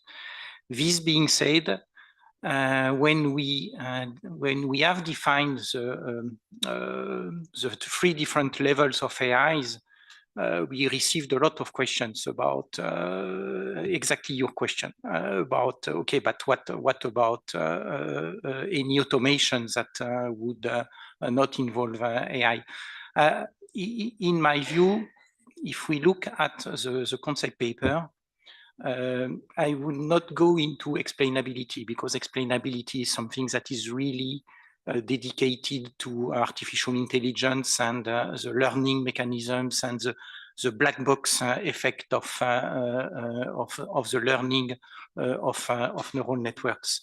But everything that is related to human AI teaming, so starting from level 2 up to level 3, all these objectives that we have defined most probably would apply to any other automated systems that would not be based on any AI technology. But so far, I don't know how this will be translated into rulemaking or so. But for sure, they are pertinent objectives for higher level of automation.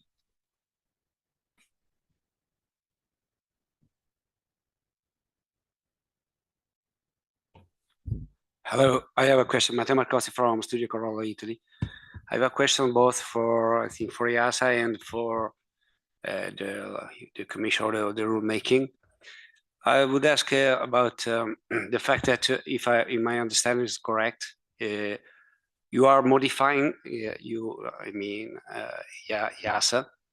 At the same time, let's say the EASA regulation, both vertically and horizontally. Like when I say vertically, I mean like separated for every domain, the ATMS and so forth. And horizontally, maybe like what happened with information security in the past, that applied horizontally to all the domains. So my first, if my understanding is correct, and if you want to intervene, because you're going to intervene this way because of the mandates from the Commission, from the AI Act based on the Article 108. Thank you. So your understanding is correct. So our objective, as I presented earlier during the session, our objective is to have two different steps. Step one, addressing some transversal aspects that come with artificial intelligence or machine learning, whatever the aviation domain. So here we will address requirements about the learning assurance. So everything related to the learning mechanisms that have to be put in place in order to make the system safe and secure. And as part of the step two, we'll to consider this as a basis and we'll adapt the different regulatory frameworks from the different domains in order to correctly and effectively interface to this regulation that we call Part AI. So this is the objective. And for example, in the ATM domain, we anticipate that the 373 will need some adaptations in order to interface with Part AI, as well as the new conformity assessment framework. So mainly the 1768 regulation will need some adaptations, and more probably the detailed specs that come with this conformity assessment. So there will be interfaces between the DSEs and some of the requirements of Part AI. And our objective is to have this interface quite smooth for the applicants, so that they don't have to really have a full understanding of Part AI and probably look more precisely at the AMCs and GMs of Part AI. So our idea will be to have the interface between these regulatory frameworks in the different domains at the level of the AMCs rather than at the level of the rules themselves. If I may, probably just different from Part IS. Okay, if I may, just a little for the question. If I correctly understood, you're going to come out with the first part, the horizontal part, firstly, and then in the next year, 2027, I think, with the vertical part with single domains. But I suppose that we could apply for certification before 2027, maybe for a lower level of like a 1A, 1B, or 2A, or so forth. And maybe we could just follow the guidance material, the EASA means compliance, and maybe the common part, the horizontal part that will come up, I think, in next year, maybe, perhaps. Thank you. Indeed, also very good question, because the transversal part will arrive before it has been interfaced to the different domains. So I don't know exactly how this will enter into force, and still a question. But in parallel of these mechanisms, so in parallel of the rulemaking, we are already capable of certifying some applications that we receive via the special conditions that has been established at the moment for in the initial airworthiness domain. So we have a special condition at the moment for CS23 aircraft, and we are in the process of having additional special conditions for large aircraft if needed.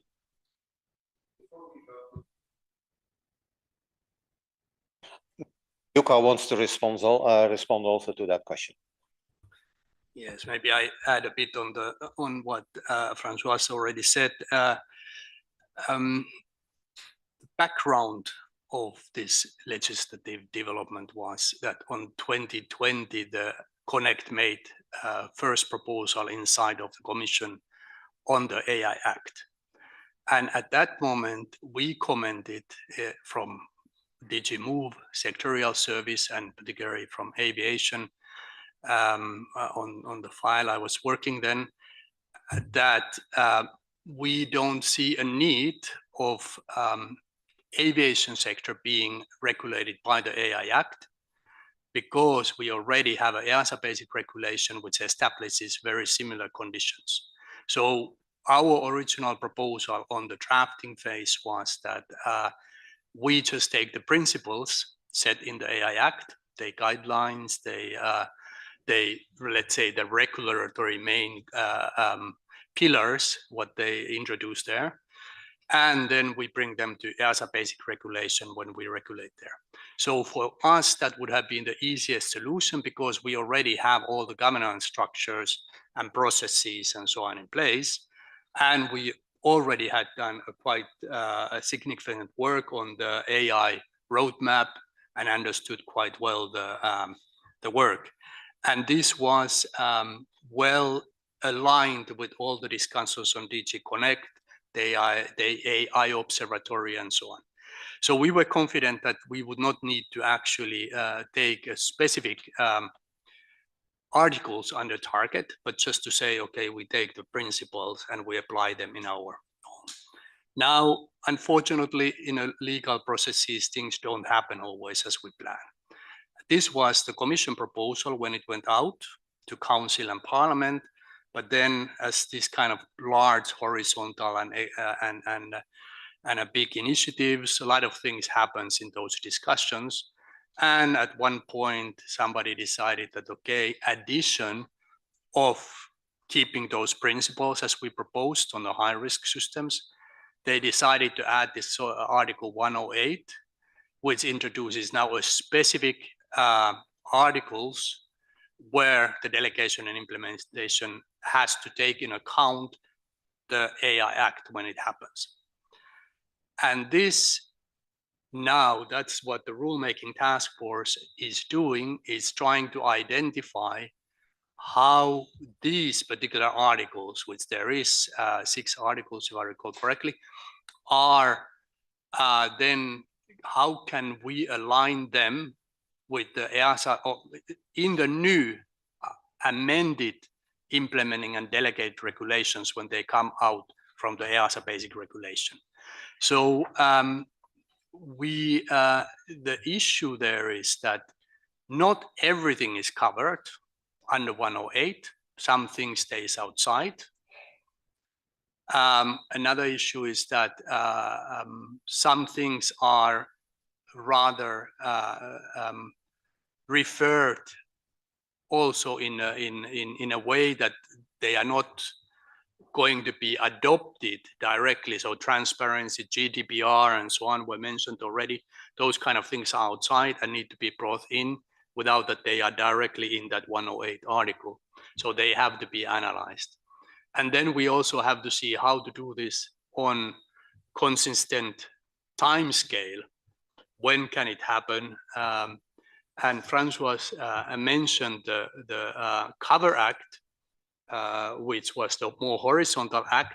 Of course, we still have to also, from a legal perspective, to look that we find a legally empowerment to do this across all these things. So there are still all these regulatory hurdles, which I'm more responsible of looking into within the context of a Commission regulatory framework, while the rulemaking task force, where I'm observer, they are looking of specific things which I don't understand anything on how to then bring these principles into aviation legislation. Sorry if that was a bit lengthy reply.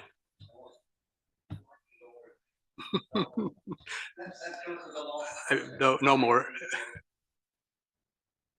Presenter. So there is another question before. So let's go there. There are a couple of questions, not only mine, even his one in the back. Oh. By the way, my question is very quick. If, and it's addressed to EASA and to the European Commission, if there is any plan or strategy to establish regulatory sandboxes in this transition period to see what is the impact of the many pieces of legislation that somehow will affect the AI and aviation domains. As in the presentation it has been mentioned, we have applicable legislation, GDPR, cyber resilience, cyber security, and so on and so forth, and the AI Act. So if in this transition period where we know we will meet these requirements in future, but it's not still clear the strategy, the methods, the standard that should be applied, if there is the intention to establish regulatory sandboxes to support these transitions in this gap. Thank you.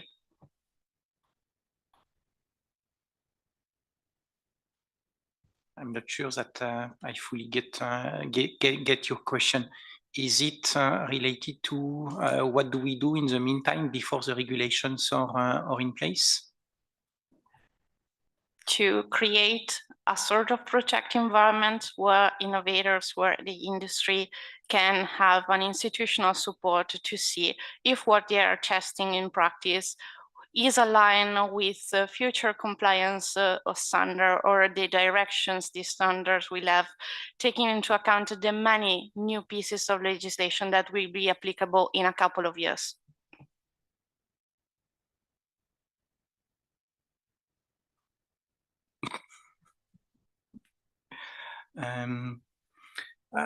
I would refer to what we do in EASA,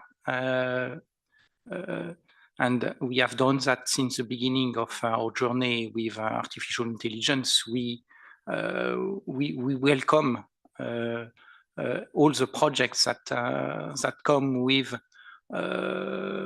new axes of research and new ideas, so that we can discuss what's new with that, what are the difficulties with regards to the existing regulatory frameworks, and how can we progress on these ideas. We do that via MOUs, we do that via IPCs, and we are involved, for example, with the SESAR projects, where we follow and we advise on these projects, on what could be achieved, how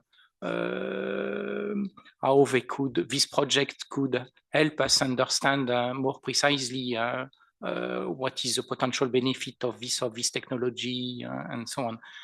Apart from that, I don't see anything.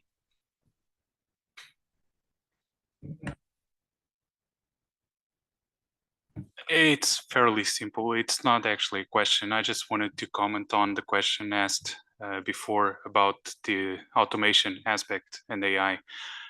This has been kind of a pain point from our company ever since we got created. AI is a very non-defined term. And if we were talking about 70 years ago, what currently flies on aircraft could easily be considered AI. And in that regard, there is already several pathways to certify those systems.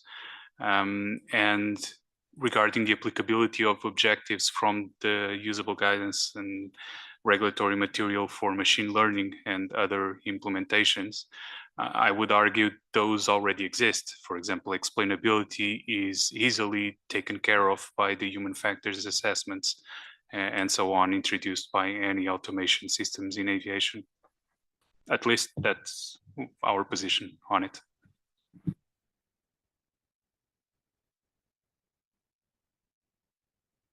And I would literally thank the four panelists for their contribution and for this really nice Q&A. Thank you.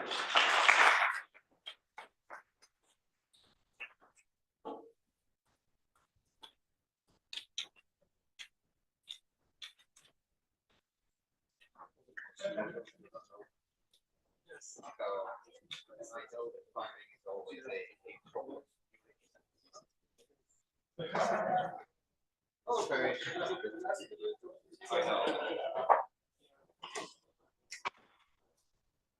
I've been okay. It was my pleasure being here. So I'm now going to be. So okay.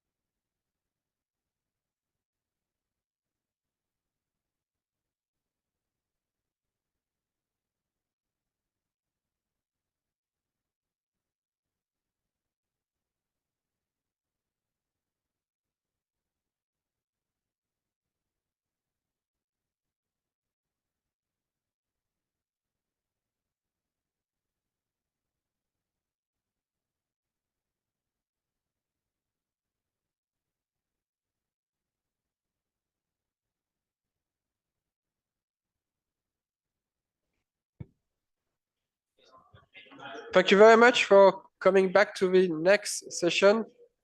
We will start in a couple of minutes just to leave people time to change rooms if needed.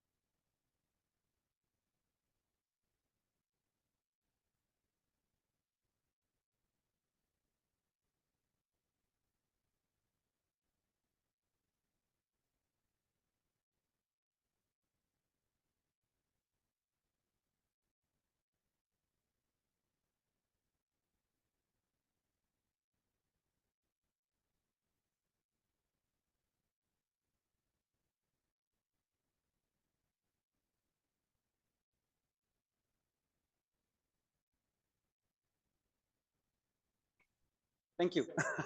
So good afternoon, everybody, after the technical glitch. I would like to welcome you all very much to the panel on innovation and on the question whether AI is going to accelerate innovation in our wonderful industry. But first of all, let me start with a little question. Who of you believes here in the room that we in our industry are innovative? Okay. I'm a bit surprised. So if you go back a couple of days, you may see that radar, for example, one of the technologies that we are using every day, was developed because of us in order to detect aircraft in the air. Now it's used for weather radar, it's used in maritime applications, and unfortunately, it's also used for speed control. So whenever you get a ticket, you know whom to thank, you have to thank us. When you think of GPS, well, GPS is also one obvious example where we as an aviation industry innovated. And GPS, you can't go out without your smartphone anymore because you need the GPS to bring you from A to B. And I'm not making a long story too long. Also, when you look at composite materials, so whatever you have to bring up in the air, the heavier it is, the more difficult it is. So we started to invest into new material, making material lighter so that we have to lift less weight up into the air. And by this, we not only add to the sustainability of our industry, we also add to the sustainability of, for example, the wind turbine industry, because there also lightweight material is key in order to be efficient. Today, I have three speakers, three panelists who would also like to share a few insights on how AI, artificial intelligence, or how I prefer to call it machine learning, is accelerating aviation, or whether they would like to answer the question whether it is. First of all, I'm very honored and very happy to welcome Pooja Narayan from Airbus. Pooja is a fast-track lead for artificial intelligence at the Airbus Group.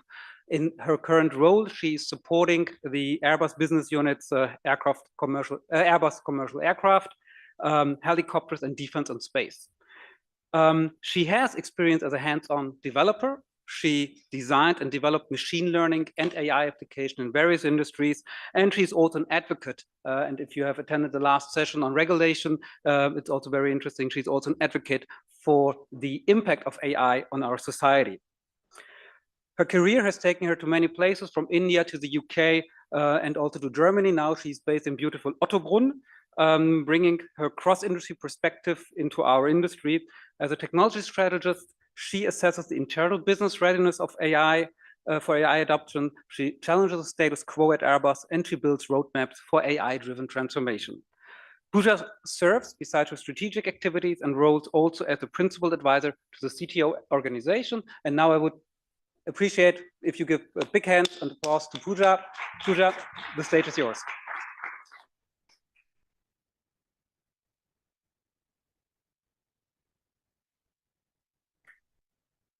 Thanks, Nima, for the introduction. And I'm really sorry for the short delay I had. So, yeah, super. So with that introduction, I really like to emphasize today on the artificial intelligence application landscape within Airbus. So as Nima already mentioned, Airbus is a group of three really different divisions. One is the Airbus commercial aircraft, the other is the Airbus helicopters, and then the defense and space. And in Airbus, we have been experimenting with artificial intelligence for about 20 years now, from the first applications being on computer vision on the Earth observation imagery coming from our space applications. And we have seen through this experimentation from one application to the other, in this phase of conducting several proof of concepts and then trying to mature them to the level of MVPs, we have seen that there is transformative power really hidden in this technology.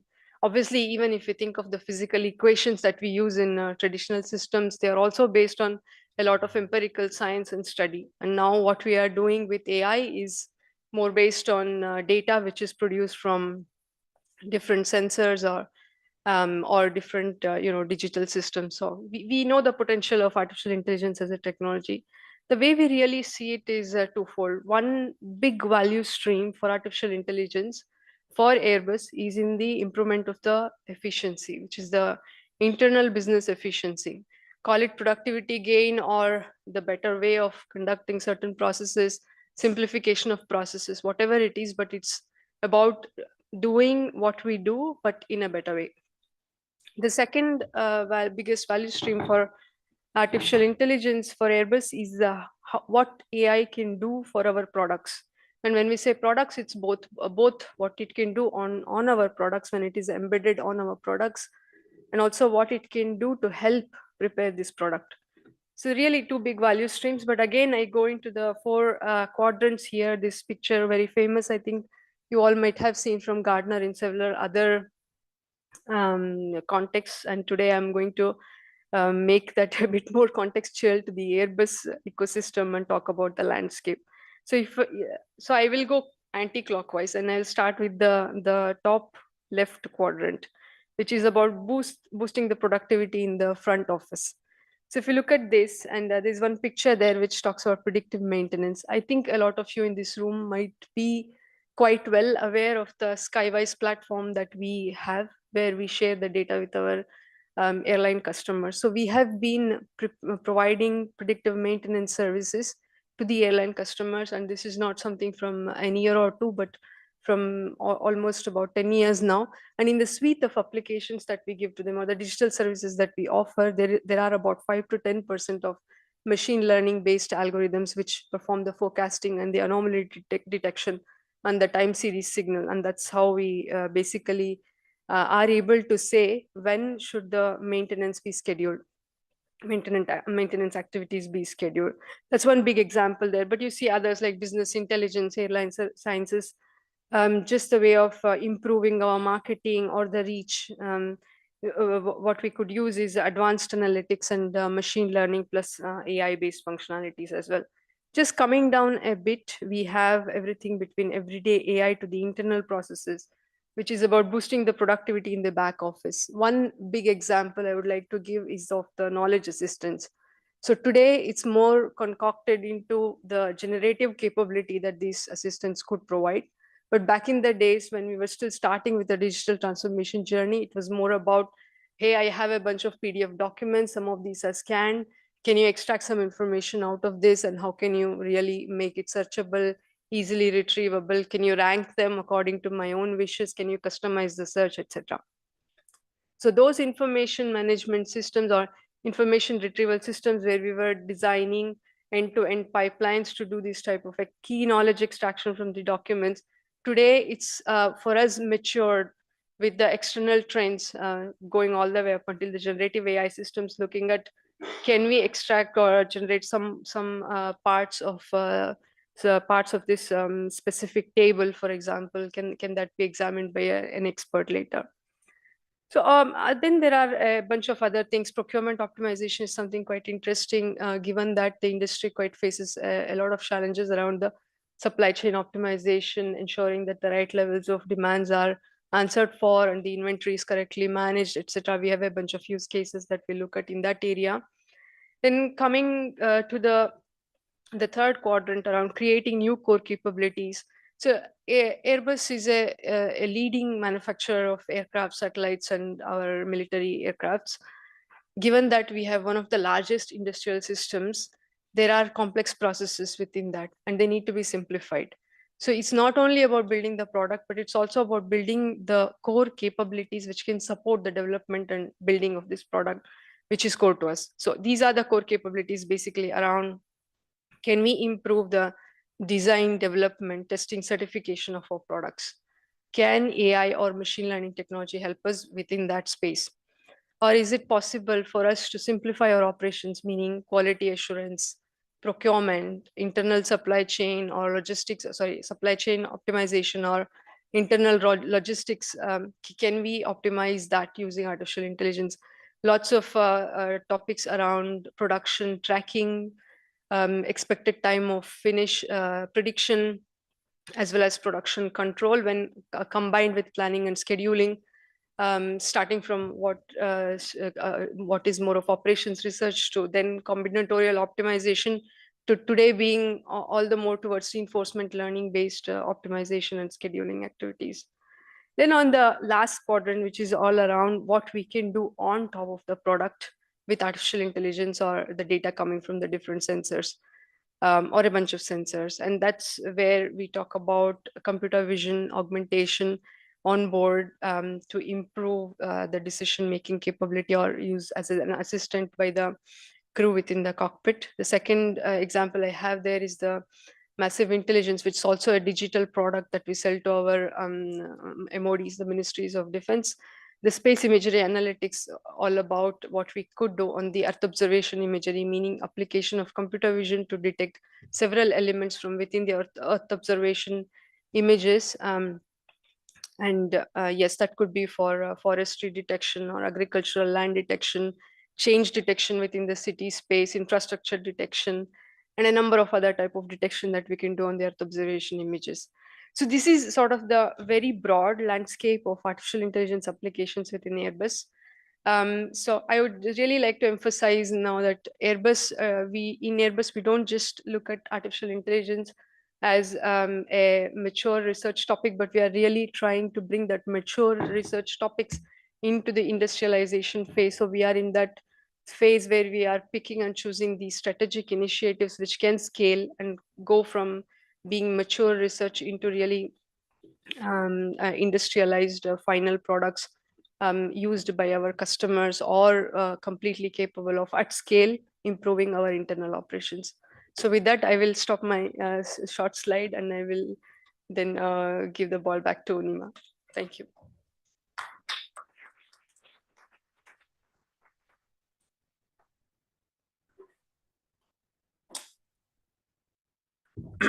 Thank you so much for the interesting input. Let's come to our second speaker. Our second speaker is currently the lead AI engineer at Honeywell Advanced Technologies. He is Martin Dostal, and he's not only a computer scientist with a background in human factors and AI, he's also author of a TV series, which he promised to give us some details maybe later on, a TV series called the AI Mythbusters, so a series which investigates the use of artificial intelligence, as I understood it, and wants to clean up with a couple of the myths around it. In his role as a human factors and AI engineer with Honeywell. He is concerned with AI-driven machine reasoning within safety-critical environments, and he's also a member of the EUROCONTROL Working Group 114, which is dealing with the standardization of artificial intelligence. I would say, Martin, the stage is yours.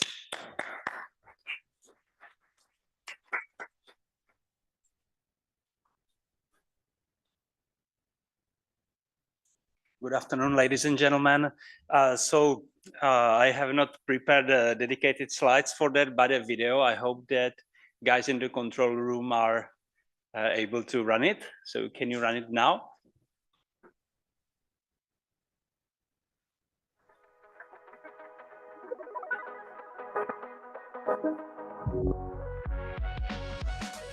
What prevents air transport aircraft from being manned by a single pilot today? First, managing workload to allow one person to address even the most demanding situations, then cross-checking actions of the piloting command, then detecting and mitigating pilot incapacitation and international legislation. Project Darwin is leading research into the use of AI to support pilots to advance single-pilot operations in Europe. Darwin focuses on collaboration between the human and AI systems, where human pilots remain the ultimate decision makers. Darwin will deliver solutions that enable operational efficiencies such as pilot state and task monitoring. It will create a human-AI collaboration framework to ensure the same or higher level of safety and similar workload as a full crew today. This is Darwin, and together we are shaping the future of flight.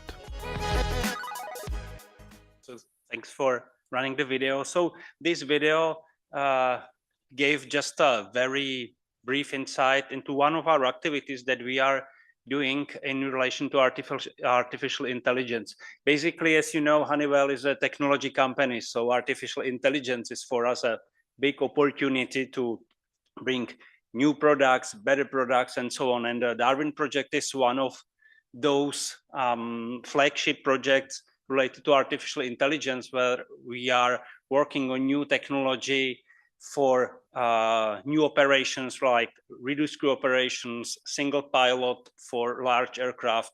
And here we are exploring technology for decision aiding or decision making, monitoring the pilot states, and human AI collaboration to introduce AI-driven digital assistants that will work in good cooperation with the human pilot. Because how we look at artificial intelligence, it's much broader than looking at artificial intelligence as a set of algorithms, methods, or neural networks and whatever.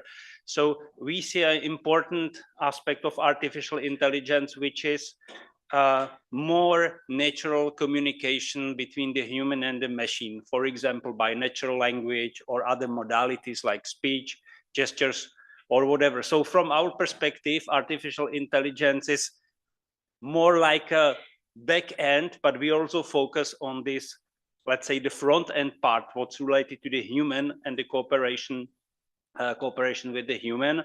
So one of our important activities is also focus on this human AI collaboration that we do in the Darwin. And besides the Darwin project, we have also other activities like urban air mobilities and the AI applications in that area, or drone control stations and so on. So our technology portfolio related to artificial intelligence, it's quite broad. And our mission is actually to develop technology and products based on that technology that will be applicable in this safety critical environment, which brings a lot of technical challenges, and I mean challenges in a positive manner. So it's an opportunity to develop unique technology for the safety critical environment. Thank you very much.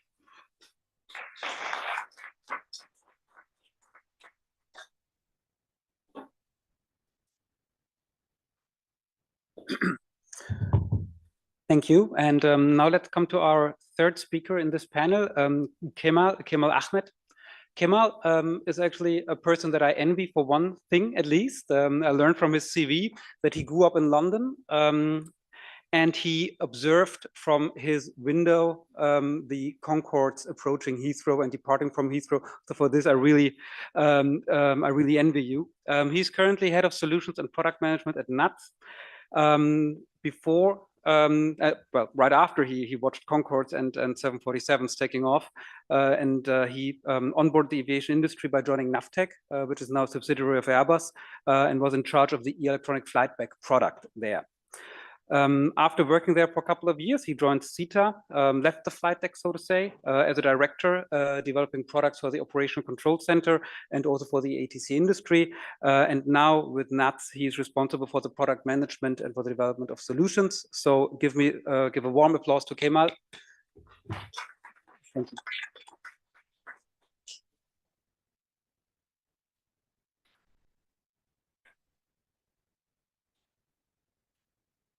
Okay, I see the slides are up. So, unfortunately, no TV shows for me. Just watching 747s and Concords as a child, which is probably what brought me here today. AI to boost innovation. I guess the interesting topic. So much potential. It can sort of feel a bit mind blowing, I guess. We've heard a lot today, so I'll just talk back to some of the things we've heard in some of the previous speeches in this room.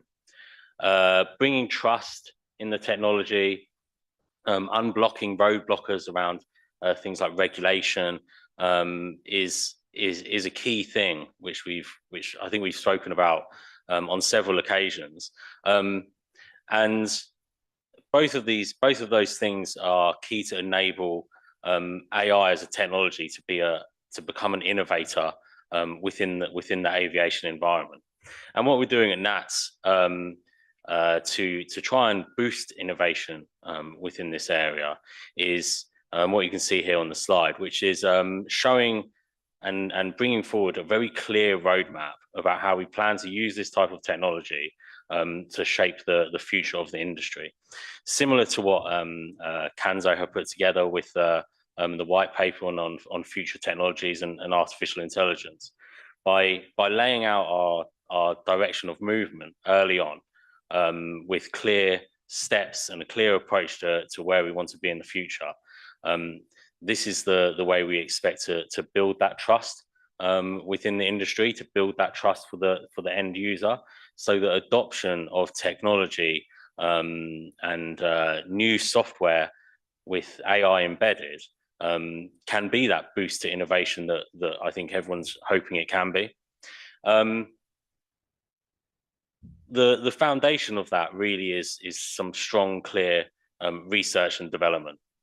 So at NATS, we're working on something called Project Bluebird, which has created a digital twin of the UK airspace.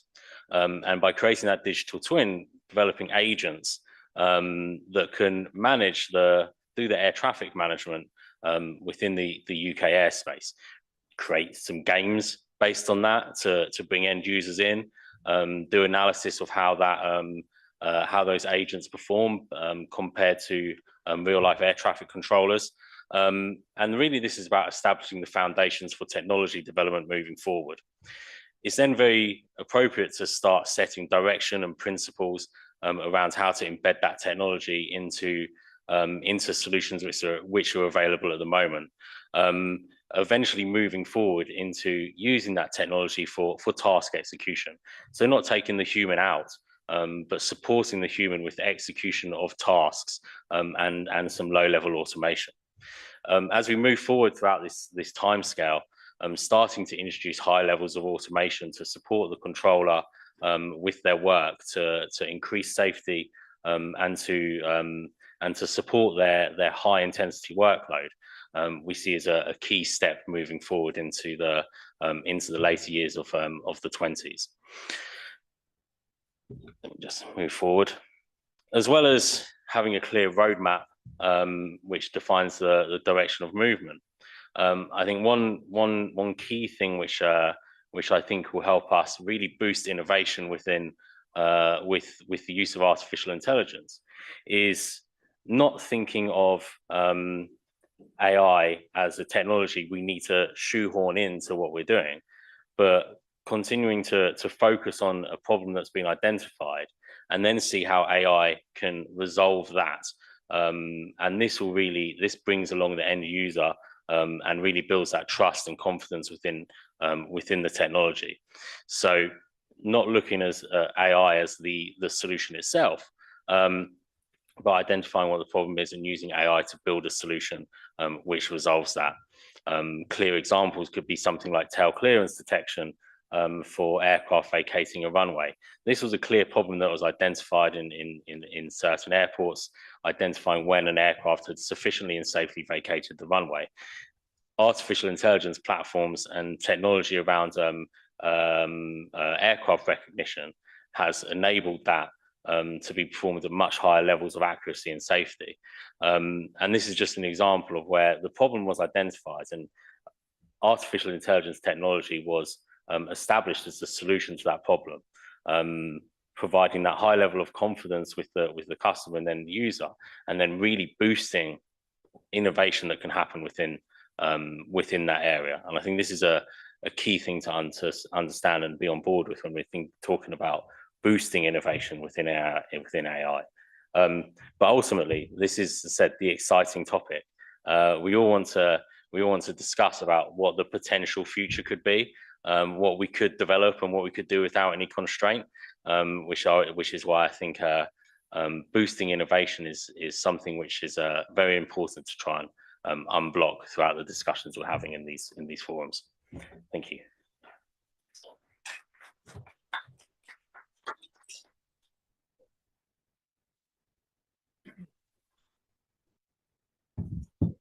So thank you, Kemal. And now I would say the stage is yours. And looking at the audience, I hope one of you volunteers for the first question.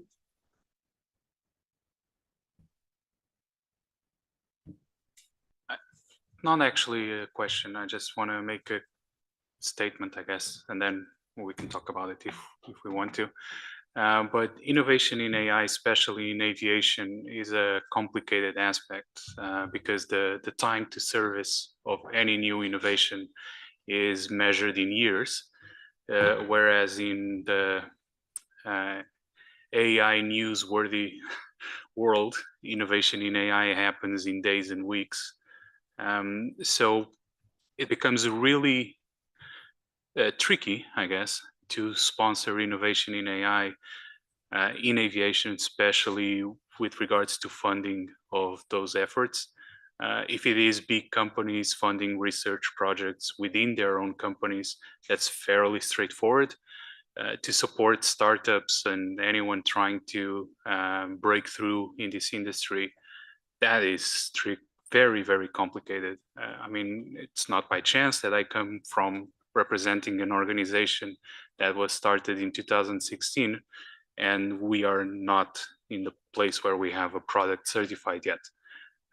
So that needs to be taken into account. I don't know, by government institutions, anyone supporting funding for these processes needs to really happen and be sponsored if we want to make this go forward. Even though this was not a question, it was still a very important remark. Or would you like to react? Yes, thank you. I just want to comment on what you just said, Hugo. I think I very agree with you. And I also like to come back to what you said, Nima, before as introduction. You said aviation is very innovative. We have radars and all of this technology. I think it was true at the beginning of aviation. Indeed, radar were critical for aviation and so other technologies. But if we look at what we have now, pilot and controller, the first mean of communication is VHF AM. It doesn't even exist anymore in my car. I checked this morning. I don't have it in my car. So it's a bit strange to see what happens. We can think the same about weather report. In the cockpit, pilots are receiving a weather report in TAF. TAF is a plain text message encoded in different symbols for people who doesn't know what TAF is. It's quite difficult to read, but in the business class or in the first class, in the same same aircraft, passengers have access to internet and they can have map from weather satellites directly with plane images. It's completely incredible. So the question is, what happened to aviation? How come it used to be at the edge of the technology and now it's so way behind? And I think what Hugo just said is very enlightening. The time between development and getting into operation is maybe so long, but it's really a barrier to innovation. I don't know what you think about that.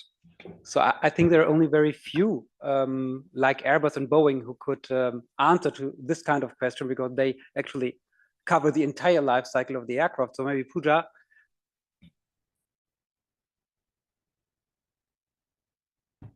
So yeah, a few comments on that. Fully agree with what Hugo has just said and what Emilian mentioned as well. The innovation cycle is, especially for technologies like AI, it's much shorter. Like we are now innovating in months with AI externally in other industries, and it also gets implemented pretty quickly. But in aviation, it takes a very long time. This is also the reason why when I was speaking, I was emphasizing on two value streams. One is the operational efficiency, where we look internally and look at how we are, how our processes are, and how we can make them efficient. I think with all the risk versus benefit and the fears we have around this technology, this is a very good way of getting experience with the technology. First, to use it internally, make sure that we understand how to use this technology, how to use the results that it is providing. Are we confident enough? While the key enablers, for example, the trustworthy AI aspects of methods and tools to understand the explainability and the regulations, which are also a very big key enabler, while they are all evolving, I think it is a great opportunity for us to first internally look and use the technology, get more comfortable having this technology in our portfolio, and then to actually look at bringing it more closer to the safety critical application. So going from less critical applications towards safety criticality could be one way to take this journey, to make ourselves much more comfortable with what's there to come. That is what would be my response to that. So maybe I would like to follow up on what has been said so far. So I can imagine that it can be frustrating for startups that the AI in the aviation or some other domains are adopted much slowly, but actually it's for a reason, right? It's a regulated environment. There are high expectations on safety, security, etc., etc. But at the same time, it's an opportunity for companies, because as the AI is quickly developing, it's developing in this commercial off-the-shelf world. So often the newly developed technology is not directly applicable in the aviation domain, and you need to adopt the technology. And sometimes the level of adoption, or how much you need to adapt or change the algorithms, or how you implement it, it's quite high, it's quite significant. So it actually creates an opportunity to companies, although could be like the traditional ones or startups, to really develop technology when you can build your the so-called technical unfair advantage. So really something that is difficult to copy. So we see it more as an opportunity, and also, and of course, you need to be smart, and you need to be connected with emerging standardization and organizations like EUROCONTROL, EASA, and the others. So simply speaking, it's hard, but it's doable.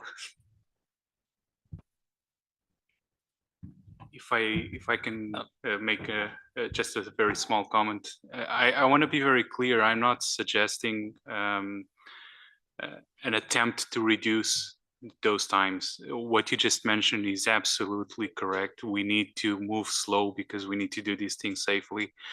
We all know what moving fast and breaking things means in the world right now, and we don't want that in aviation. But we need to pay attention to how long these things take and the support that companies need for that. I think your point is very valid, especially around how maybe the wider industry needs to support some of the startups that are coming through, not just within development of AI technology, but elsewhere. Some of these companies are bringing very innovative solutions, and they're going to be driving the industry in the coming years. And we are seeing them, some startups go out of business when the technology they're building is probably going to be something which could change the game going forward. So there is a wider topic there. On the topic of innovation within the industry, I think, to bring a slightly different perspective, I think the aviation industry does have a history of using breakthrough technologies to advance itself fairly quickly.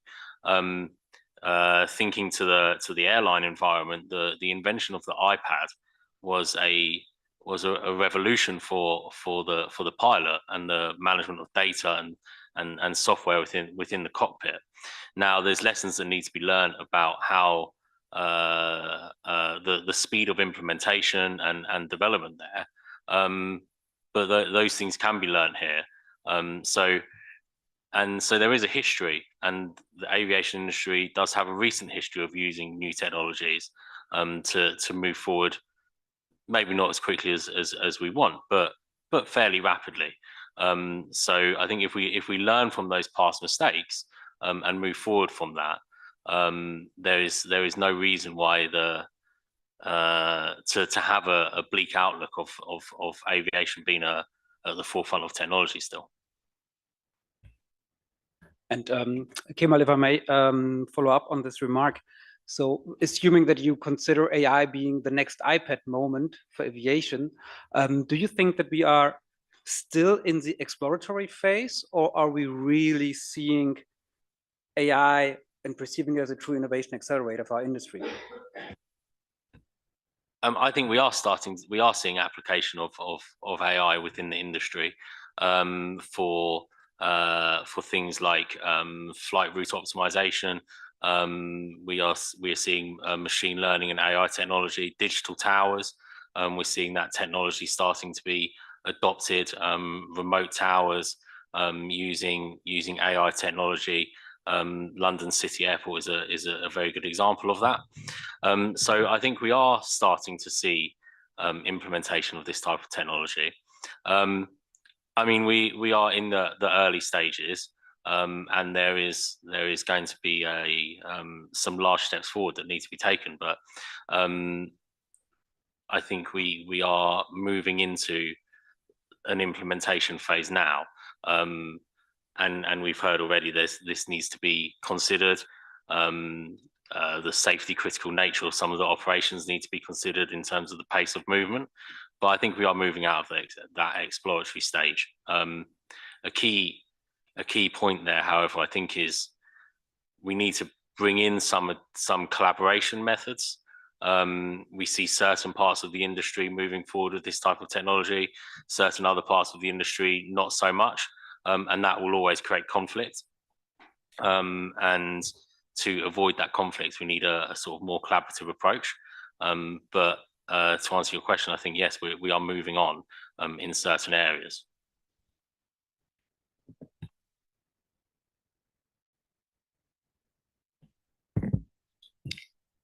Hi, I'm Reem from NAPLU, an Airbus company. So my question is for Kamal. You mentioned identifying value adds when it comes to machine learning, the problem first, and then the potential of machine learning to add value. I'm curious, how do you identify those cases, and how do you prioritize them? So I mean, this is really a question around product development and that sort of methodology, and identifying what are the key focus areas. Within that, we see air traffic controller workload, the safety has been the two key, and safety has been the two key areas when it comes to air traffic management. So there's associated problems around that which are the things that we're trying to resolve with things like Project Bluebird and the development of those supporting technologies for the air traffic controller. Prioritization is always a key question, but business value to the end user, business value, total effort to implement, and cost are all things which drive that level of prioritization.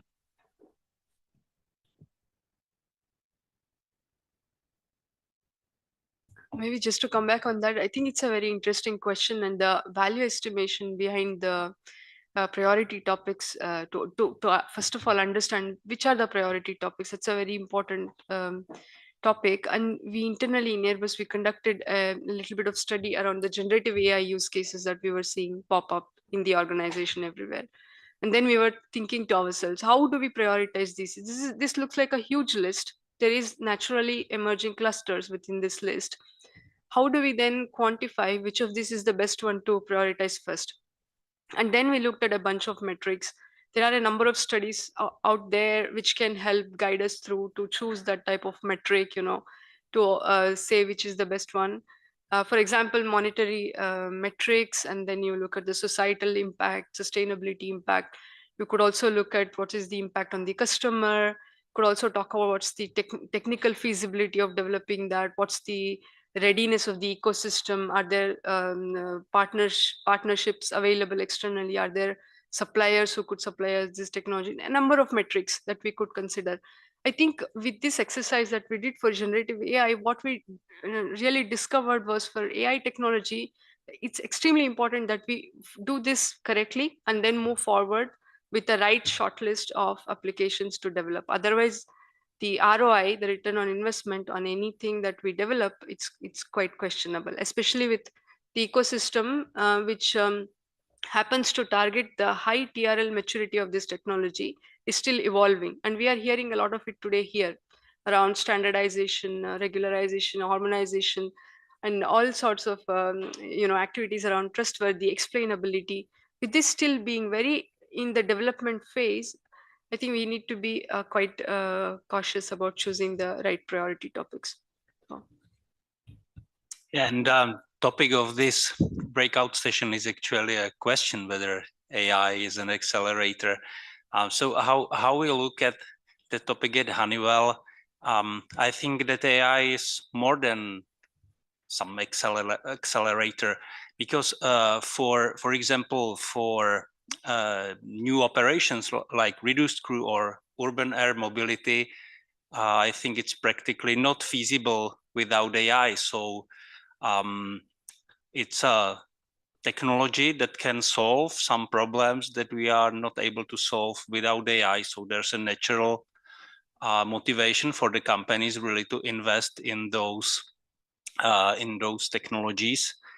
And it was mentioned that we are more or less in the exploratory phase, although we cannot disclose more details. I can say that in some areas related to AI, we are beyond the exploration phase already. So there's really an interest into AI and the real applications, because it's inevitable.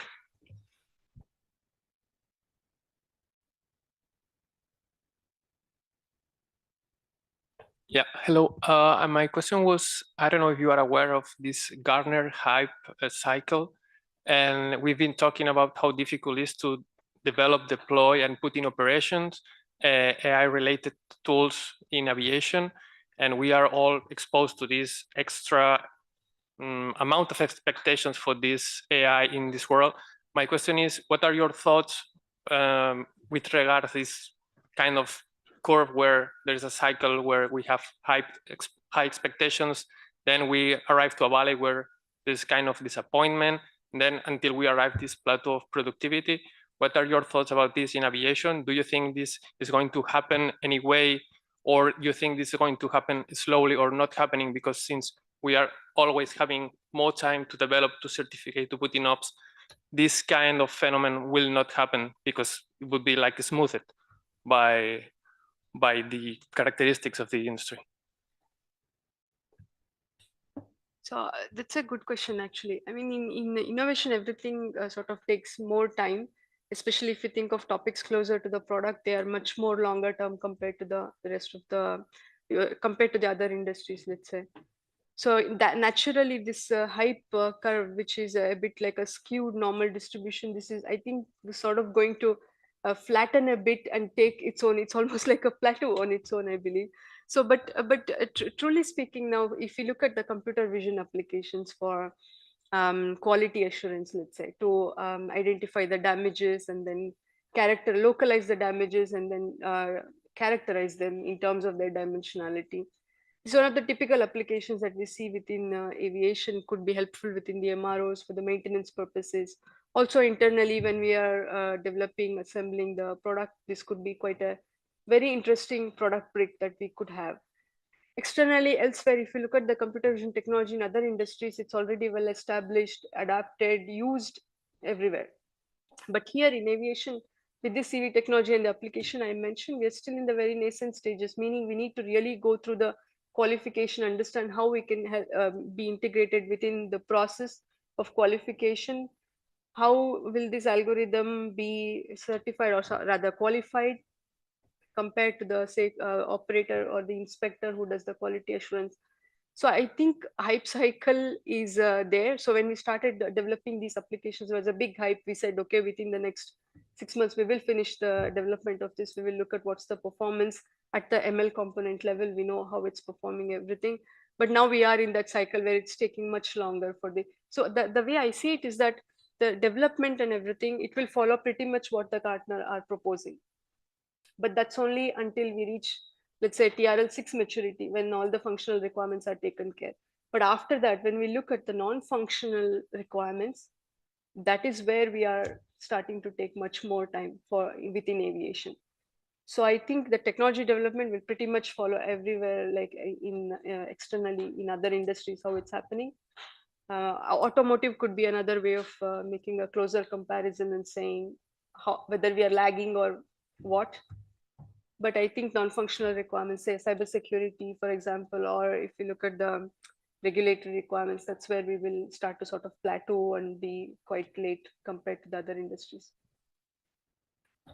And maybe I would like to follow up on that. So the curve from Gartner may be seen as a little bit of psychological, right? It's excitement, disappointment. If we go into our domain, I think that there could be an analogy seen in that you see a technology and opportunity, but the question is whether you are able to mature it to make it regulatory compliant. So this is really the case. For example, large language models, right? So there are almost everyone is using them, but are we able to really mature the technology to the level that could be potentially used in a safety critical context? If someone yes, then there's definitely an opportunity. So I think it's not that much about the excitement and disappointment, but in aviation, it's really about the ability to mature it.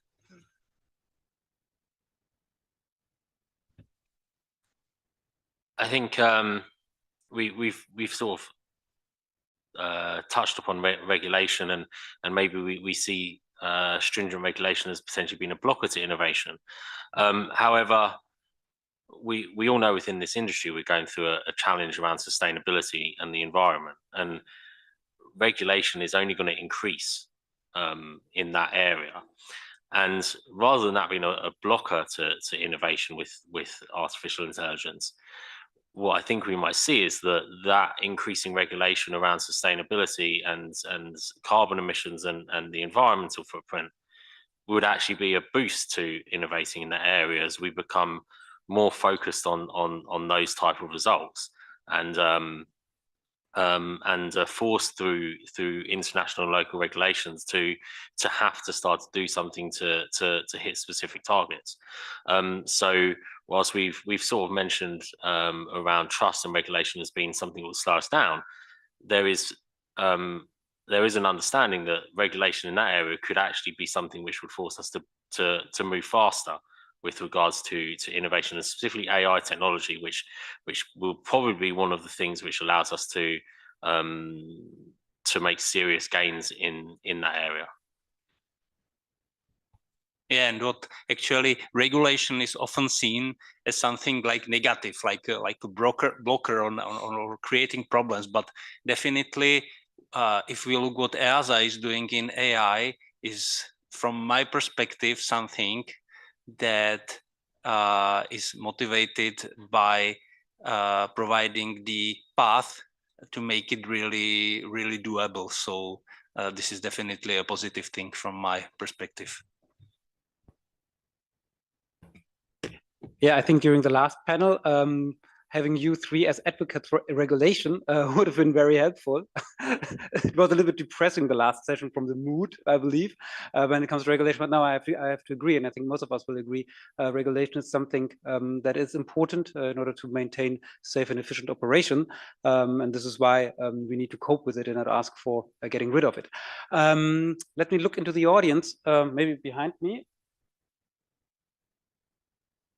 Okay, then I would have a further question, and it's a rather open question, so maybe all three of you can answer.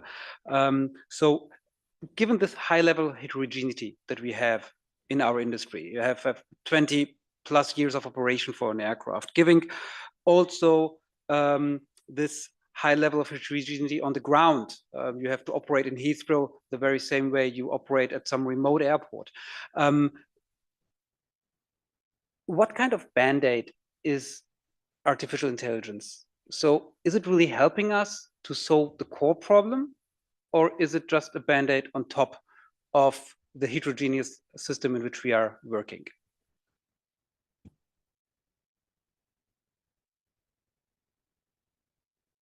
Okay, maybe I can take that one first. So I don't think, I don't see AI as a band-aid. In fact, it's more like a holistic transformation, if you ask me. You are right that an aircraft has 20 plus years of its operating life. So, but during the operating life of the aircraft, there are a number of ways actually artificial intelligence can help ensure that the customers, airlines, they are able to manage their fleet in a better way.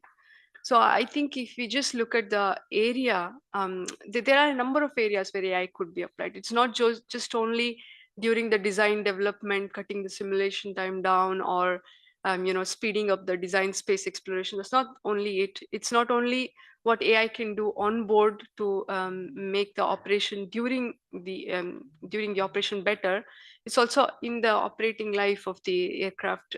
We see a number of AI applications where customer support can be improved. The predictive maintenance that I talked about before can help ensure that the aircraft is maintained properly and the fleet is reliable and available for longer. So these type of topics. And on board the aircraft, what we are doing with examples like I mentioned before with computer vision, it's a redundant way of sensing, right? So it's not a band-aid on anything. It's only there to, or it's only supposed to be there to improve the safety, the efficiency, make the product better than it is today, to go beyond the standards for safety. So it's not again a small fiat. It's actually doing something which we have never done before. So it's actually a performance improvement for the product. That's how I see it. And during the design development of the aircraft, in fact, the complete engineering design process that is so iterative and time consuming, the AI has the capability of cutting it down. So it's not really a band-aid. It's really, if we see from beginning to the end of the aircraft in different phases of its life cycle, AI can have different applications. And here we are talking about different types of AI systems, not the same, and they will all need different types of data and will be subject to different regulations and will be industrialized in different ways. So yeah, this is my perspective. Yeah, so it's actually a difficult question thinking about where the aviation and AI will be in 20 years, because I don't have a crystal ball and I don't know if anyone does have. But 50 years ago, if you would ask, so where the computers will be used, so people would be answering maybe like, yes, so somewhere where the computation is, there are computers. But now we know that the answer actually about the computers and where there will be used is actually everywhere. And I think it's exactly the same with the artificial intelligence. So it will be used basically everywhere. The number of opportunities, even in the aviation and the whole process or life cycle, is so broad that it could start with like very simple applications, just improving the efficiency. So removing some paperwork, automating stuff as we can do today in the office environment, at the, let's say, the simple end, and on the other end, having the full autonomy, which is, as I have already said, practically infeasible without AI.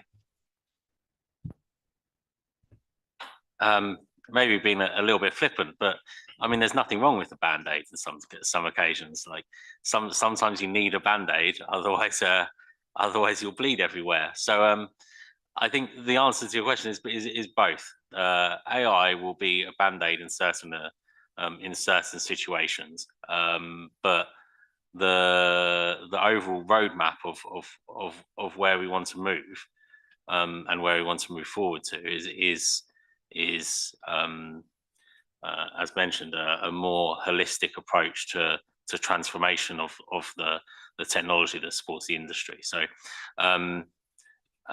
for me, we shouldn't be scared of saying, okay, we're going to use some technology because as a band-aid or as a fix for something. But as long as you keep the sort of larger goal in view, it means we won't go down the wrong path.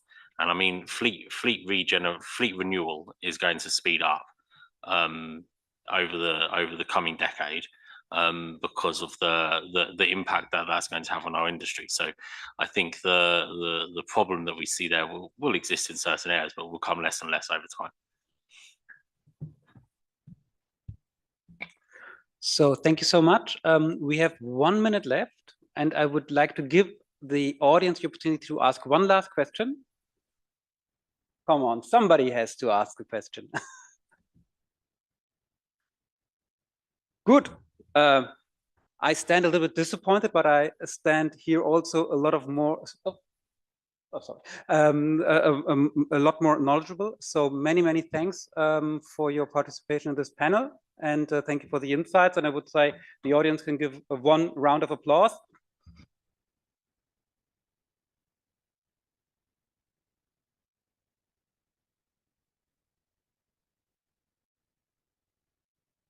Thank you so much, Nina, for the session.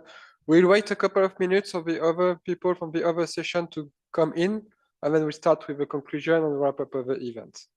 So please stay here. It won't be so long. It's going to be interesting. Thank you.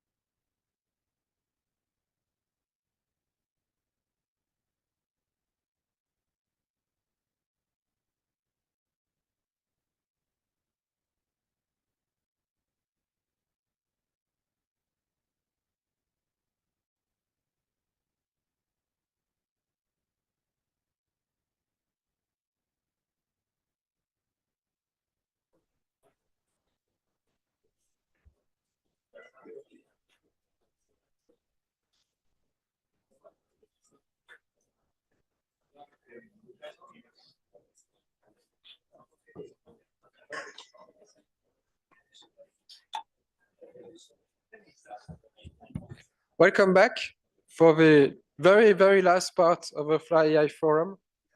Please take a seat.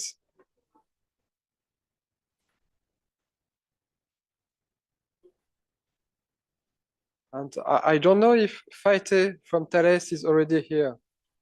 I would like to invite him to come forward. I guess he will arrive in a minute.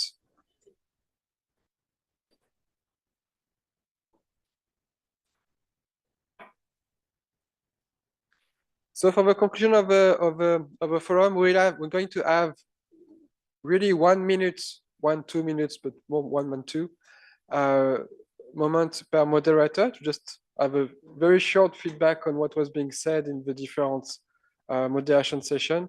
Then I will give an overall conclusion, and we will wrap up the event hopefully before 4:30. But without any further delay, please, Fatih, can you come forward to give a conclusion of the trustworthy AI standard? Thank you, Emilien. So during the session, actually, we provided a status on the progress of the new standard IRP 1693 developed by EUROCONTROL with SAE. So we provided, I would say, some information regarding the schedule. So this year is a year where we are doing some votes on the standard. So we have several ballots on SAE side, and also an open consultation on EUROCONTROL side.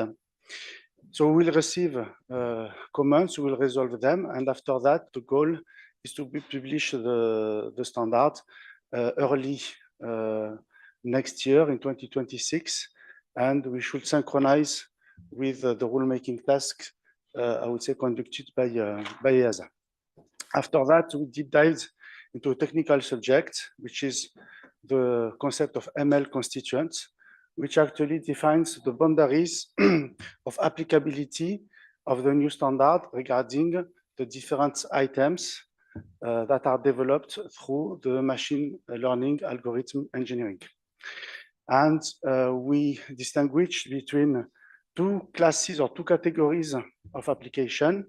The first category is when machine learning is used to develop system functions, so complex models. And the second category is when machine learning is used to develop parts of items, which are, I would say, the case where the models are quite simple. And we differentiate between the two in order to address the standpoint or the compliance standpoint, because the two categories implies different, I would say, compliance scheme. Then Joseph Machereau, my colleague, presented also some I would say, specific aspects of the instantiation of the standard to ATM INS with, I would say, a special focus on what will be applicable for ATS provider and what will be applicable for non-ATS provider. And then we had some questions regarding the applicability to the standard to a higher level of criticality, DAL A, DAL B. We said that the standard will not applicable for DAL A, DAL B. It will be applicable for DAL C and DAL D, which are moderate and low levels of criticality. And there is a proportionality of the applicable objectives for DAL D and for DAL C. So we have less objective applicable for DAL D than for DAL C, in the same spirit of existing aviation standards. Then we had some questions regarding the data poisoning of data sources or data sets. So we said that the standard will not, or the first issue of the standard does not address actually information security concerns. And it's, but there is a specific subgroup that is, I would say, investigating this topic in order maybe to have another standard or a supplement to our standard in order to address these information security topics. I think that's all. in terms of feedback. And I would like to thank EUROCONTROL for welcoming us and for the organization.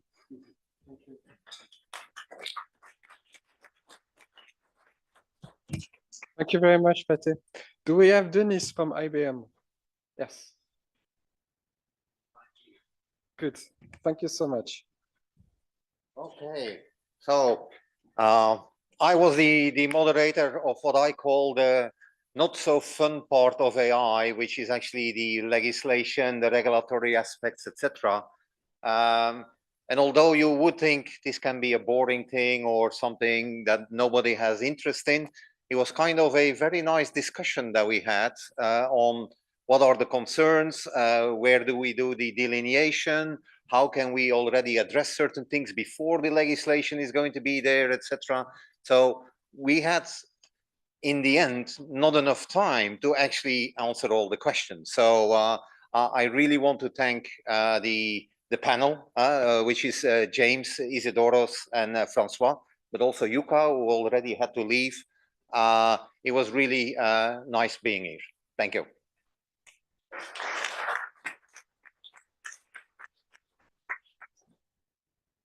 Thank you so much. Veronica, would you like to give a short summary of your session? Hello, everyone. I also would like to thank you first for the organization and welcoming us here. In our session, we briefly discussed human AI teaming and how this will look like in aviation.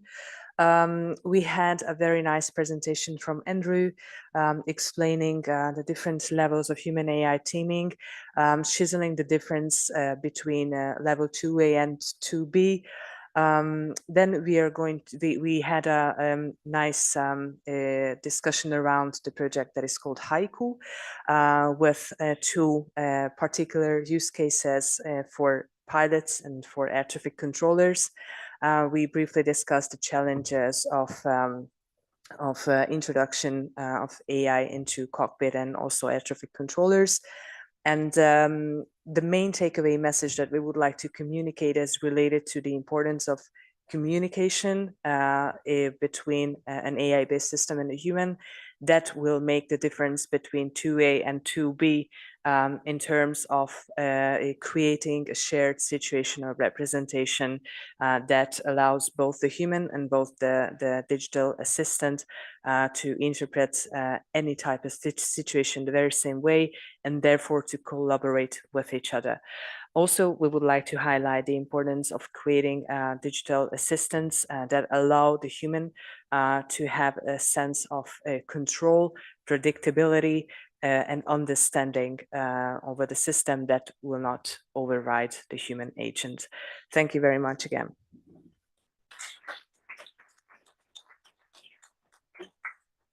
Nima, can you please come forward? Thank you.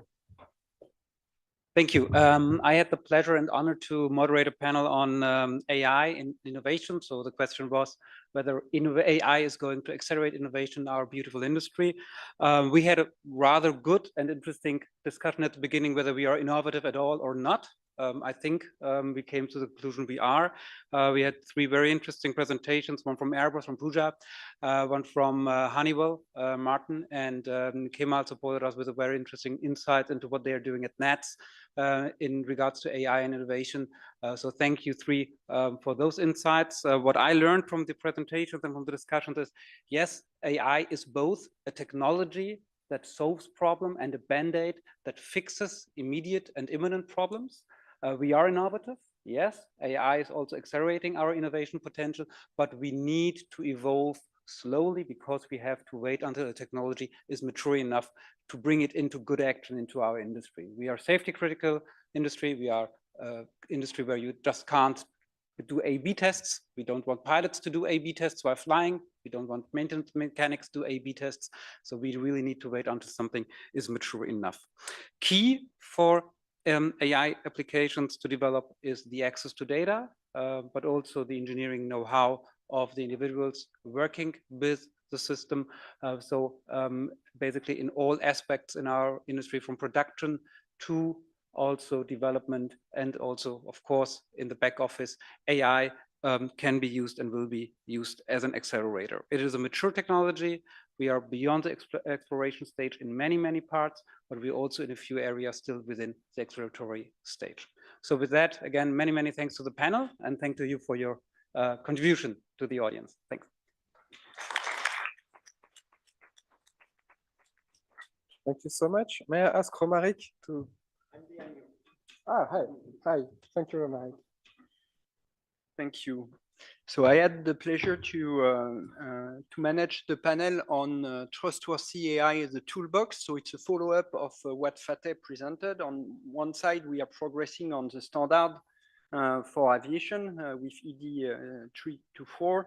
And the question is how we answer some of the new requirements which are specific to machine learning in terms of explainability, robustness, bias identification on correction. So we presented, Vincent Musso from IRT Saint-Exupéry presented a toolbox which is developed inside ANITI, ANITI being the Federation of all AI research, education and innovation activities in Toulouse. So we have developed a toolbox inside our integrative program deal, where we are providing open source libraries to answer some of the requirements in terms of robustness, for example, explainability, and data quality, bias identification and mitigation. So we have illustrated how they can be used on an aeronautical use cases, which is a vision-based landing. This was shown in the presentation, but these libraries could be used for many other use cases, and they are available for you to be tested. So there were two testimony provided by Jules Tevissen from Thales using the DLLIP library, and Stéphane Grillon from Airbus using the DECOMMON library. And at the end, we had the pleasure to get Juliette Mathioli from Thales to explain us also the way to go from some libraries for the toolbox for data scientists to a toolbox that can be really in production on what we push with the European Trustworthy Foundation, which is to really mature these libraries in an environment which can be used by industrials. And I think it was a really good session. Thank you for all the panelists and all the attendees on EUROCONTROL for the organization. Thank you. Thank you so much for this very good summary. Tony, would you like to give a last summary of the breakouts? Thank you, Emilien. I feel almost embarrassed by my fellow moderators because they come with their tablets and telephones. I'm still using a paper. Now, jokes aside, I had the pleasure and the honor to moderate assessing human competency with artificial intelligence. Only by the title, and you would love to be in that session, with 3 amazing setting up the scene presentation on tools and topics. I think if you do not work, it was said during that second presentation, I think if you NSPs or whatever industry, research and development organization, if you didn't work on that, you immediately start working on this speech to text, eye tracking, but also tools to evaluate air traffic controllers, especially in self-training, but also when you are assisted by your instructors to write, objective reports on specific and objective metrics. And what was also refreshing, it was to talk about how we can use these tools, experimental work, but it's like in a Michelin restaurant, the more you see of this, the greater the appetite, and you see other, application that you can use. So again, I think we open more questions than answers, and we look forward to come back to hear these answers. So thank you very much. Emilian, back to you. Thank you very much, Tony. We can now move to the conclusion of the event. Do we have the slides coming up?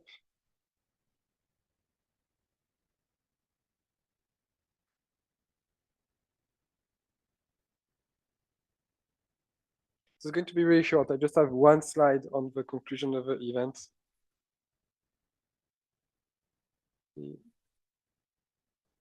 Oh, it is going to be very, very, very short indeed. It was a great event.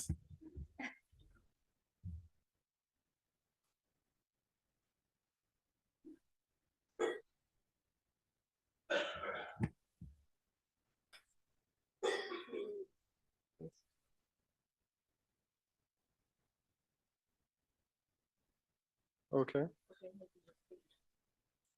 Yeah, so maybe I will just start and then maybe it will come up. So I think it really was a great event. We saw that we had some great achievements in AI in aviation, some great progress.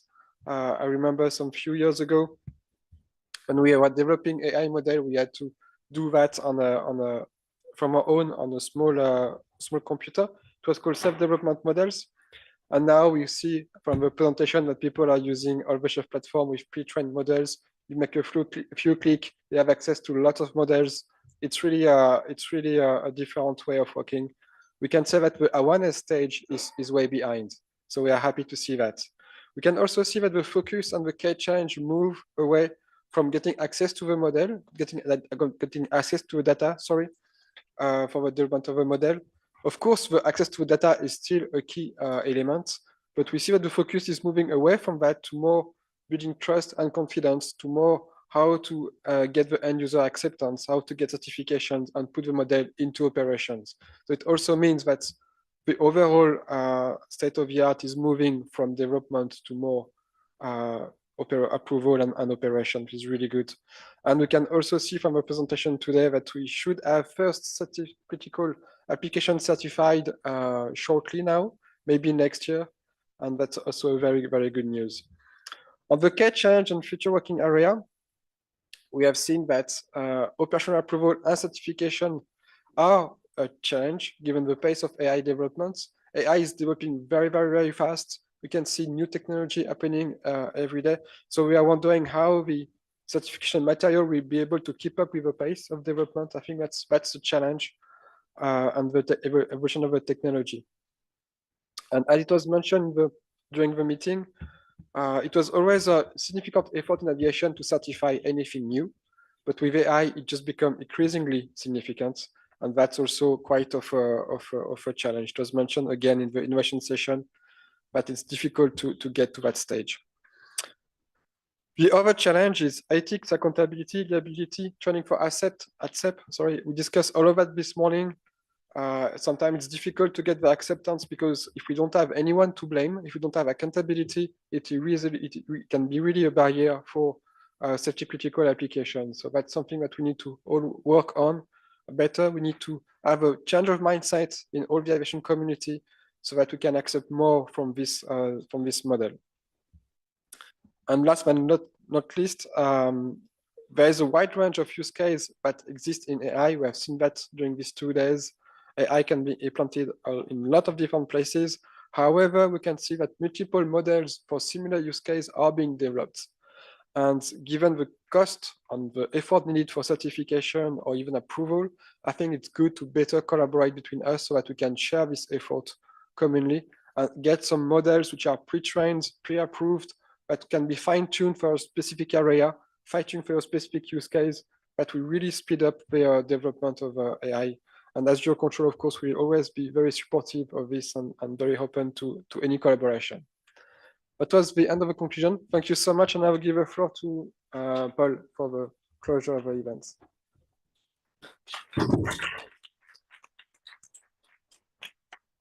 Thank you, Emilia. I think you've done a sterling job as a master of the ceremony, and hereby you're dismissed, at least for this year. And thank you again for all the great efforts keeping it all together.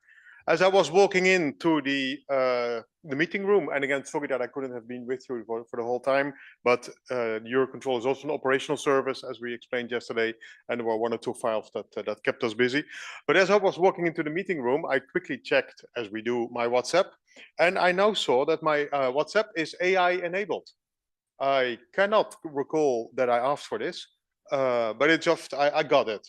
And okay, I don't want them necessarily to have all my data, but there's a whole text explaining that I shouldn't worry. Yeah, Meta is looking after me, and yeah. So I think AI is here to stay. We're going to hear more about it, whether we want it or not. And so it's very good to see so many of you coming together here and discuss the things that go well, the things that need to have further attention, etc. On this slide, we have also put some of the statistics. We had at least, I think it was 300, but some say 250 participants here online. which is already a fantastic event. But more significantly, we had 4,500 online viewers of the streaming that was happening on the different sessions. And that is truly amazing. There are very, very few conferences, events in EUROCONTROL that attract this amount of people. So again, thank you very much for making the session so interesting and so attractive, etc. And with this, I also want to go to my last slide, where I would like to start saying the thanks. The thanks to Emilien we've done. Then there is the thanks to you as participant, you as speaker, you as moderator, and very significantly this year as well, you as sponsor. And some of you were actually all of those roles in one go. But certainly the sponsors has made this event possible. As you certainly are, we are under increasing budget constraints, etc. And it was really thanks to the sponsors that we have been able to host this event for so many people, to give you the coffee breaks, the lunches, the nice reception of yesterday, etc. I also need to thank here, because nothing goes smooth by accident here. So we really need to thank Lucia and the COM team for the excellent effort that they've done. Also to express my thanks to the infrastructure conference support people there behind who are looking after the IT, everything here in the room, etc. And a very, very special thanks needs to go to our M&M, our modest mastermind, Sylvie, who has been instrumental in putting the program together, together with Delia. And I really, the ladies, we would like to thank you even more than all the others for all the great efforts. Thank you.